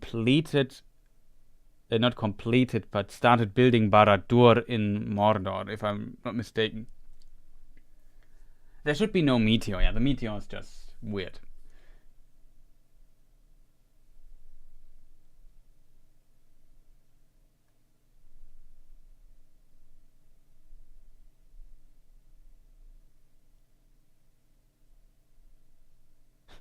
Work is always getting to the way of these great streams. Back to the start I go.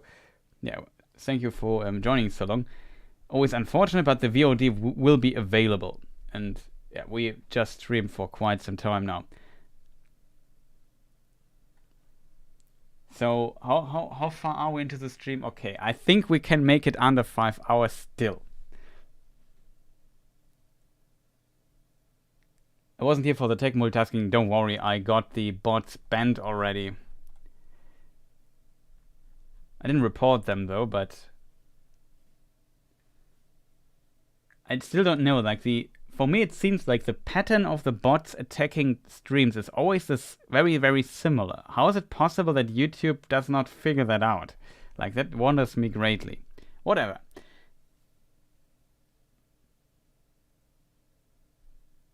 Oh, I just summoned them. The naughty bots are back.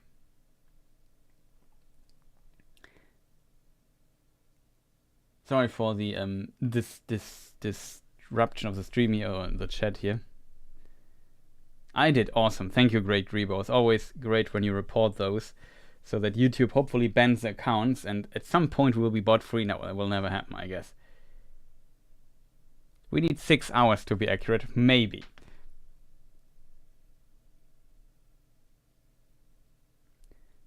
Well, I'm not sure what you're referring to, Otaku Senpai. Maybe I forgot something. You mean the Guardians, right? Trailer analysis, it's crap. Well, for some people it is. I can't link it to you. I can link my tweet. Like, I was not the hugest fan of the music in the trailer, to be honest. Also, maybe I check if something other was released or so. Doesn't look like it.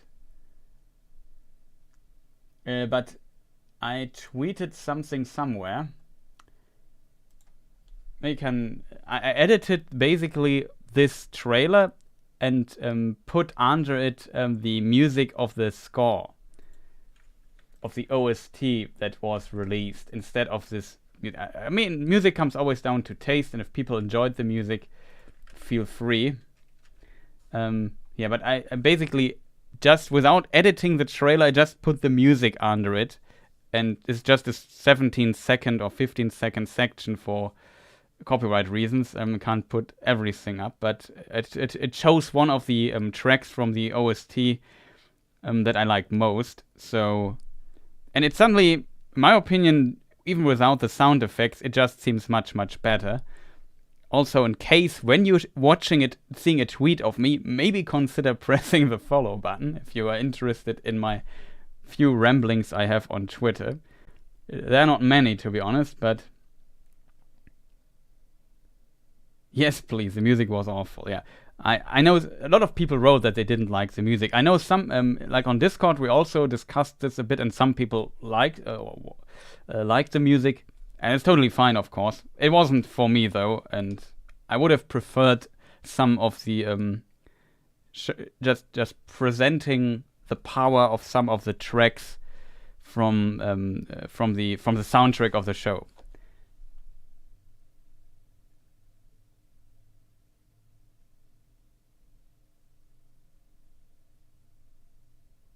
Yeah, it's really strange with him arriving by meteor. Also, you have the meteor scene.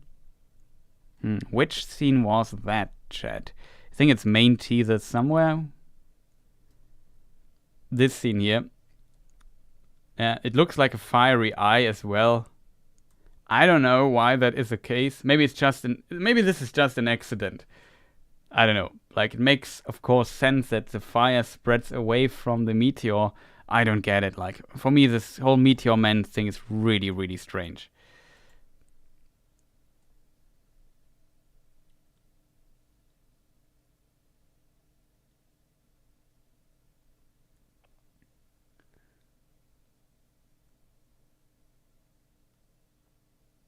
Yeah, the Guardian story is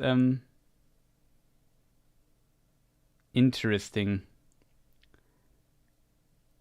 I only know that she was the head of the Guardians, that Million. I also know that in Text 3, Tolkien also removed the Guardians again, so it's very hard to say how we should think about this whole Guardian idea, but it's a very interesting idea, I have to admit. And it's also interesting that he used the Istari there.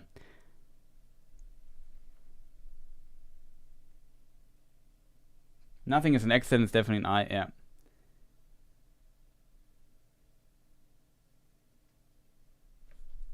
Yeah, it would be an interesting little hint there, because we know Sauron is also a Maya, and here is a Maya, and we don't have that many Maya in the Second Age, but I assume maybe they really go with the idea of Gandalf or not. It's really hard to tell. Like, I was invited to discuss some of the trailers with the German Tolkien Society. It was a lot of fun talking to those guys there, and there I didn't notice that myself too much. Wait a minute, that's the wrong teaser trailer. I marked the scene. It's so hard to find, just so short. But this one here. And he said that this thing here looks like a wizard hat that he has in his hand. I hope you can see it. Wizard hat. Like, with this, I'm very unsure. I mean, Tolkien also writes that Anatar, when he arrived, pretended to be an ambassador of the West.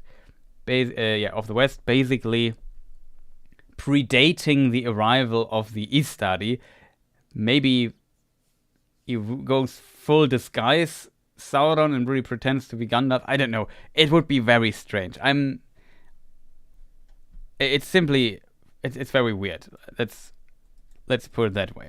But yeah, still, this scene, I have to say, it's kind of cute. I feel like some complaint about the height difference between the dwarves and Elrond, but in this scene, she looks really tiny in comparison. Like here, I think the size difference works really, really well, in my opinion. He also tells us, and it says that their hearts is bigger than their feet. I'm not sure what they are doing exactly. It looks like he had a rough day, kind of. A work-heavy day.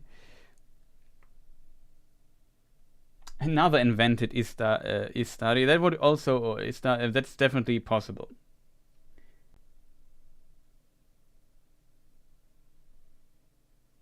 Soundtrack is very good. The marketing of the series is not good, and the editing and choice for music in the trailers is poor. Cheesy music and one-liners. Think the actual series is better. That's definitely possible. I also have to admit, I don't like the marketing campaign so far as much as well. Like and Helen, who works in marketing, also she's not a fan. You probably have heard it before. So it is, strange. I think there is definitely, though, potential. Like, among all the weird things, I also see cool stuff. And let's hope that the cool to weird stuff ratio is on the side for the cool stuff and not the other way around.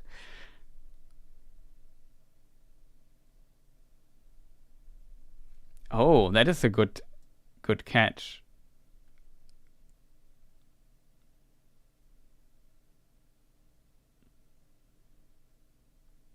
Like here behind him. You mean this guy? Could definitely possible.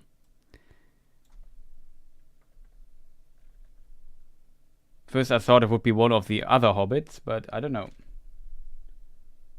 Yeah, our hearts are bigger than our feet. Could make for the worst quote in centuries. It's a bit cheesy, I have to admit, but I think I know which direction he's coming from.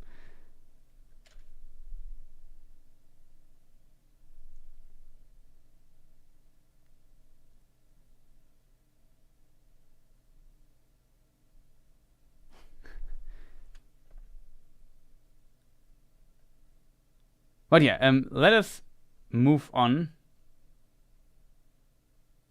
Also above her head.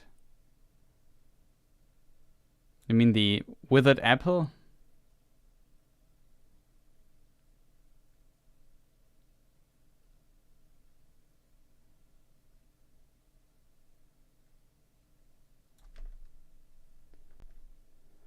Also, I just remembered, somebody wrote in chat like several hours ago, and I'm kind of sorry, that we had this scene here, and somebody asked, are there flowers in the background? And I read this in chat, but I completely forgot while talking with Helen, doing production and so on. But I don't see any flowers currently. What definitely was noticeable that this year is very green compared to the rest, but I think the sun is just directly lighting it, not lightening it.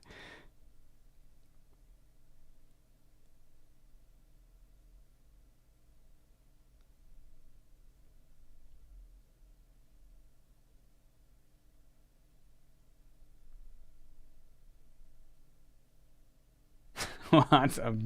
Bigger than our feet sounds like a serious medical condition. Not bad.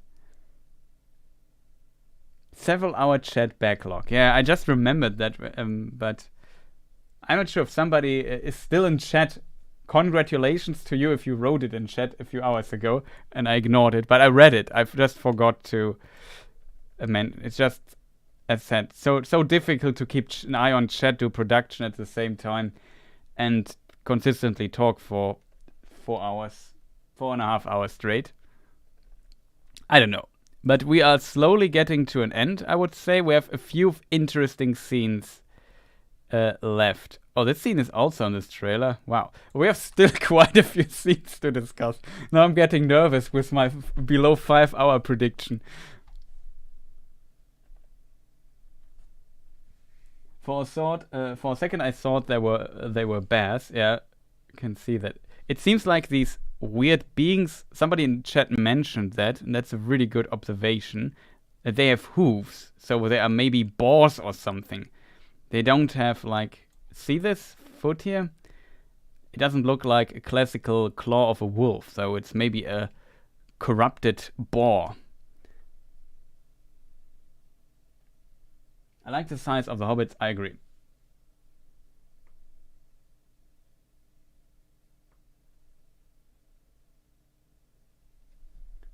You can see hints of green by the other paw. I don't think these are the causes of the poison, or else you would see a shadowy tail. Yeah, that's true.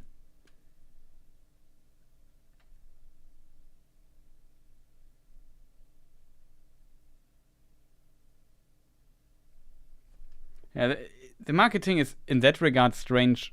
That I often feel like I have made, I don't know, countless hours of analysis of every single possible frame of these trailers by now in multiple languages, and it is still very unclear to me what happens in this show. I feel almost like this is the first trailer we see where we get a somewhat decent idea of what is going on. Wereboars, exactly.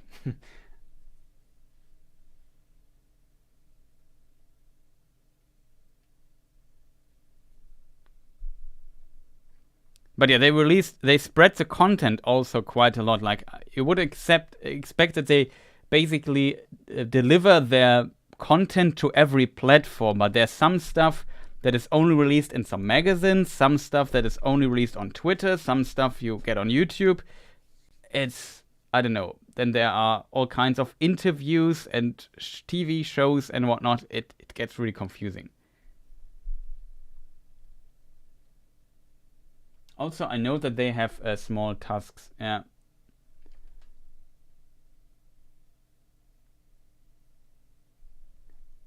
Yeah, I definitely see that some people might like this bigger, like it's a typical. It's kind of a Hobbit line, I feel, to some degree. I guess Tolkien would have written that differently, a bit more subtle, in my opinion. But yeah, marketing is a mess. I agree.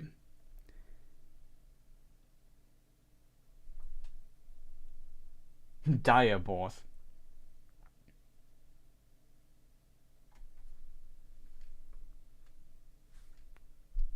So the next thing we also discussed with Helen briefly, because we have this sea monster. We called him Fred, I think. Phalastacolon. I can't remember this name. I simply can't. I know it starts with an F, and in the let me just get my copy. It's just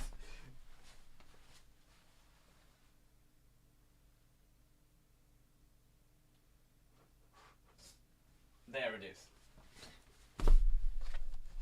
So don't know why I have my earbuds in, but whatever. Yeah, the Adventures of Tom Bombadil. Interestingly, oh, that's a I never noticed that I have it in German. Just got the German copy. It's not a problem because the title should be the same.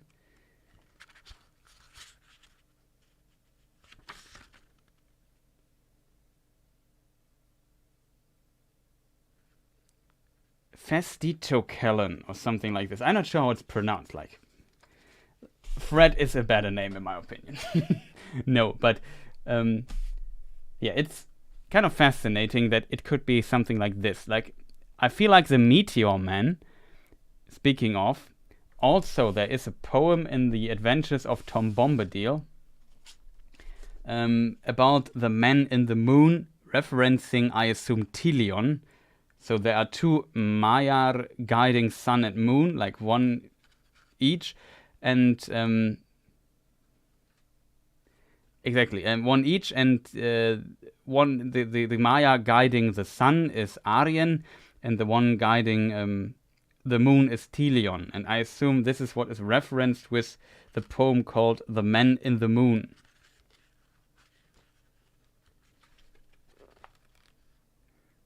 Oh, my version is... Wait a minute. Oh, my version is absolutely brilliant. It has both versions. That's awesome. But yeah, and in this thing, the man in the moon crashes down on Earth. And like a meteor, Tolkien describes it. So maybe they really reference the Adventures of Tom Bombadil a bit. But I usually consider it more like Hobbit folklore and less as a, let's call it, historical source for things. But yeah, whatever, you can definitely reference it.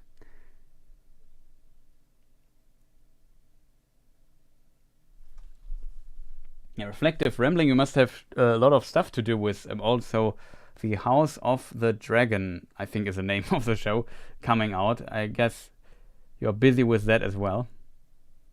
Especially with In Deep Geek. Shoutouts to Robert.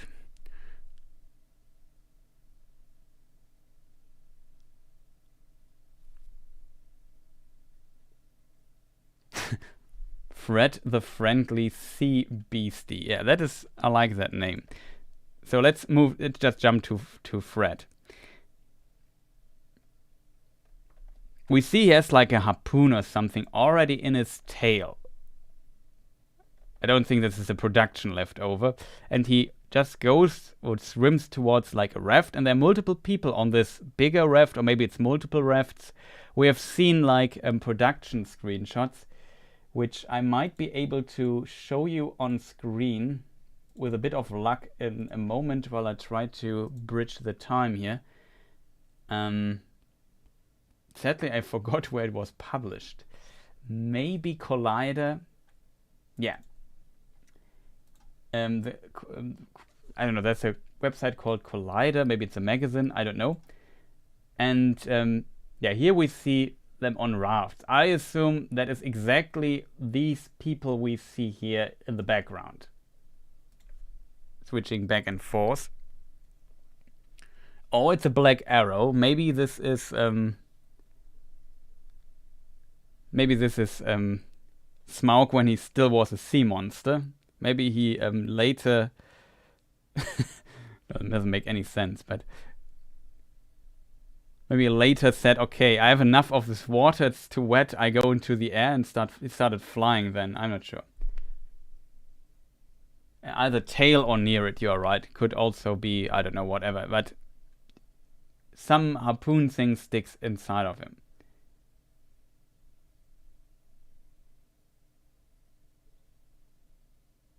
The Leri were on the hunt. Deep lore reference. Look so deep. Well.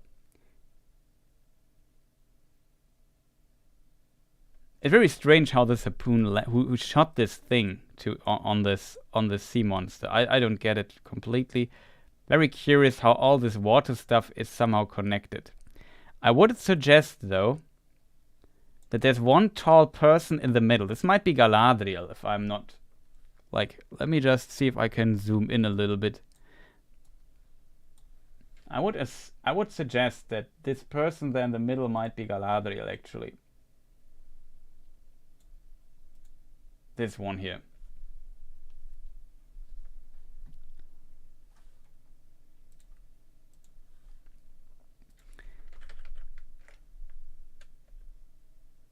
And yeah, it rams the boat. We already know this. We also know that from the Comic-Con trailer, I think it was. Don't ask me where it was in this trailer, to be honest.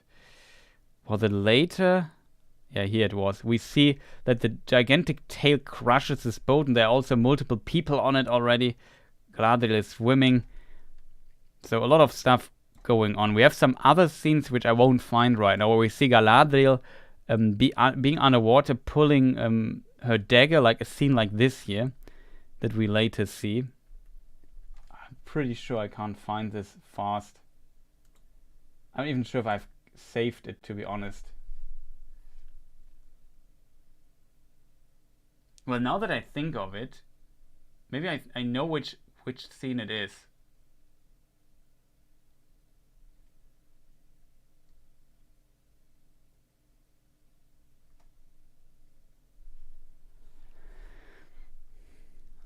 One moment, chat. Let me just try to get this to work.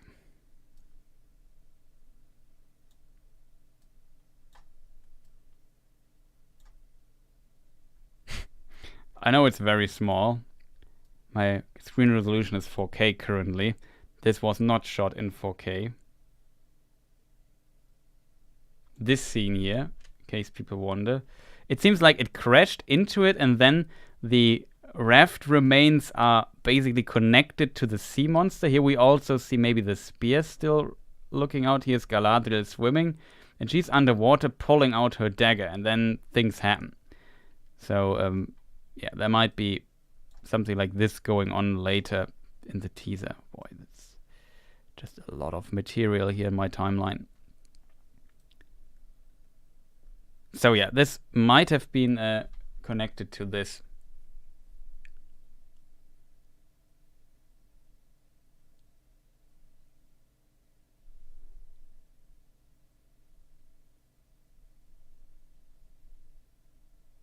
This trailer analysis will be longer than season 1, potentially. Wait up till I have to analyze a complete episode. Like, I'm already struggling with a 2-minute trailer.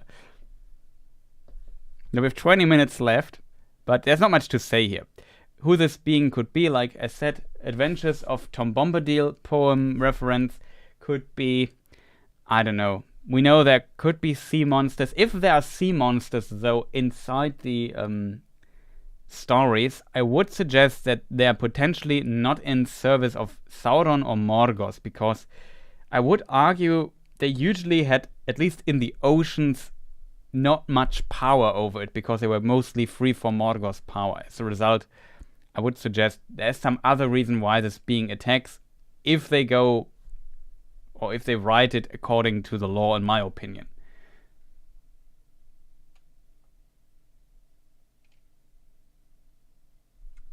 Yeah, the book versus Rings of Power series finished in 10 years. I'm not gonna lie, this might take longer than 10 years. Wait a minute. Do you see this? What is this? Is this something left over in the water? What is this? Do you see this moving here? Never noticed that before. Maybe it's like some sail or so that just...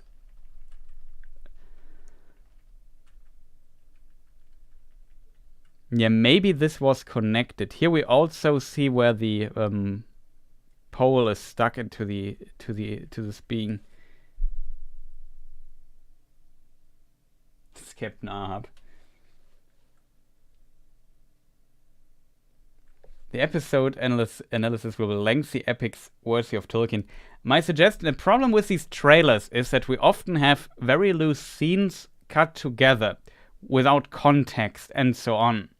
So the problem with that is then usually that you have, like, especially the Comic-Con teaser, it consists, like, some scenes were literally just half a second long or a second long at most, and it was full of that. So I have a lot of topics I have to talk about if I want to go through every frame.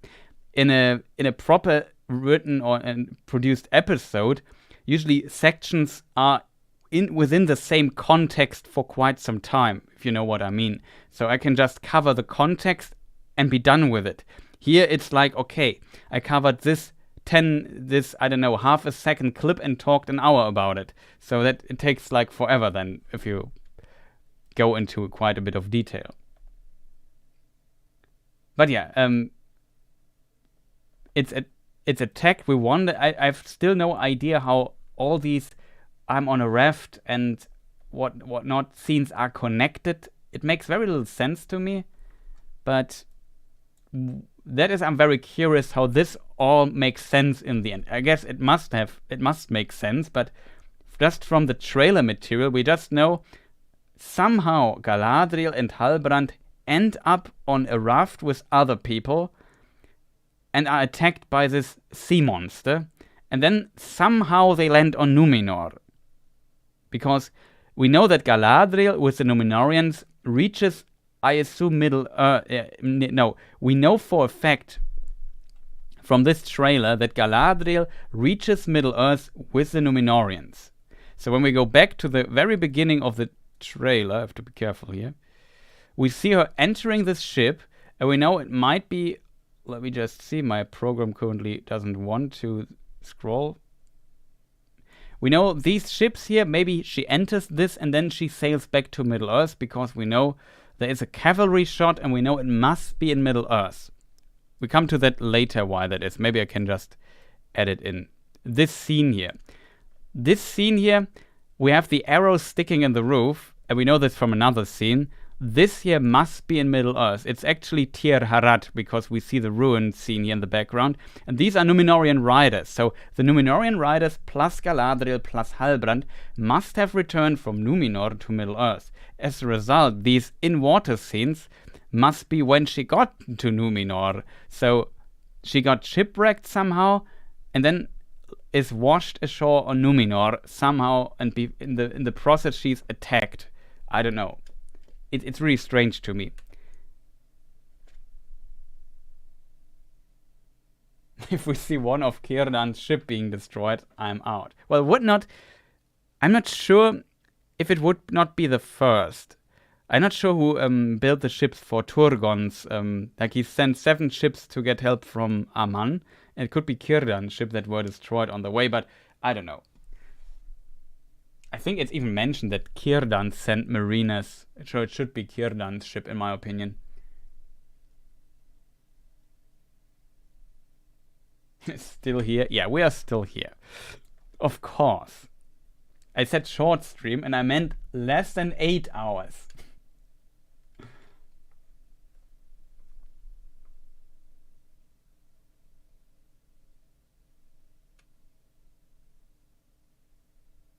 But yeah, this seems strange to me. Especially, like, we know Galadriel is on a boat. In this exact dress, like, we see her in the water here. And from the other trailers, we know she wears this dress on a boat. It is the main teaser, right, chat? Galadriel on a boat, main teaser. Where is it?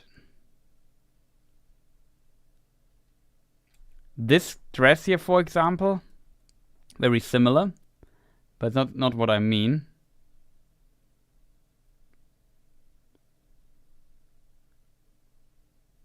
Here, she's on this boat.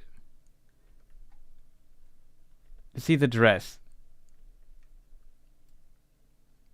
I forgot which teaser trailer. Maybe it was the second one. Like, I really lost my overview of which scene. But you know, it is her dress. And we know from the very first teaser. First of all, I just showed to you the stuff there. Teaser 1.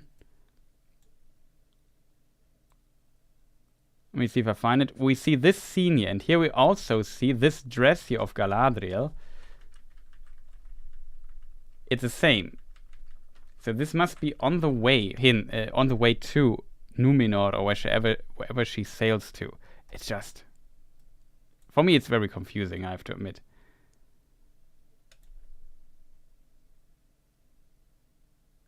See, that is, again, I assume the same dress.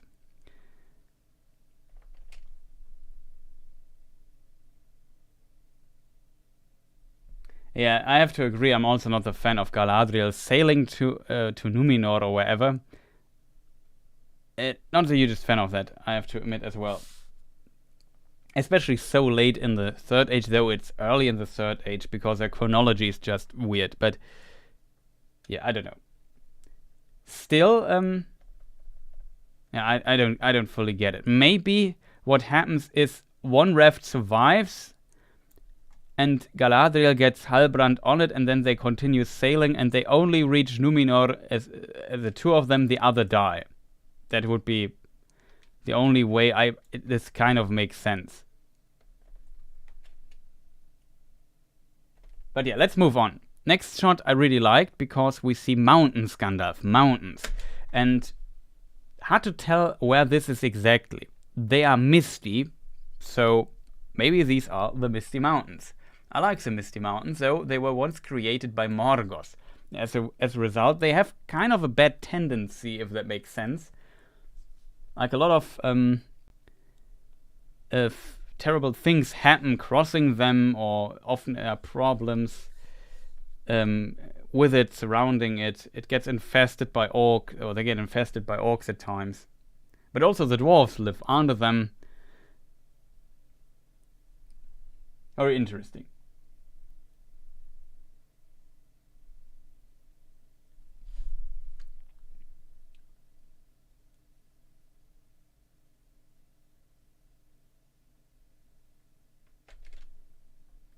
Okay, that is strange. My program just did weird things.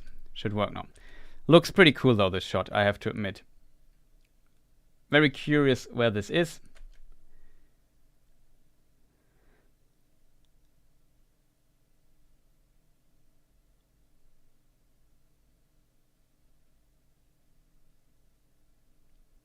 Hard to tell if this is morning or if this is evening. I would say, would you say this is more morning? Then this side here would be east or west. That makes sense for the Misty Mountains if we look at the map.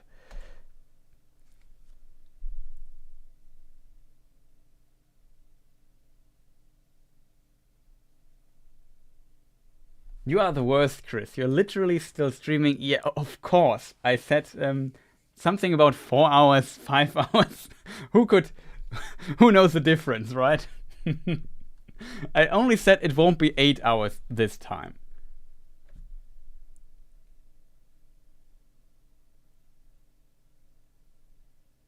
Even Cassie is back from her nap. Well, I think when she left, she also said evening. Okay, so then if it's evening, then this is the west side. So we're looking from east to west, I would argue. Yeah, I think she said, yeah, he will be there anyway when I'm back or so, something like that. Doing a night shift today. Well, no, I won't. So it's getting really late, I have to admit.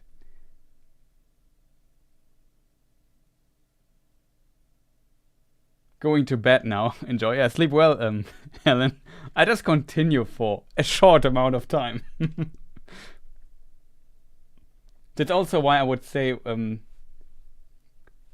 more an elf in that regard, because time is not the same for me as for other humans.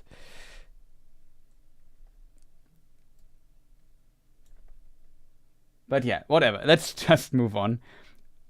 Here we see Arondir and Bronwyn, and they talk a bit about their relationship, and it was in another thing. These scenes are also a bit expanded in some other scenes we recently got. And there he talks about, like, he gives her a seed and says it's a tradition that I give you like this seed and we plant one before battle and one after it, or something like that. You mean 5 more hours? No, we are going to be faster than 8 hours. This scene we already know. Like, it's not much to tell about the relationship between the two of them. it's hard to tell what's going on, but they, of course, it seems like the orcs are attacking, he has to fight, and there's the risk of him dying in battle, of course. And also, I think Theo was injured or so, and he also has this weird, powerful, it's called powerful because it generates some shockwave or so, a black sword with this weird Sauron rune on it.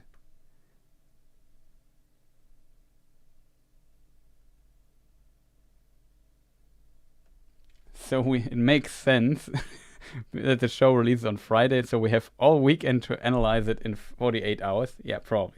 But as said, I would say I could get through a show faster than a trailer because we have these scenes are more in context instead of just put together very randomly and wild.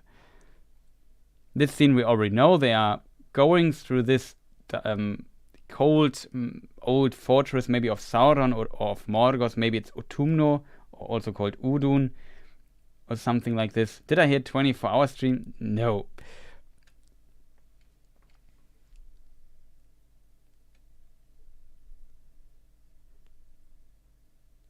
But yeah, this area, and Helen already talked about it and said Galadriel wouldn't just leave somebody behind that is troubled by the cold and weather.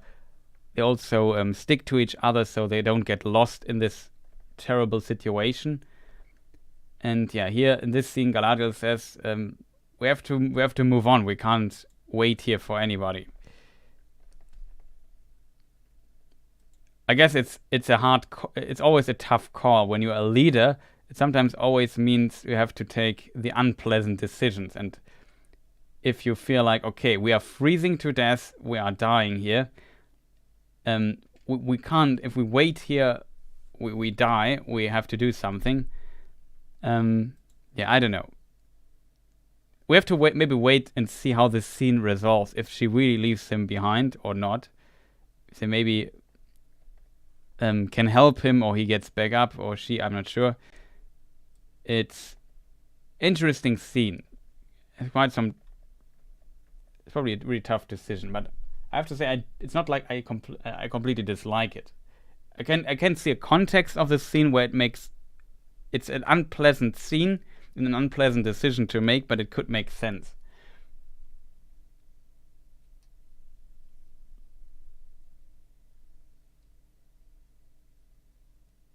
Chat is more cohesive and organized in this trailer. Yeah, true. They should hire you to analyze the quality of every frame they produce. Maybe.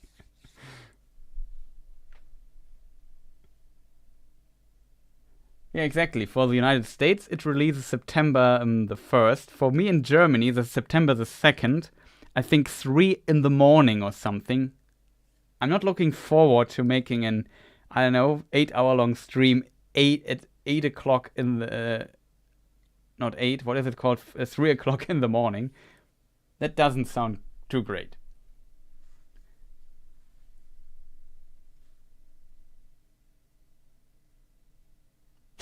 I love Chris's streams, especially when he has technical difficulties or looks 4 hours after or 5 hours after the right cut. Yeah, it's sometimes very difficult to do stuff. So far, I would say the technical difficulties are okay, so everything seems to work. Yeah, I would say we just move on. I'm not much to say. So in case, though, just for more context, we had this trailer here.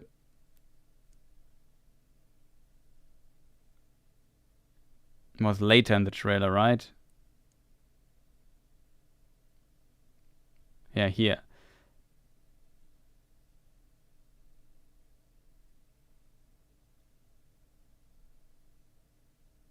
I actually forgot where it was. Was it in the other trailer again? I had too many trailers out. Too many scenes. It's so hard to then memorize them all. No, that's too far.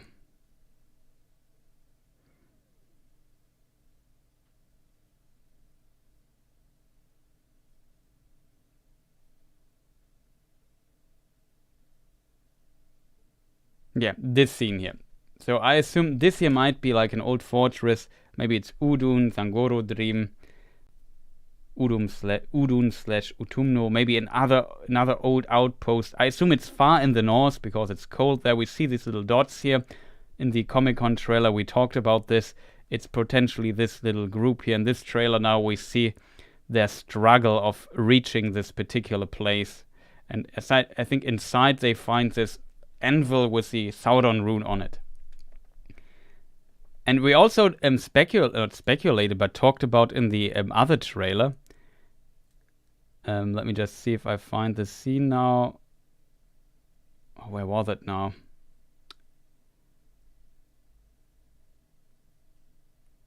In this scene here, we see 1, 2, 3, 4, 5, 6, 7. But they started with 9, I think. Like when they crossed this snowy field, there were 9 of them. 2 are missing. 1 we now have seen probably died on the way. So it's very interesting to see what they are going to do here. And here we see this altar, or maybe it's an anvil. Very hard to tell.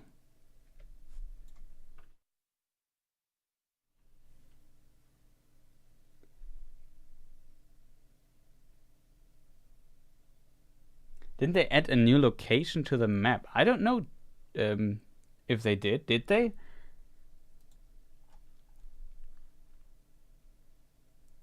The question is, where was the map?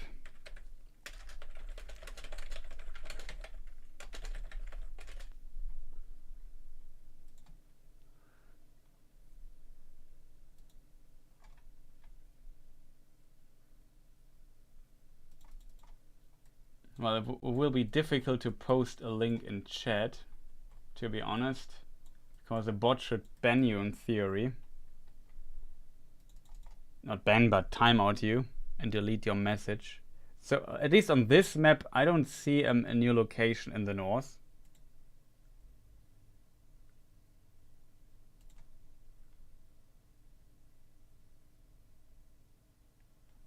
I only see Gundabad.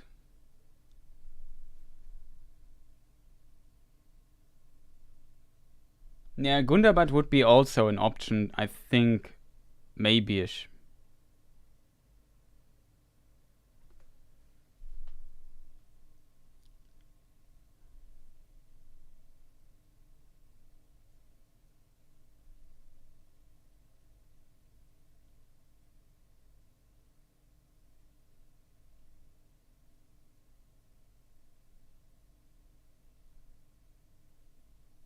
But yeah, Gundabad would be also a possibility. Gundabad is on the, like if we move up the map here, Gundabad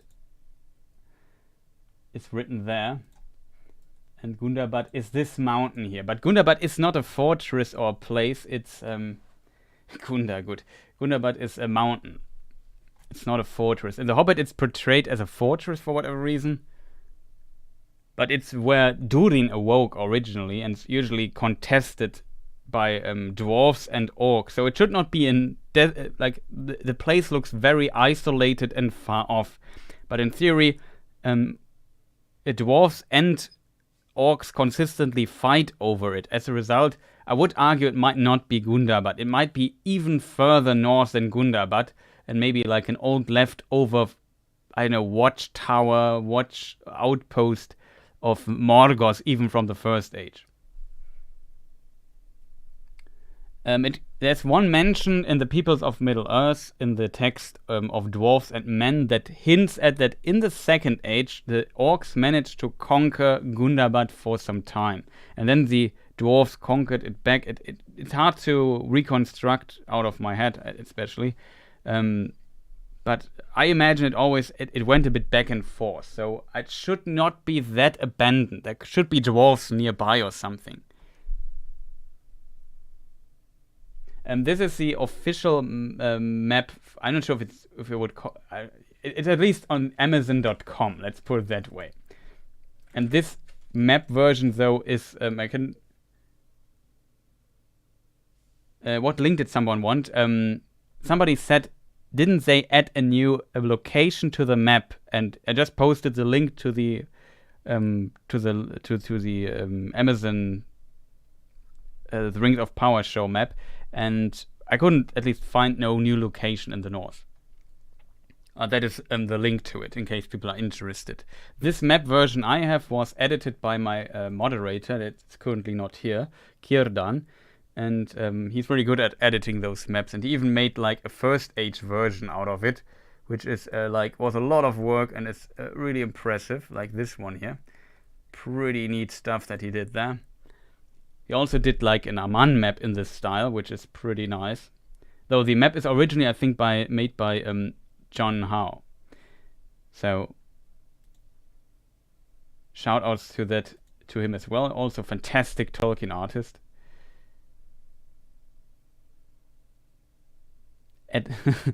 At lunch I started watching, now it's dinner time. Yeah, I'm also getting hungry, so we just move on. Because there's still like a lot of stuff to cover, I feel.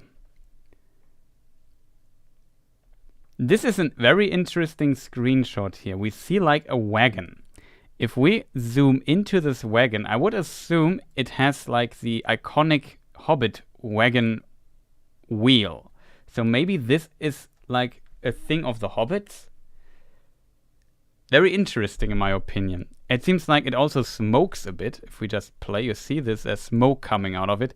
So it seems like it even has heating inside. Like a very comfy thing that they have there.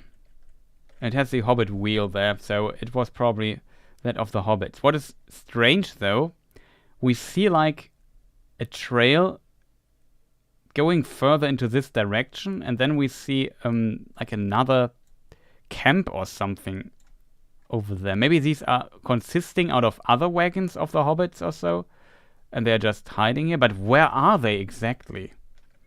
Like here we see a huge part of water, maybe a sea. The question is, where could this sea be? Oh, you don't see anything. I forgot to... Sorry, chat.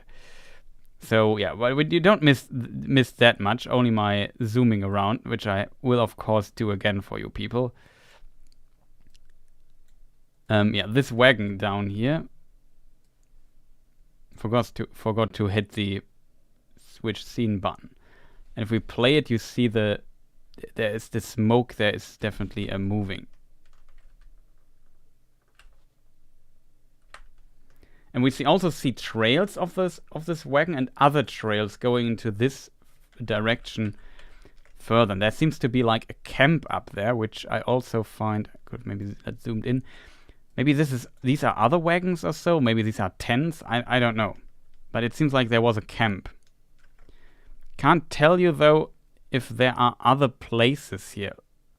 Like these look like forests or so. It's not like a city, but this here though looks a bit like a structure or whatever, or ruin.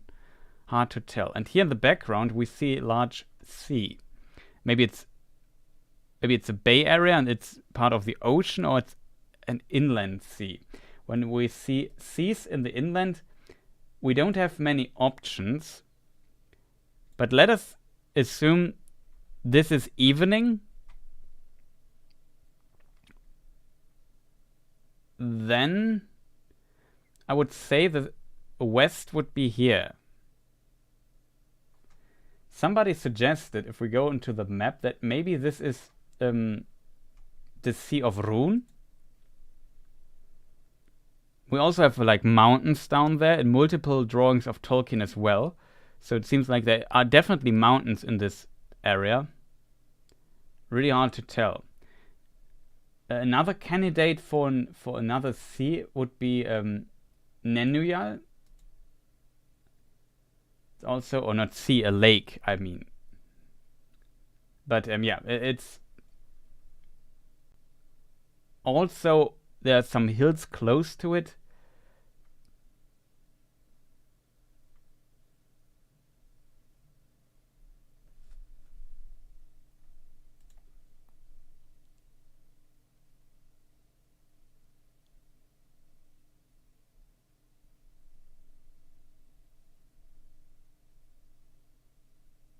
Let me just see what chat is writing.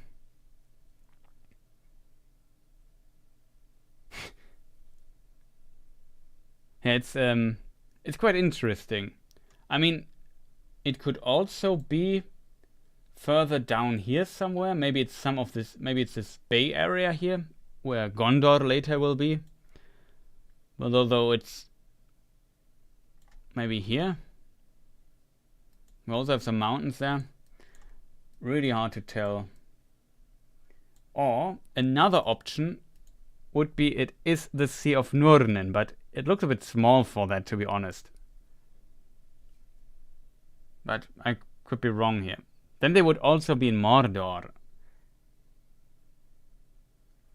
North should be in this direction here, though. We don't see, like, Mount Doom or anything. Oh, I just forgot to switch again. Here should be north, then. I would assume here's west. This is east. Now, that is true. The thing with Eriador is it was covered with woods. But you could maybe make an argument that Nenuyal was so far north that it was maybe a bit different for that. But I don't know. Though my personal favorite, because I would really like to see more about this particular region, would definitely be the Sea of Rhun.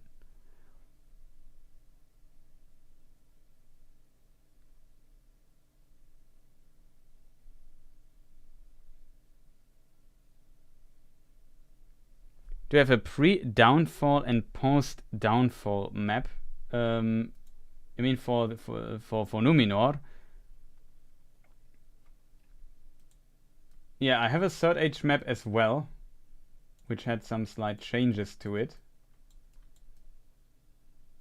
For example, here we see Rohan and Gondor shown there. Pretty neat. Or do you mean the downfall of Beleriand? Then yes, I have that one too. So, pretty cool stuff. Too small. Yeah, you might be right. The Sea of Rhun is really, really big. Like, that's probably the biggest argument against this. So I really would like to see the region. Otherwise, I can't think of many other places this could really be. I mean, okay, there is another one, which would be a fascinating... That would be really interesting. I forgot one very important lake, chat. This one here. That is where Lake Town will be at some point. That would be an interesting idea, because we know they are close, or I assume, they might be close to Mirkwood or to Greenwood the Great, as it's called in the Second Age still. And we don't see the wood, though, to be honest, but maybe you look into the wrong direction. If we look here a bit... Where's my arrow? It's hard to see. Here, we see some wood, definitely. So maybe the wood is west of us, and we know there is actually west. So maybe we look into the direction away from Mirkwood.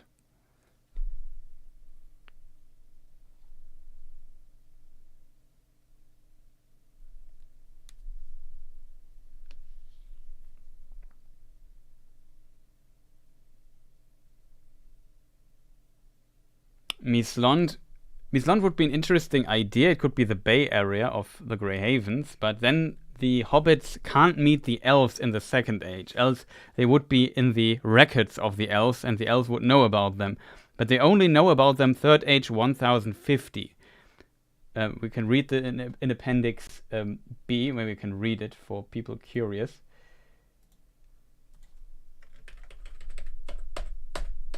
Sorry, just hammering my scroll down button. Let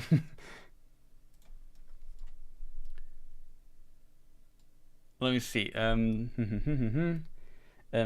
About this time, a shadow falls on Greenwood, and men begin to call it Mirkwood. The Periannas, that are translates to halflings, are first mentioned in records with the coming of the Harfoots to Eriador, and that was Third Age 1050. So that is definitely a Third Age topic. It would be strange if they would live close to the elves and the elves wouldn't know about them. That I don't see. So they have to be in some remote location. And we know that Dale, at least, For Dale, there are different accounts. One account says that the city of Dale, which is, I don't know, I think here somewhere, will later be here. Thorin Oakenshield says in The Hobbit that it was built around the time of his grandfather. That would be, I don't know, past the year 2700, 600, something like this, in the Third Age. However, there's also in the Unfinished Tales a mention of Dale already that is related to the Second Age, so it could be older than this. Hard to tell what now is canon and what not, but yeah. Though I have to admit, I kind of like the idea, so maybe we also see then there the Lonely Mountains somewhere. It would be a pretty cool idea, I think.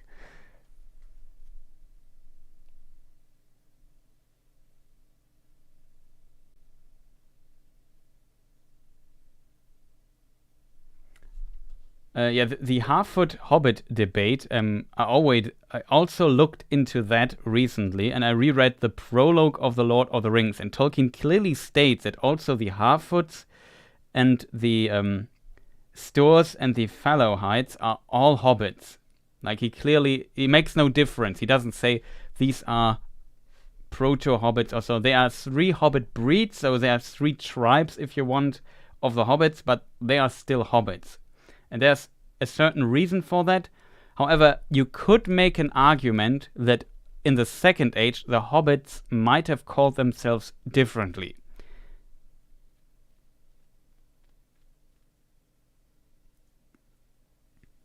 Of course, they could just ignore the canon, but because I often read that, no, there are no hobbits, they are half-foots or whatever, they are hobbits. That is definitely the same. Now maybe I can, let me just see if I find the quote. Let me just see. No, before the crossing of the mountains, the hobbits had already become divided into 3 somewhat different breeds: half-foots, Stoors, and Fallowhides. The half-foots were browner of skin, smaller and shorter, and they were beardless and bootless. Their hands and feet were neat and nimble, and they preferred highlands and hillsides. The Stoors were broader, heavier in build. Their feet and hands were larger, and they preferred the flatlands and riversides. The Fallowhides were fairer of skin and also of hair, and they were taller and slimmer than the others. They were lovers of trees and of woodlands, and so on. So if you read it, you definitely notice that Tolkien, when he writes about this, for example, they were the most normal representative variety of hobbit. He writes about the half-foots, for example.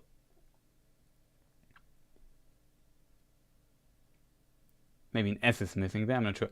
But yeah.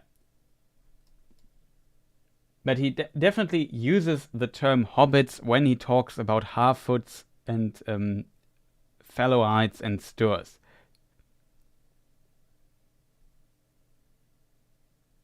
So yeah, from this perspective, I would not make a difference here.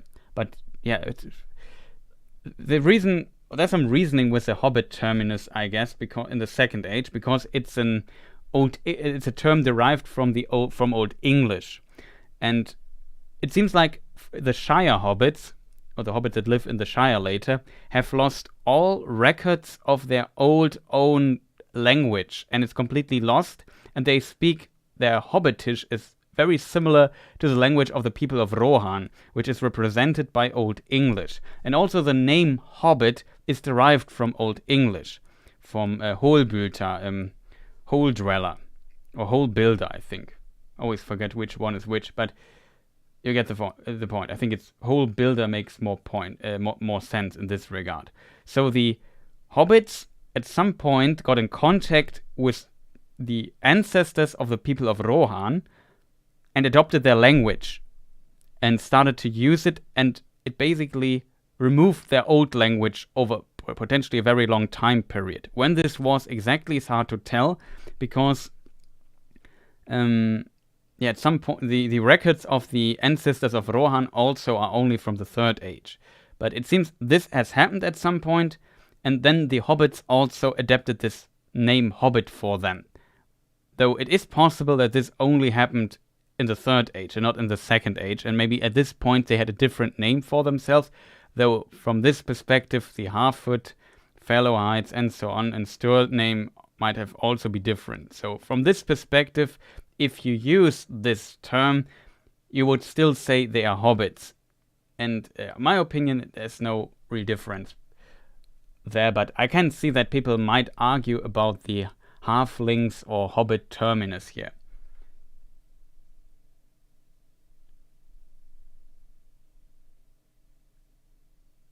Yeah, you are right, Reflective Rambling. They potentially try to avoid using the word hobbit because when people think of hobbits, they think of the Shire hobbits. And as a result, it is maybe even smart to get away from this terminus and use this a bit differently, if that makes sense. Do we say terminus in English? Probably you just say term. In term. In German you say, I don't know, terminus is also like a word you sometimes use. Whatever. Just got confused in my brain for a moment while banning the bot.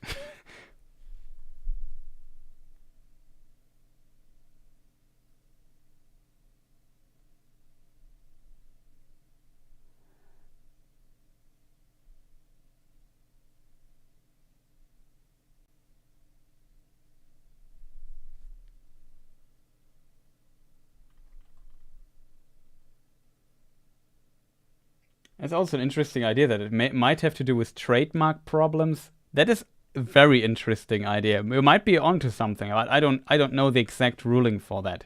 Especially Amazon spending $1 billion probably could have afforded to get a license for this name. But yeah, also Kent also says it, that maybe they don't have the rights to use it. It's definitely a possibility. We live in a time where that might be really a reason. Any scenes left to view? Yeah, quite a bit. So I don't want to look at the I said 5 hours. We are now 5.5 hours. Well, me and time. Though the Hobbits is always an interesting topic. Here we see Halbrand and Galadriel talking to each other. I assume this is in Numenor for a simple reason, because we see Galadriel wearing this dress here. And this is her Numenor dress. I assume she gets this when she arrives in Numenor and is released from the prison cell. It said, "Oh, you are Galadriel, the only surviving child in Middle Earth of the Golden House of Finarfin. Well, here, have a nice dress, and now we treat you very well because you are kind of a legend." So that might be the reason, but yeah. Also, Halbrand has his Numenor clothes as well, I would assume. So that makes, from my perspective, a lot of sense. And it seems like it's, in German it's Blasebalg, I'm not sure what it's in English, but you use it for blowing air into like a smithy to make, to control the temperature and so on. Or increase it. What is it called in English? Blasebalg.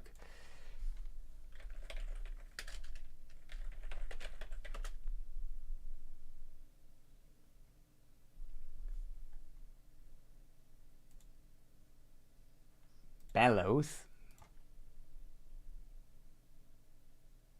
Thank you. Samuel also just wrote it. I just checked it up. Just looked it up. Why is Halbrand so Halbrand? Yeah, a bellows.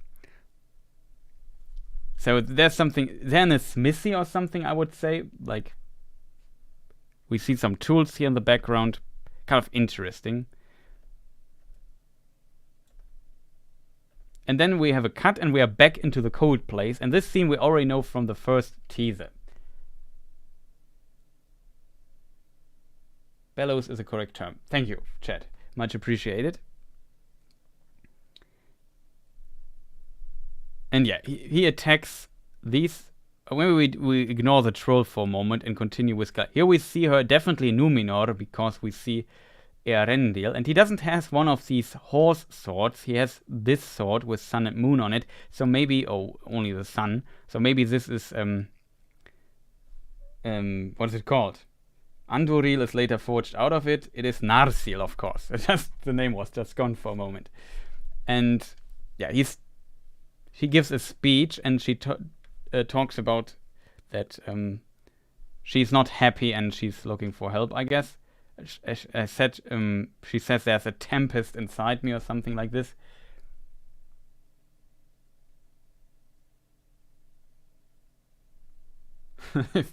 John says, a guy who does not cheat on Celeborn with Sauron, the show's not progressive enough. I hope that this won't happen. I think also there was some official comments that this won't be the case or so. I don't know. Because some people got really upset about that.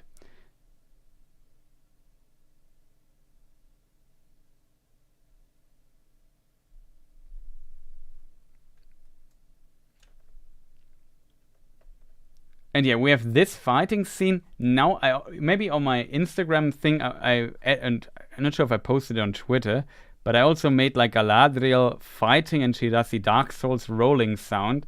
And I also added the sword jump thing and whatnot. And now we actually see how she kills the poor ice troll, like the big boss in the icy place.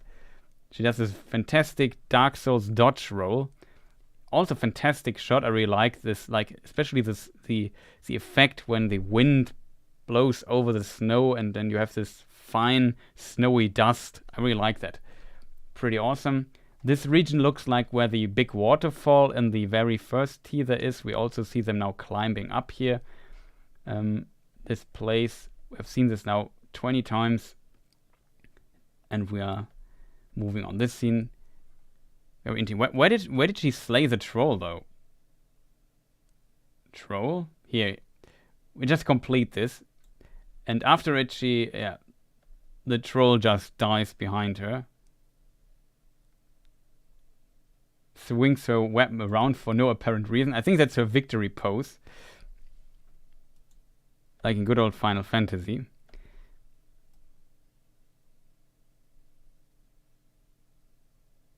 Don't mess with Galadriel, I guess. But yeah, let us jump back a few steps. I just want to complete this scene. So yeah, a lot of Galadriel fighting already.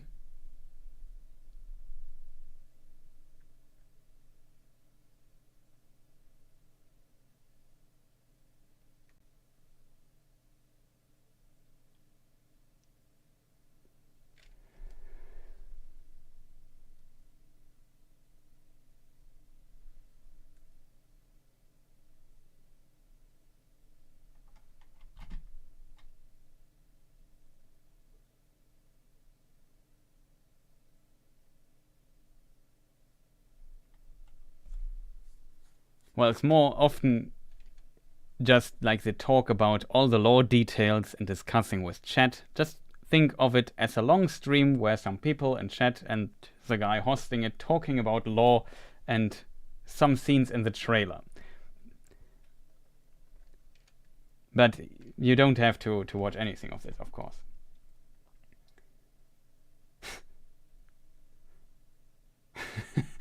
Okay, John, that was, after me, that was kind of funny. Yeah. Otaku Senpai already does the Final Fantasy 70 victory theme. I can hear it in my mind. I would play it if I would not be in fear of Japanese copyright strictness. So we don't play it here. I could even play it. I have it on my thing here. It was fun. Must get food. Yeah, I wish you a good one. But we are hopefully also getting slowly to the end now.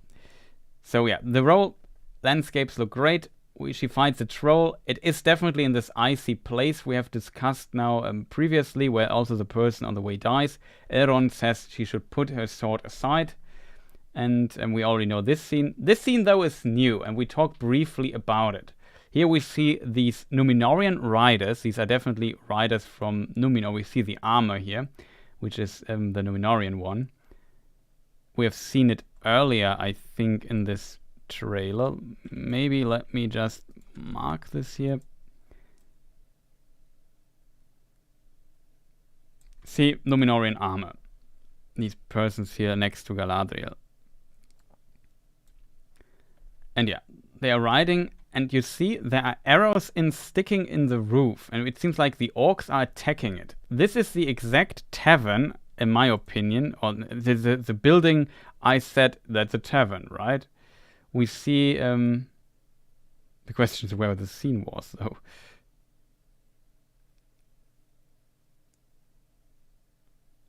That's how it starts, right?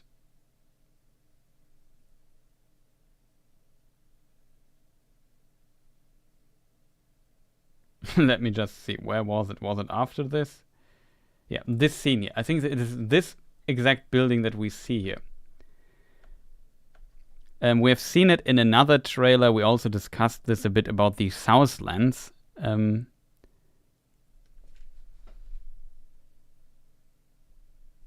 This one here.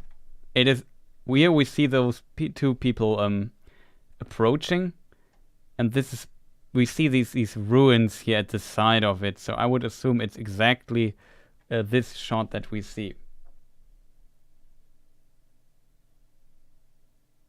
Expect bots while look away. We just summoned them, I think. We jinxed it. But yeah, I keep an eye on chat. See, I think this looks insanely similar. What further, what is a very interesting detail are the arrows sticking in this roof here. And if we go back to the Comic-Con trailer,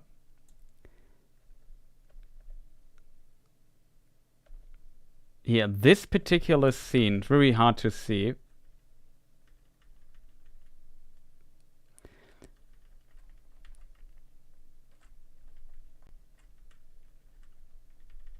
But there are also roofs sticking in this building. Let me just zoom in quite a bit. See, there are arrows in this roof as well. I'm not sure if I can make them appear or not. That was a creepy shot. The others is shots, maybe these are arrows hitting them. That would be strange though. But yeah, we have these arrows there. So I would assume these scenes are connected. We also see Numenorians in this particular scene. But we also see Arondir and Bronwyn. And all kinds of other people. Very interesting scene. I think behind them is also Galadriel, actually. No, this is Halbrand, maybe.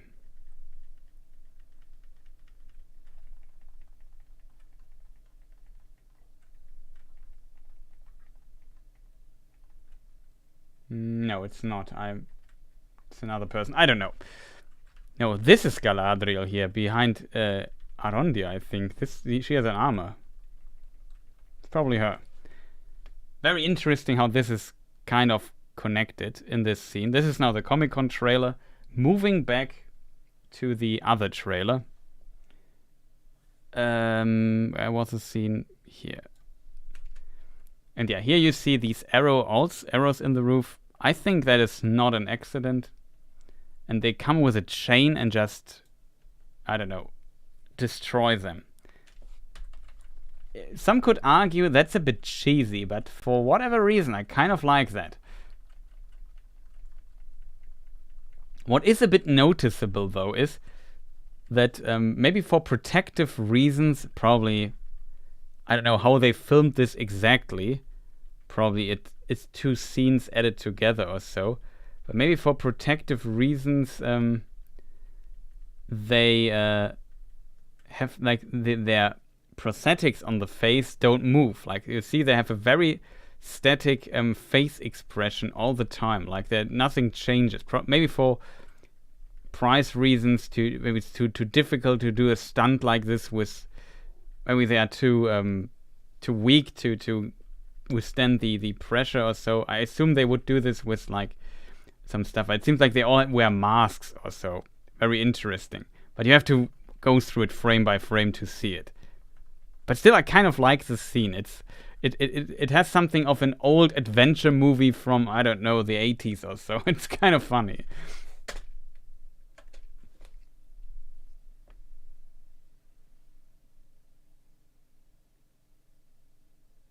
This is no fun in town. Just poker face. But yeah, definitely noticed that.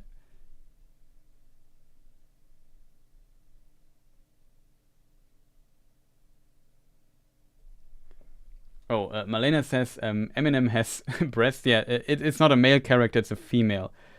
I forgot her name though. Bridie Sisson or Sisson? Something like this. I forgot the name. And even if I would know it, I would have trouble pronouncing it because I can look the name up if you are interested. I can post her Instagram into chat if you want to know it.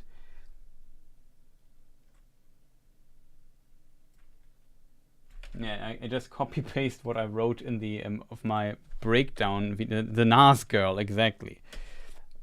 Said yeah.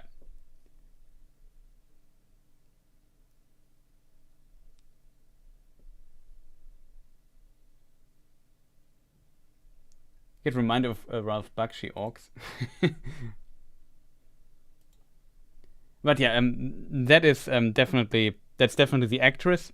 I'm not sure if she has updated her Instagram though. Maybe we could check it.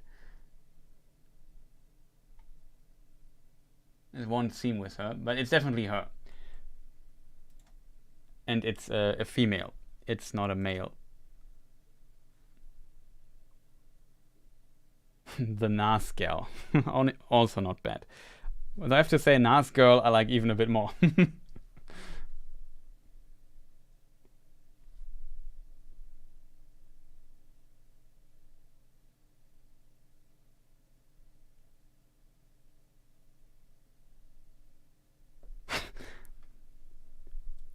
Well, it's hard to tell if Tolkien spins in his grave, of course, but I could imagine he would hate some of the stuff here in this, absolutely. Also in this spinning scene that we just references, here you definitely see that the sword is broken. See, it's not full length. Very interesting.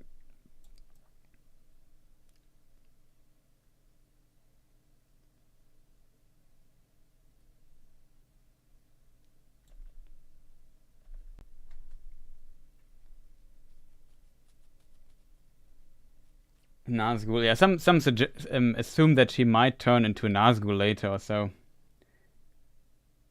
It reminds me of Monty Python, yeah. Maybe even that. That's not a bad thing, I think.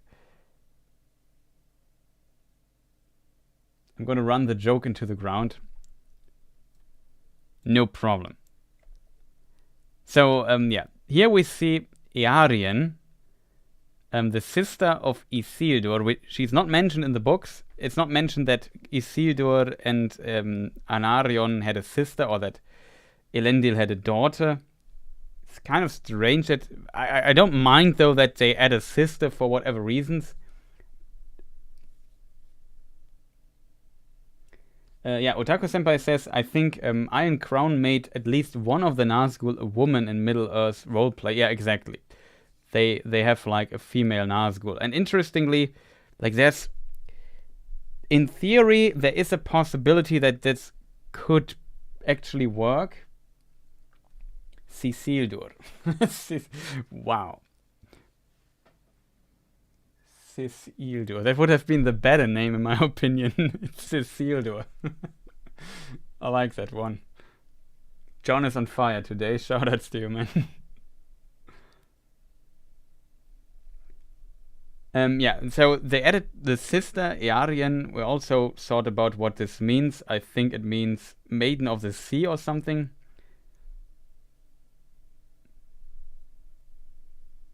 Did I translate this right? I'm not sure. Check one of the the breakdown of the previous video to get the information of this. Maybe I can link it in chat. Well, I made this 2.5 hour breakdown so people can watch it if they are interested in that Oh, I just screwed up completely. That should work. Let me think. So, yeah, she is the sister, and since at a certain point females can also become rulers in Numenor, it would be important to mention her in the family line if she really existed. I don't mind adding a sister. Not sure what's going on with her. She seems to be an architect. From interviews, we learned that about her. Yeah, it's okay to...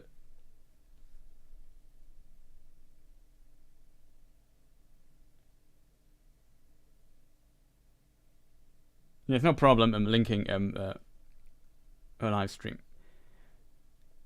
Don't worry.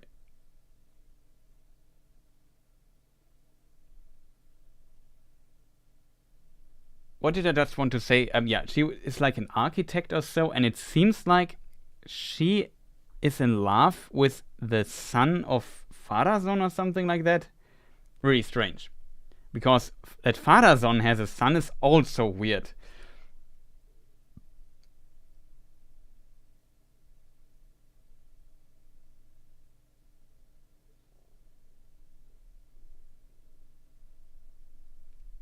But yeah, is there much to say about her? We have like this scene here. We have seen her interestingly already in the in another teaser trailer. Not sure if it was this one here or the other one. I think it's the other one. I think it's the main teaser. There we see Pharazôn holding a speech in front of a crowd. This one, and here we see her at the side. We just update Mr. Arrow, which we haven't moved in an hour, it feels. There she is. Maybe it's this particular scene or not. I don't know. Hard to tell. But she's somewhere in Numenor, and stuff happens there.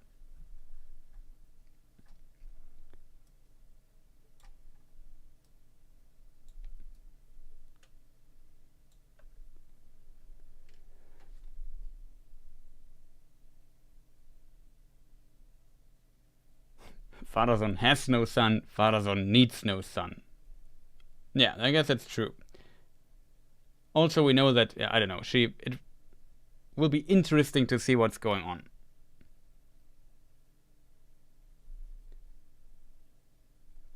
This scene here, finally, I at least called it very early on. It's one of the few predictions that were somewhat right, was that these people here in this scene in the background are actually orcs. Like, we went frame by frame through this picture, and I said the face of this person here looks grayish, could be an orc or so. And yeah, I wouldn't say it's a hard prediction, to be honest, but at least I said something that was right. And here in this scene we see it even better. They have like these change and pulling something, I don't know what. And we also know that Aldar appears here under these weird tent things, which is also interesting. And we have seen this now multiple times, and it has to do with like the prisoner camp where Arondir is brought, and he frees himself and then with the axe attacks him. I assume he just tries to split this party in half and crush the whole thing with it, because it's probably not well built. And he also still is chained though. He does like Legolas style flying up in the air. Here in the background, we always see in these prisoner scene things, we always see this yellow stuff. Maybe it's sulfur or something. I don't know. Probably it's a prison camp and they mine some stuff like this there. I don't know.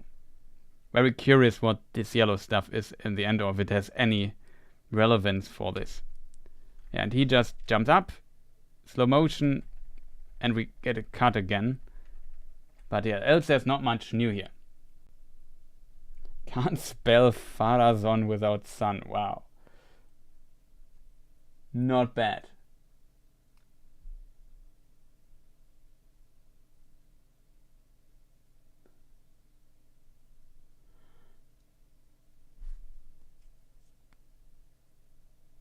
Yeah, I agree. It would be interesting to definitely see Sauron corrupting the people in the east and so on.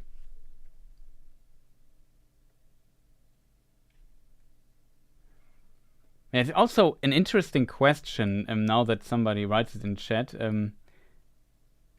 where this is. Because we know the plot of Arondir is in Tir Harad, which we learned is in Mordor. So I would assume that this prison this mining thing, so Tir Harad, for people who don't know, is officially here. So it's quite interesting to see where they brought him. And it seems like there are orcs in Mordor already.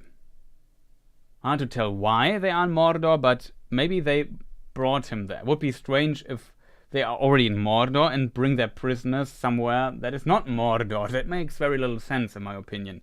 But yeah, it is definitely a possibility that they are still there. I would even say it's very likely. No, don't do this. Okay. This scene here, I don't know, there's not much to talk about, but we see Elrond and Durin on an elevator. And I have to admit, I don't have footage of it currently, but this elevator, as always, reminds me of Dark Souls, because Dark Souls has at least distantly similar elevators here and there.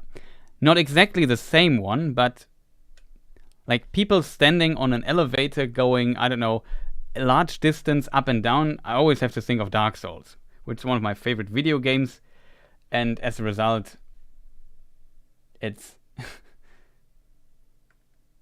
and yeah, it always like there are multiple things. Even the role of Galadriel there fighting the troll reminded me of Dark Souls. Made a funny. Well, I'm not sure how funny it is, but for people knowing that video game, it might be funny.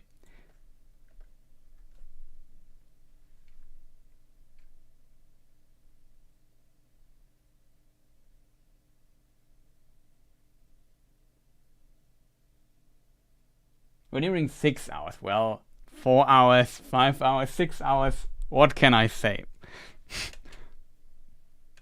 We are getting. It's not. We don't have. We only have few scenes left.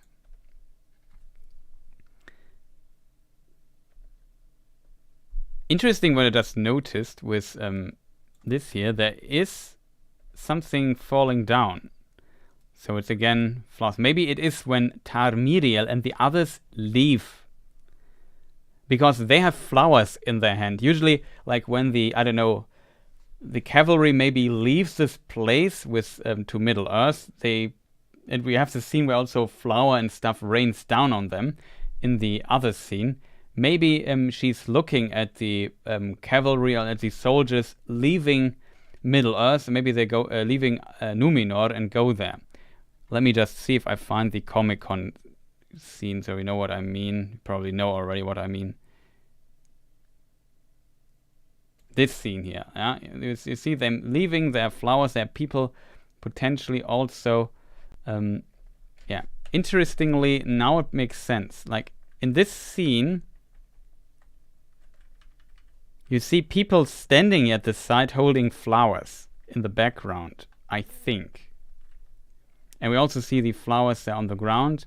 Here we even see a person standing, maybe with a dress. Very interesting.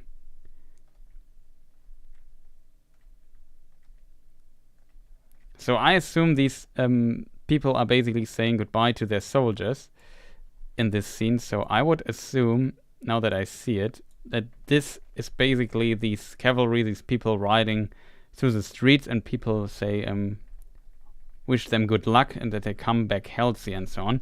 And she's maybe watching this. That would be my idea of what is going on.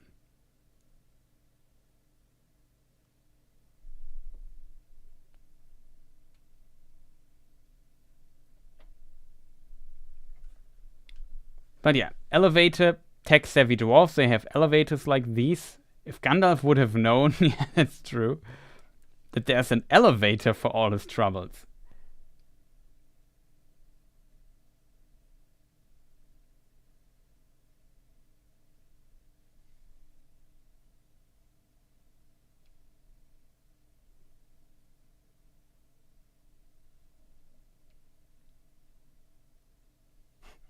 My brother wrote a 400-page fanfic post Lord of the Rings, and they find the stair in Moria. That's interesting. There's definitely an interesting object in Moria, I feel. I hope those chains are big enough. Now, it's hard to tell if there's where this is exactly, where this is leading to. I don't know. I don't mind the elevator, to be honest, even though I agree it's a bit strange for Tolkien's world to have see something like this, but I don't know. It's one object on this elevator that makes me curious, though. What exactly is this here?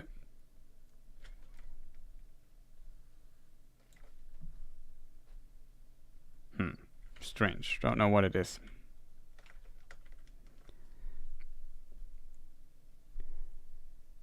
Now maybe it transports basically ore or something they mined back and forth. Really hard to tell. Next scene, because I don't have much to say about this except that it reminds me of Dark Souls. Next scene we see Halbrand on his horse. We see his horse sword here with the Numenorian armor already, so this is post-Numenor again. And he has a spear and he rides really low and just tries to hit something on his way charging at it with his horse. Don't know what's going on there exactly. Maybe, I assume, like, if you look at the wood, it's kind of, like, it's not that green. The trees seem to be quite a bit dry, and these the branches are also, I don't know, broken or so. So maybe it is the same wood we have seen earlier, and they are just charging after the orcs and trying to hunt them down. So, quite interesting. Counterweight technology is pretty dope. That is true.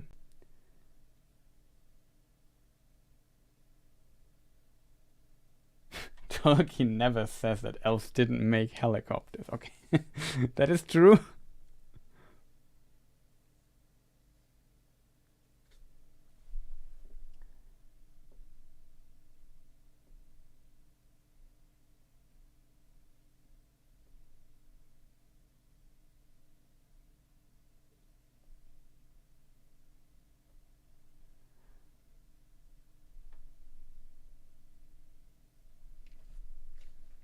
It's not his sword. I don't know. He has it early on in scenes, I think, as well. It's on the poster. I think it's just a standard Numenorian sword. All the other people in Numenor, like these soldiers, we just had this parade.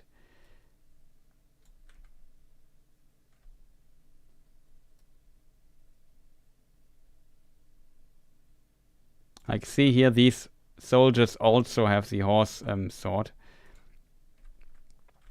Same as him, so yeah, I think it's nothing special.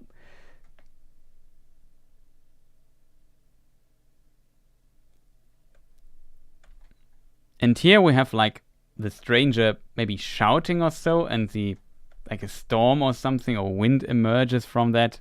The trees start moving. That's how I understand the scene. It would be funny if he turns maybe into Treebeard or something. Just imagine the possibility. He turns into an Ent later. That would be interesting, because we can read that the Ents should be much, much older than Second Age, though. But the origin story is that when the dwarves emerged, that the forest couldn't protect themselves, and Yavanna suggested that there are the shepherds of the forests, like the Ents, that protect them, and Eru basically agreed, and he sent spirits from afar into some of these tree beings, and they became the Ents. Maybe that is what they're going for. I don't know. It can make so little sense out of this.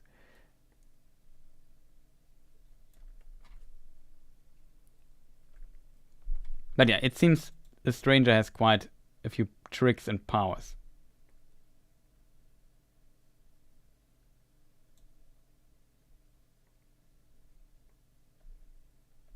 And then this scene I also find somewhat unusual, to be honest.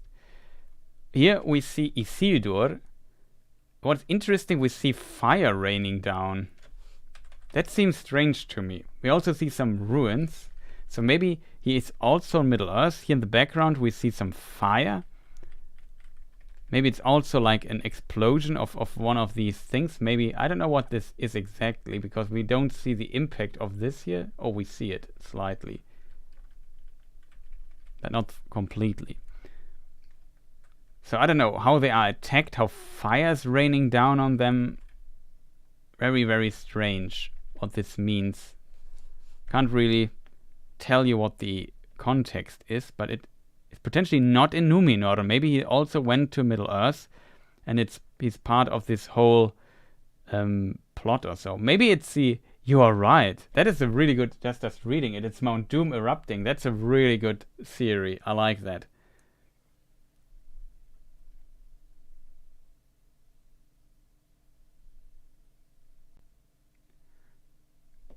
What do we know about the stranger? Like that he is, I guess, as powerful, so powerful that he should be a Maya, and that he, I think, lost his memory.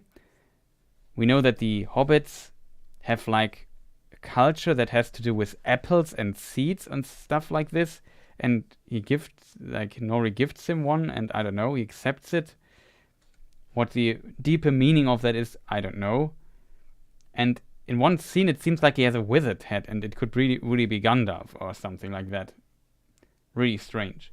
But yeah, if you're right, if he is in the Tir Harad region, then maybe this is Mount Doom breaking out, which might be considered a very bad omen. Maybe Sauron, maybe this is very late in the seasons, in the first season, and we see few episodes in, and maybe even at the very end we see that Sauron has now taken over Mordor, and Mount Doom erupts, and I don't know, stuff happens, and he pushes them out or so. I'm not sure.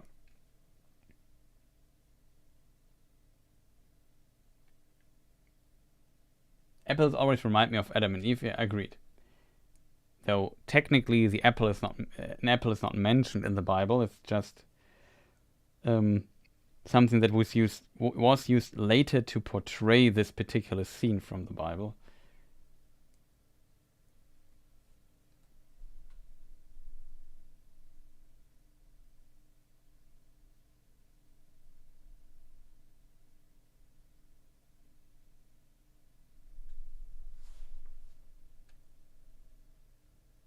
Harfoots and having the original sin leading the awakening of Sauron. Something like that. Mount Doom is the best name Tolkien ever came up with. Yeah, it's a very iconic name as well. But interestingly, it's also created by good old Morgoth, the first Dark Lord. Here we see it in action from the Lord of the Rings, I think the Two Towers. So yeah, it might be that it breaks out. Maybe at this point it's not clear that it's a volcano, because in the Southlander footage we have seen, like we see them on this tower, on this watchtower in one scene, which I completely don't find now. Here we see a mountain in the background, and if I zoom in a lot, you maybe can see it better. I could even try to make it a bit darker so the mountain is easier to spot for you people. Let me just see. This is temperature. This is... Now maybe I should increase the contrast instead. Oh, it was too much light. But yeah, you see the mountain there. It doesn't look like a volcano, but it could be Mount Doom. And if that is the case, maybe it is not clear that it's a volcano at this point, which in my opinion would contradict the law, but still, and then it actually erupts at one point, and people are surprised. Wait, that it's a volcano? Why is fire raining down on us? Very interesting scene, but it makes very little sense, to be honest.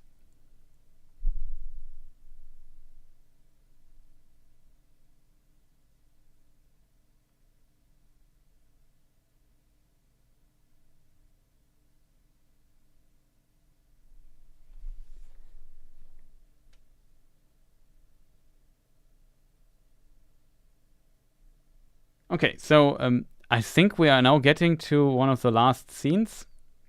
we see a ship explode in the harbor of Numenor. I have to say, that is a pretty explosion. The question is, why would a ship explode? Like, I get that a ship starts burning, but what is on a ship in the Second Age that is making it explode? So maybe it's a sabotage. Somebody put something on the ship that can make explosions.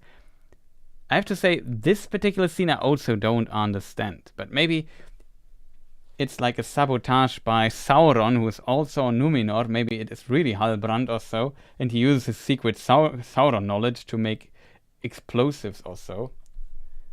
Or we got attacked by the bots again. The naughty bot. Yeah, just ban it.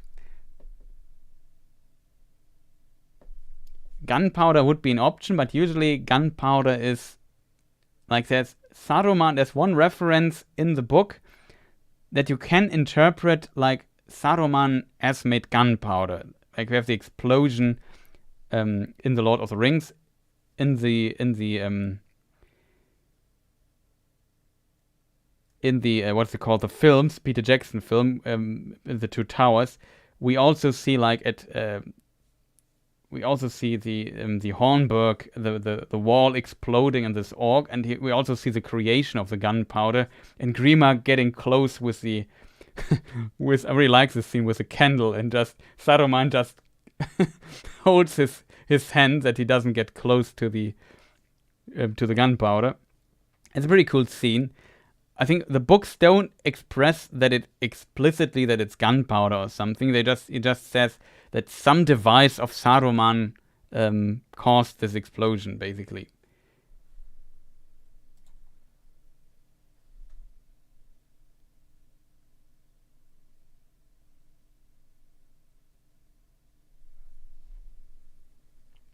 Why are you trying to correlate this to the law? There is no law on the show. That is possible. The reason is relatively easy. It's fun. It's just like a reason to talk with people about the law.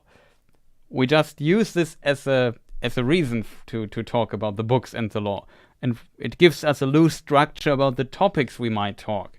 And one of the topics we might talk is what's the deal with gunpowder in Tolkien's world? And then I think that's kind of interesting and fun, but it doesn't matter if the show has as deep a knowledge of it or not, but it's fun just thinking about what could it be, even though it might not be true, or I don't know. We definitely know, though, to come back to the trailers, this scene, which I also by accident hit perfectly, we see already an explosion here in the background and the other ships burning. So I assume these scenes are related, because I assume it's not common in Numenor that ship explodes. And to be honest, a lot of entities of Middle-earth, like Sauron, would have an interest that the Numenorians don't come helping in Middle-earth and just stay on the island, keep their business. So maybe some person, some spy of Sauron, maybe Sauron himself, I don't know, gets here and blows up some ships so that the Numenorians have to build a few more ships and are delayed sending their troops there or so. I don't know what the exact reasoning behind this scene is. In the book, there's no mention of ships blowing up in Numenor.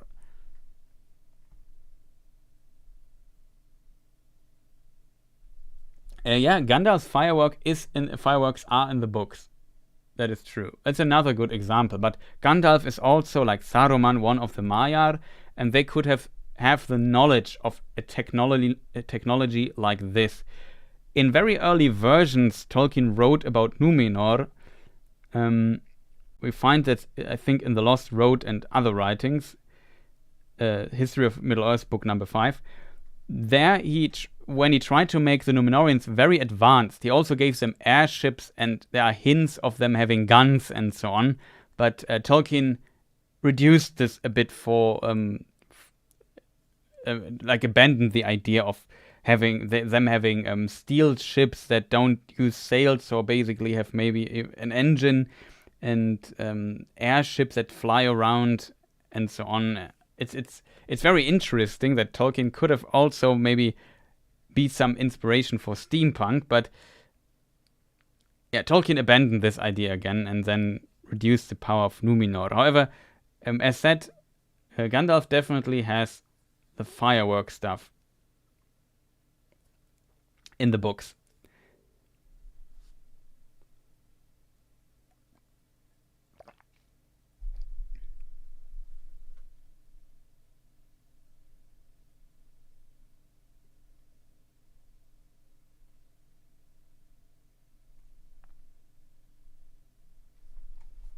Yeah, Peter Jackson also showed Saruman. This, as said, the gunpowder stuff, there is I probably don't find the exact quote in the book. I shouldn't try. I don't know how it's phrased. Maybe somebody knows a quote in chat. Feel free to post it. I probably won't find it here that fast. I only know, I think the word device is used in the description.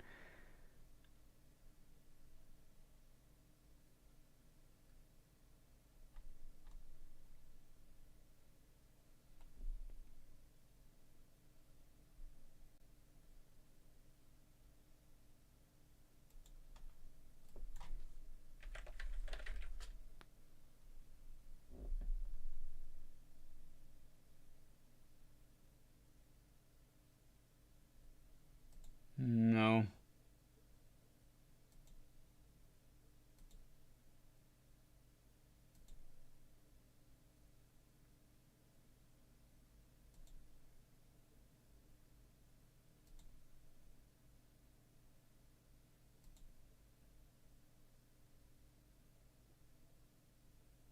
No, I don't find it. Maybe if somebody in chat knows the exact quote from the books that references what Saruman potentially could have used, feel free to post it. I think somewhere in the book there is a mention of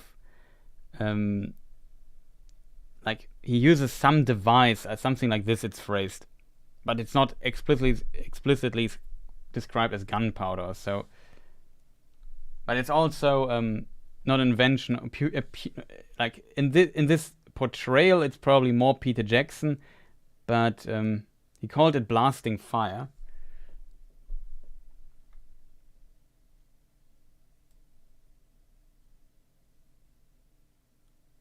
Yeah, exactly. This, if we go with this idea, who could have known a recipe for an explosion for gunpowder, for example, then it would be a Maya. And Saruman and Sauron both were one. Saruman was a Maya of Aule, the Valar, the high angel of the high angel of smithing, and Sauron once was called, according to the Parma Eldalamberon, he was once a Maya of Aule as well, and so he could have had the same knowledge. So maybe this really is a hint that Sauron is here and blows up ships, or so, to delay the endeavors of the Numenorians and Galadriel. Definitely a possibility.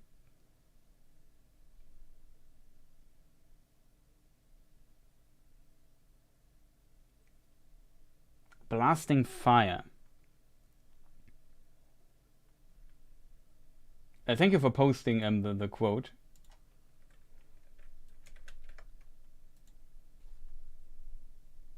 Devilry of blasting fire, he calls it. But the orcs have brought a devilry from Orthanc, said Aragorn. They have a blasting fire, and with it they took the wall. If they cannot come in the caves, they may seal up those that are inside. But now we must turn all our thought to our own defense.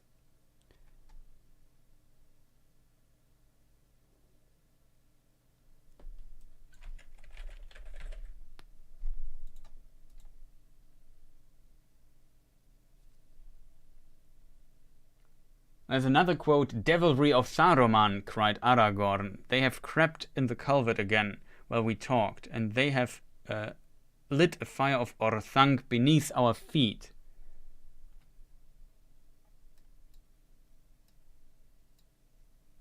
Oh yeah, something like this. Devilry of Saruman. That is, I think, the phrase I was looking for.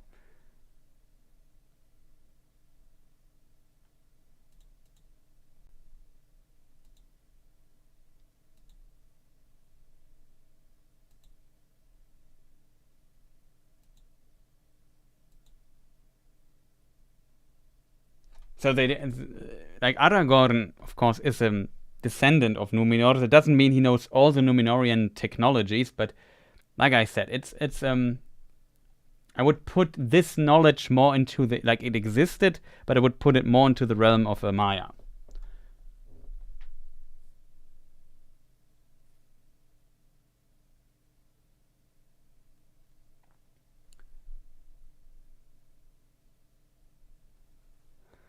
Yeah, I would also say Shatha is most likely not a fire drake. I agree on that.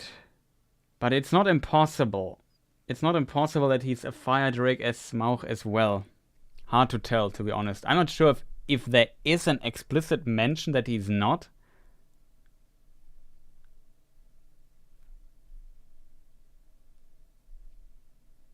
Though I don't know exactly what the... it's an accident. It could be an accident, but it's what is on the ship that explodes? Like, if the Numenorians don't use gunpowders on their ships, which I would assume they don't, then why does it explode? Why is it not just burning? Like here, it looks like the ship is simply burning, but in the other scene here, we see the boat like really blowing up in a huge explosion. I would suspect that this boat blows up and then the other boat here also starts burning or so. Like, that's too big of an explosion for just, I don't know, I just lighted the boat or so. It's a very nice looking explosion though.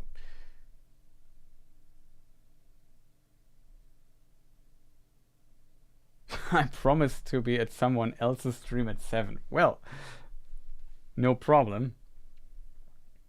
Alchemist's Fire, something like that.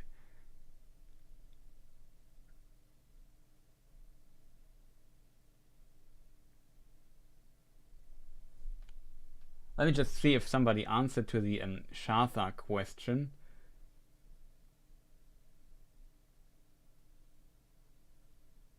Some sort of alcohol, yeah, maybe. Would it even blow up? Like, the Numenorians can't be that drunk, right?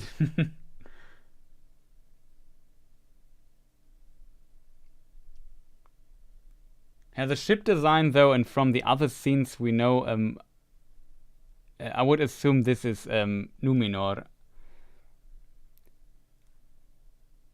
Probably won't hit the explosion, the other scene again.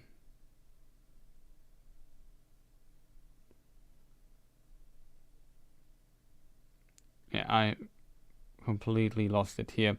Here on this scene, like, if these scenes are related, we can see here at the top left there's a sun symbol, and this usually means we are here in Numenor.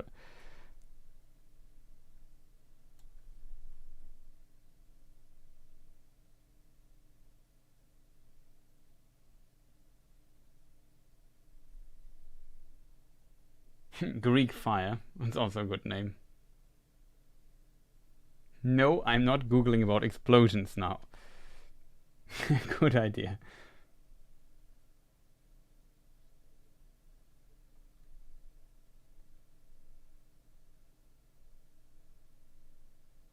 But yeah, maybe let's move on, because I think we are almost done. We have here, we already talked about Galadriel killing the ice troll, and we see he has a scar. Like, she basically cut through his skull and killed him with it. Like, he has a scar on his head. That's probably what killed him. Here's an elf standing in the background. He's kind of impressed, I think. And yeah, this scene we already know. Here, if we go a bit up, we see that the sword is broken. So that's definitely an interesting indicator. Shouts to the German Tolkien Society, to Tobias, I think he hinted at this.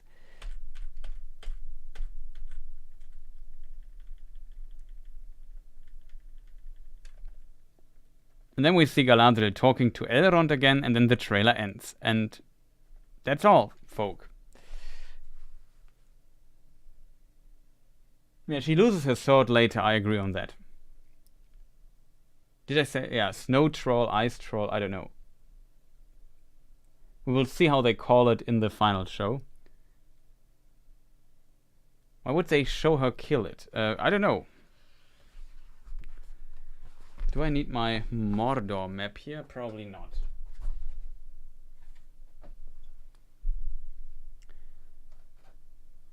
It doesn't really work.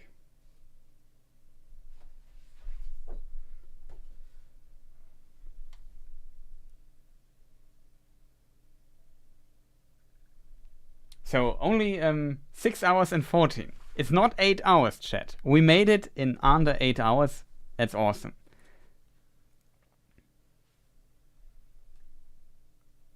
Thank you as always for your dedication. Much appreciated. Thank you for moderating and helping out here quite a bit.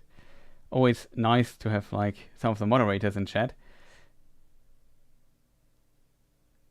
And yeah, I hope you I could bring in some views. Like, of course, you always keep in mind, as somebody already posted in chat, Amazon could just go and ignore a lot of those details we just discussed and do whatever they want, and it seems like they take a lot of liberties here.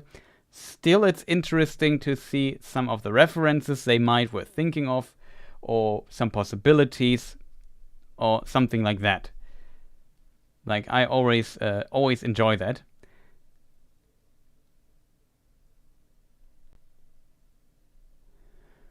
And I also hope that people here had a good time and enjoyed this thing here already. Alright, ready for next stream. We stand with you like Helm Hammerhand. That's very nice of you. Sweet dreams. Now you can actually watch the trailer. Yeah, you can. Shall I post it in case? Well, where did I have it? I don't know. I don't find it right now. Wait a minute. I think I posted it in the exclamation mark source. Let's see if Nightbot is working. Then you should get the trailer. Nightbot is working as well. Awesome. I hope I linked the right one.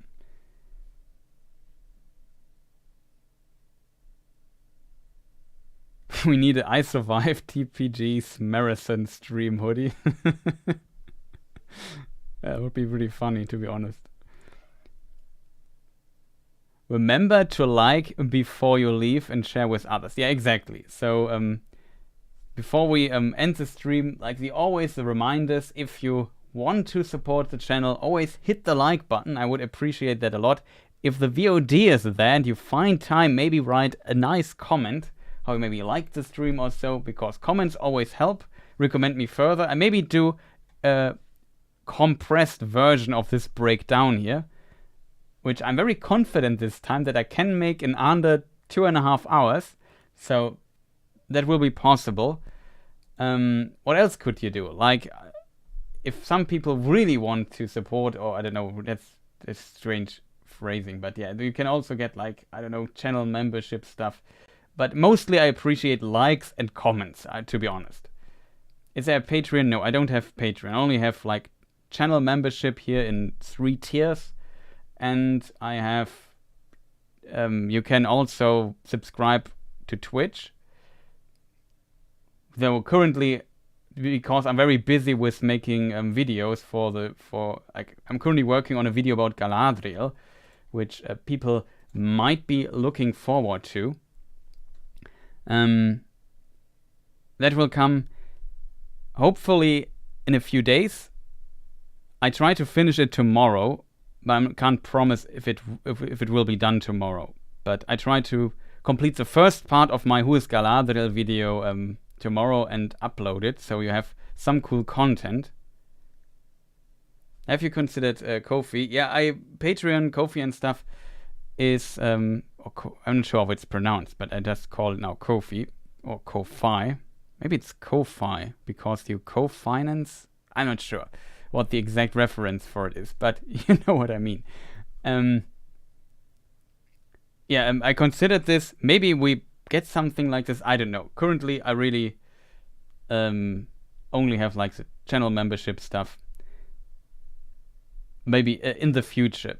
So upcoming content, part 1 of Who's Galadriel, and I tried to make... and why Xena's not her mother, exactly.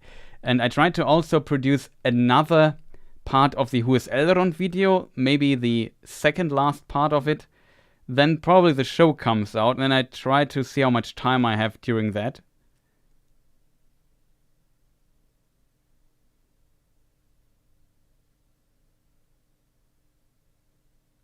You are our hero, Chris. Thank you. And what else can you expect? Yeah, I will have some announcement during this week. So what I plan to do, though it's not on YouTube, for those people who might be interested in using Twitch, and especially for those people who have Amazon Prime, that sounds like a weird requirement, but I plan to do, maybe when we do watch parties, there is a feature on Twitch, because Twitch was bought by Amazon at some point, and it is possible to use this Twitch watch party feature, and you can watch stuff that is on Amazon Prime on Twitch. So I basically press on start, the series is loaded in from Prime Video, and all my viewers see the same basically. So we can watch, I don't know, something together. To test this technology, I would try out Fellowship of the Rings, though I think they only have the theatrical cut on Amazon Prime. But we could try watching that together as a test, and then when the show airs, I might do these watch party things at times, if you're interested. I assume a lot of channels will do watch parties, so we have to figure something out. I'm not sure if chat wants to first see if I should do watch parties after like a day or two or whatever after the show aired, or not. Announcement. Turns out TPG Meteor Man. Well, don't spoil the surprises here. Movies and book differences live edition. That would also be cool, kind of, I think. Yeah, that is planned. I also will do recaps and analysis stuff for the show in a stream, maybe also in a compressed. Basically, I do the same what I'm currently doing for the trailers, plus a watch party or so. And yeah, I will also be invited on other channels, I assume. I will also try, I can't promise that it works well or consistent or frequent in time enough or at a certain space, but I also try to make like a little round table with other YouTube creators that in the Tolkien YouTube bubble, let's call it that way. So probably a few days after the show has aired and people had enough time and sleep to complete their video stuff, we might come together and discuss the show with some others, with, for example, Helen. I asked, I don't know, Men of the West. I don't know. A lot of people I know I asked. Robert, I think I also asked.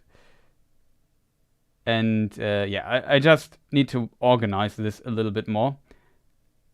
Is there anything else I want to announce? I don't know. Probably there is. I forgot. But yeah, so thank you people again for watching. It was enough talking about other stuff now, but I'm not sure if the credits will work. Always a good question.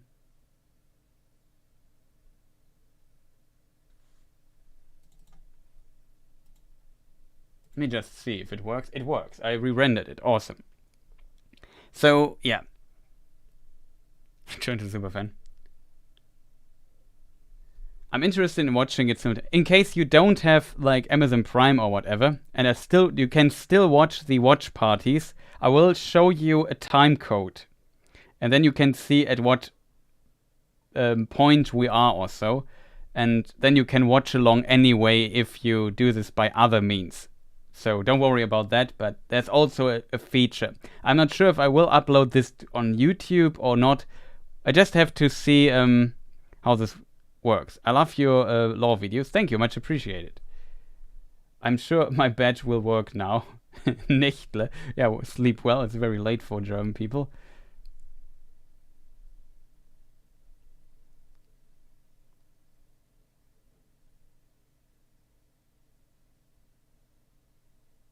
But yeah, there will be a lot of content in the upcoming days. I hope I'm able to give you like good content and people enjoy it. I will of course talk over the film and shows, so it doesn't make sense to watch it together and then just shut up for 2 hours or so. So we will talk over that. I'm very curious to see how this works. We could maybe also do it on YouTube with this time code trick, but I don't know. So shout outs again to all the artists. So I think I didn't show a single artist, a single artwork today, but still shout outs to all the artists who allowed me to use their fantastic artworks. Shout outs to all the member and Twitch subscriber people that support me also with a paid subscription. And of course all the other people here active in chat, writing stuff, liking, commenting, recommending me to other Tolkien fans. Much appreciated. Thank you to all. And I would say see you people next time. Goodbye.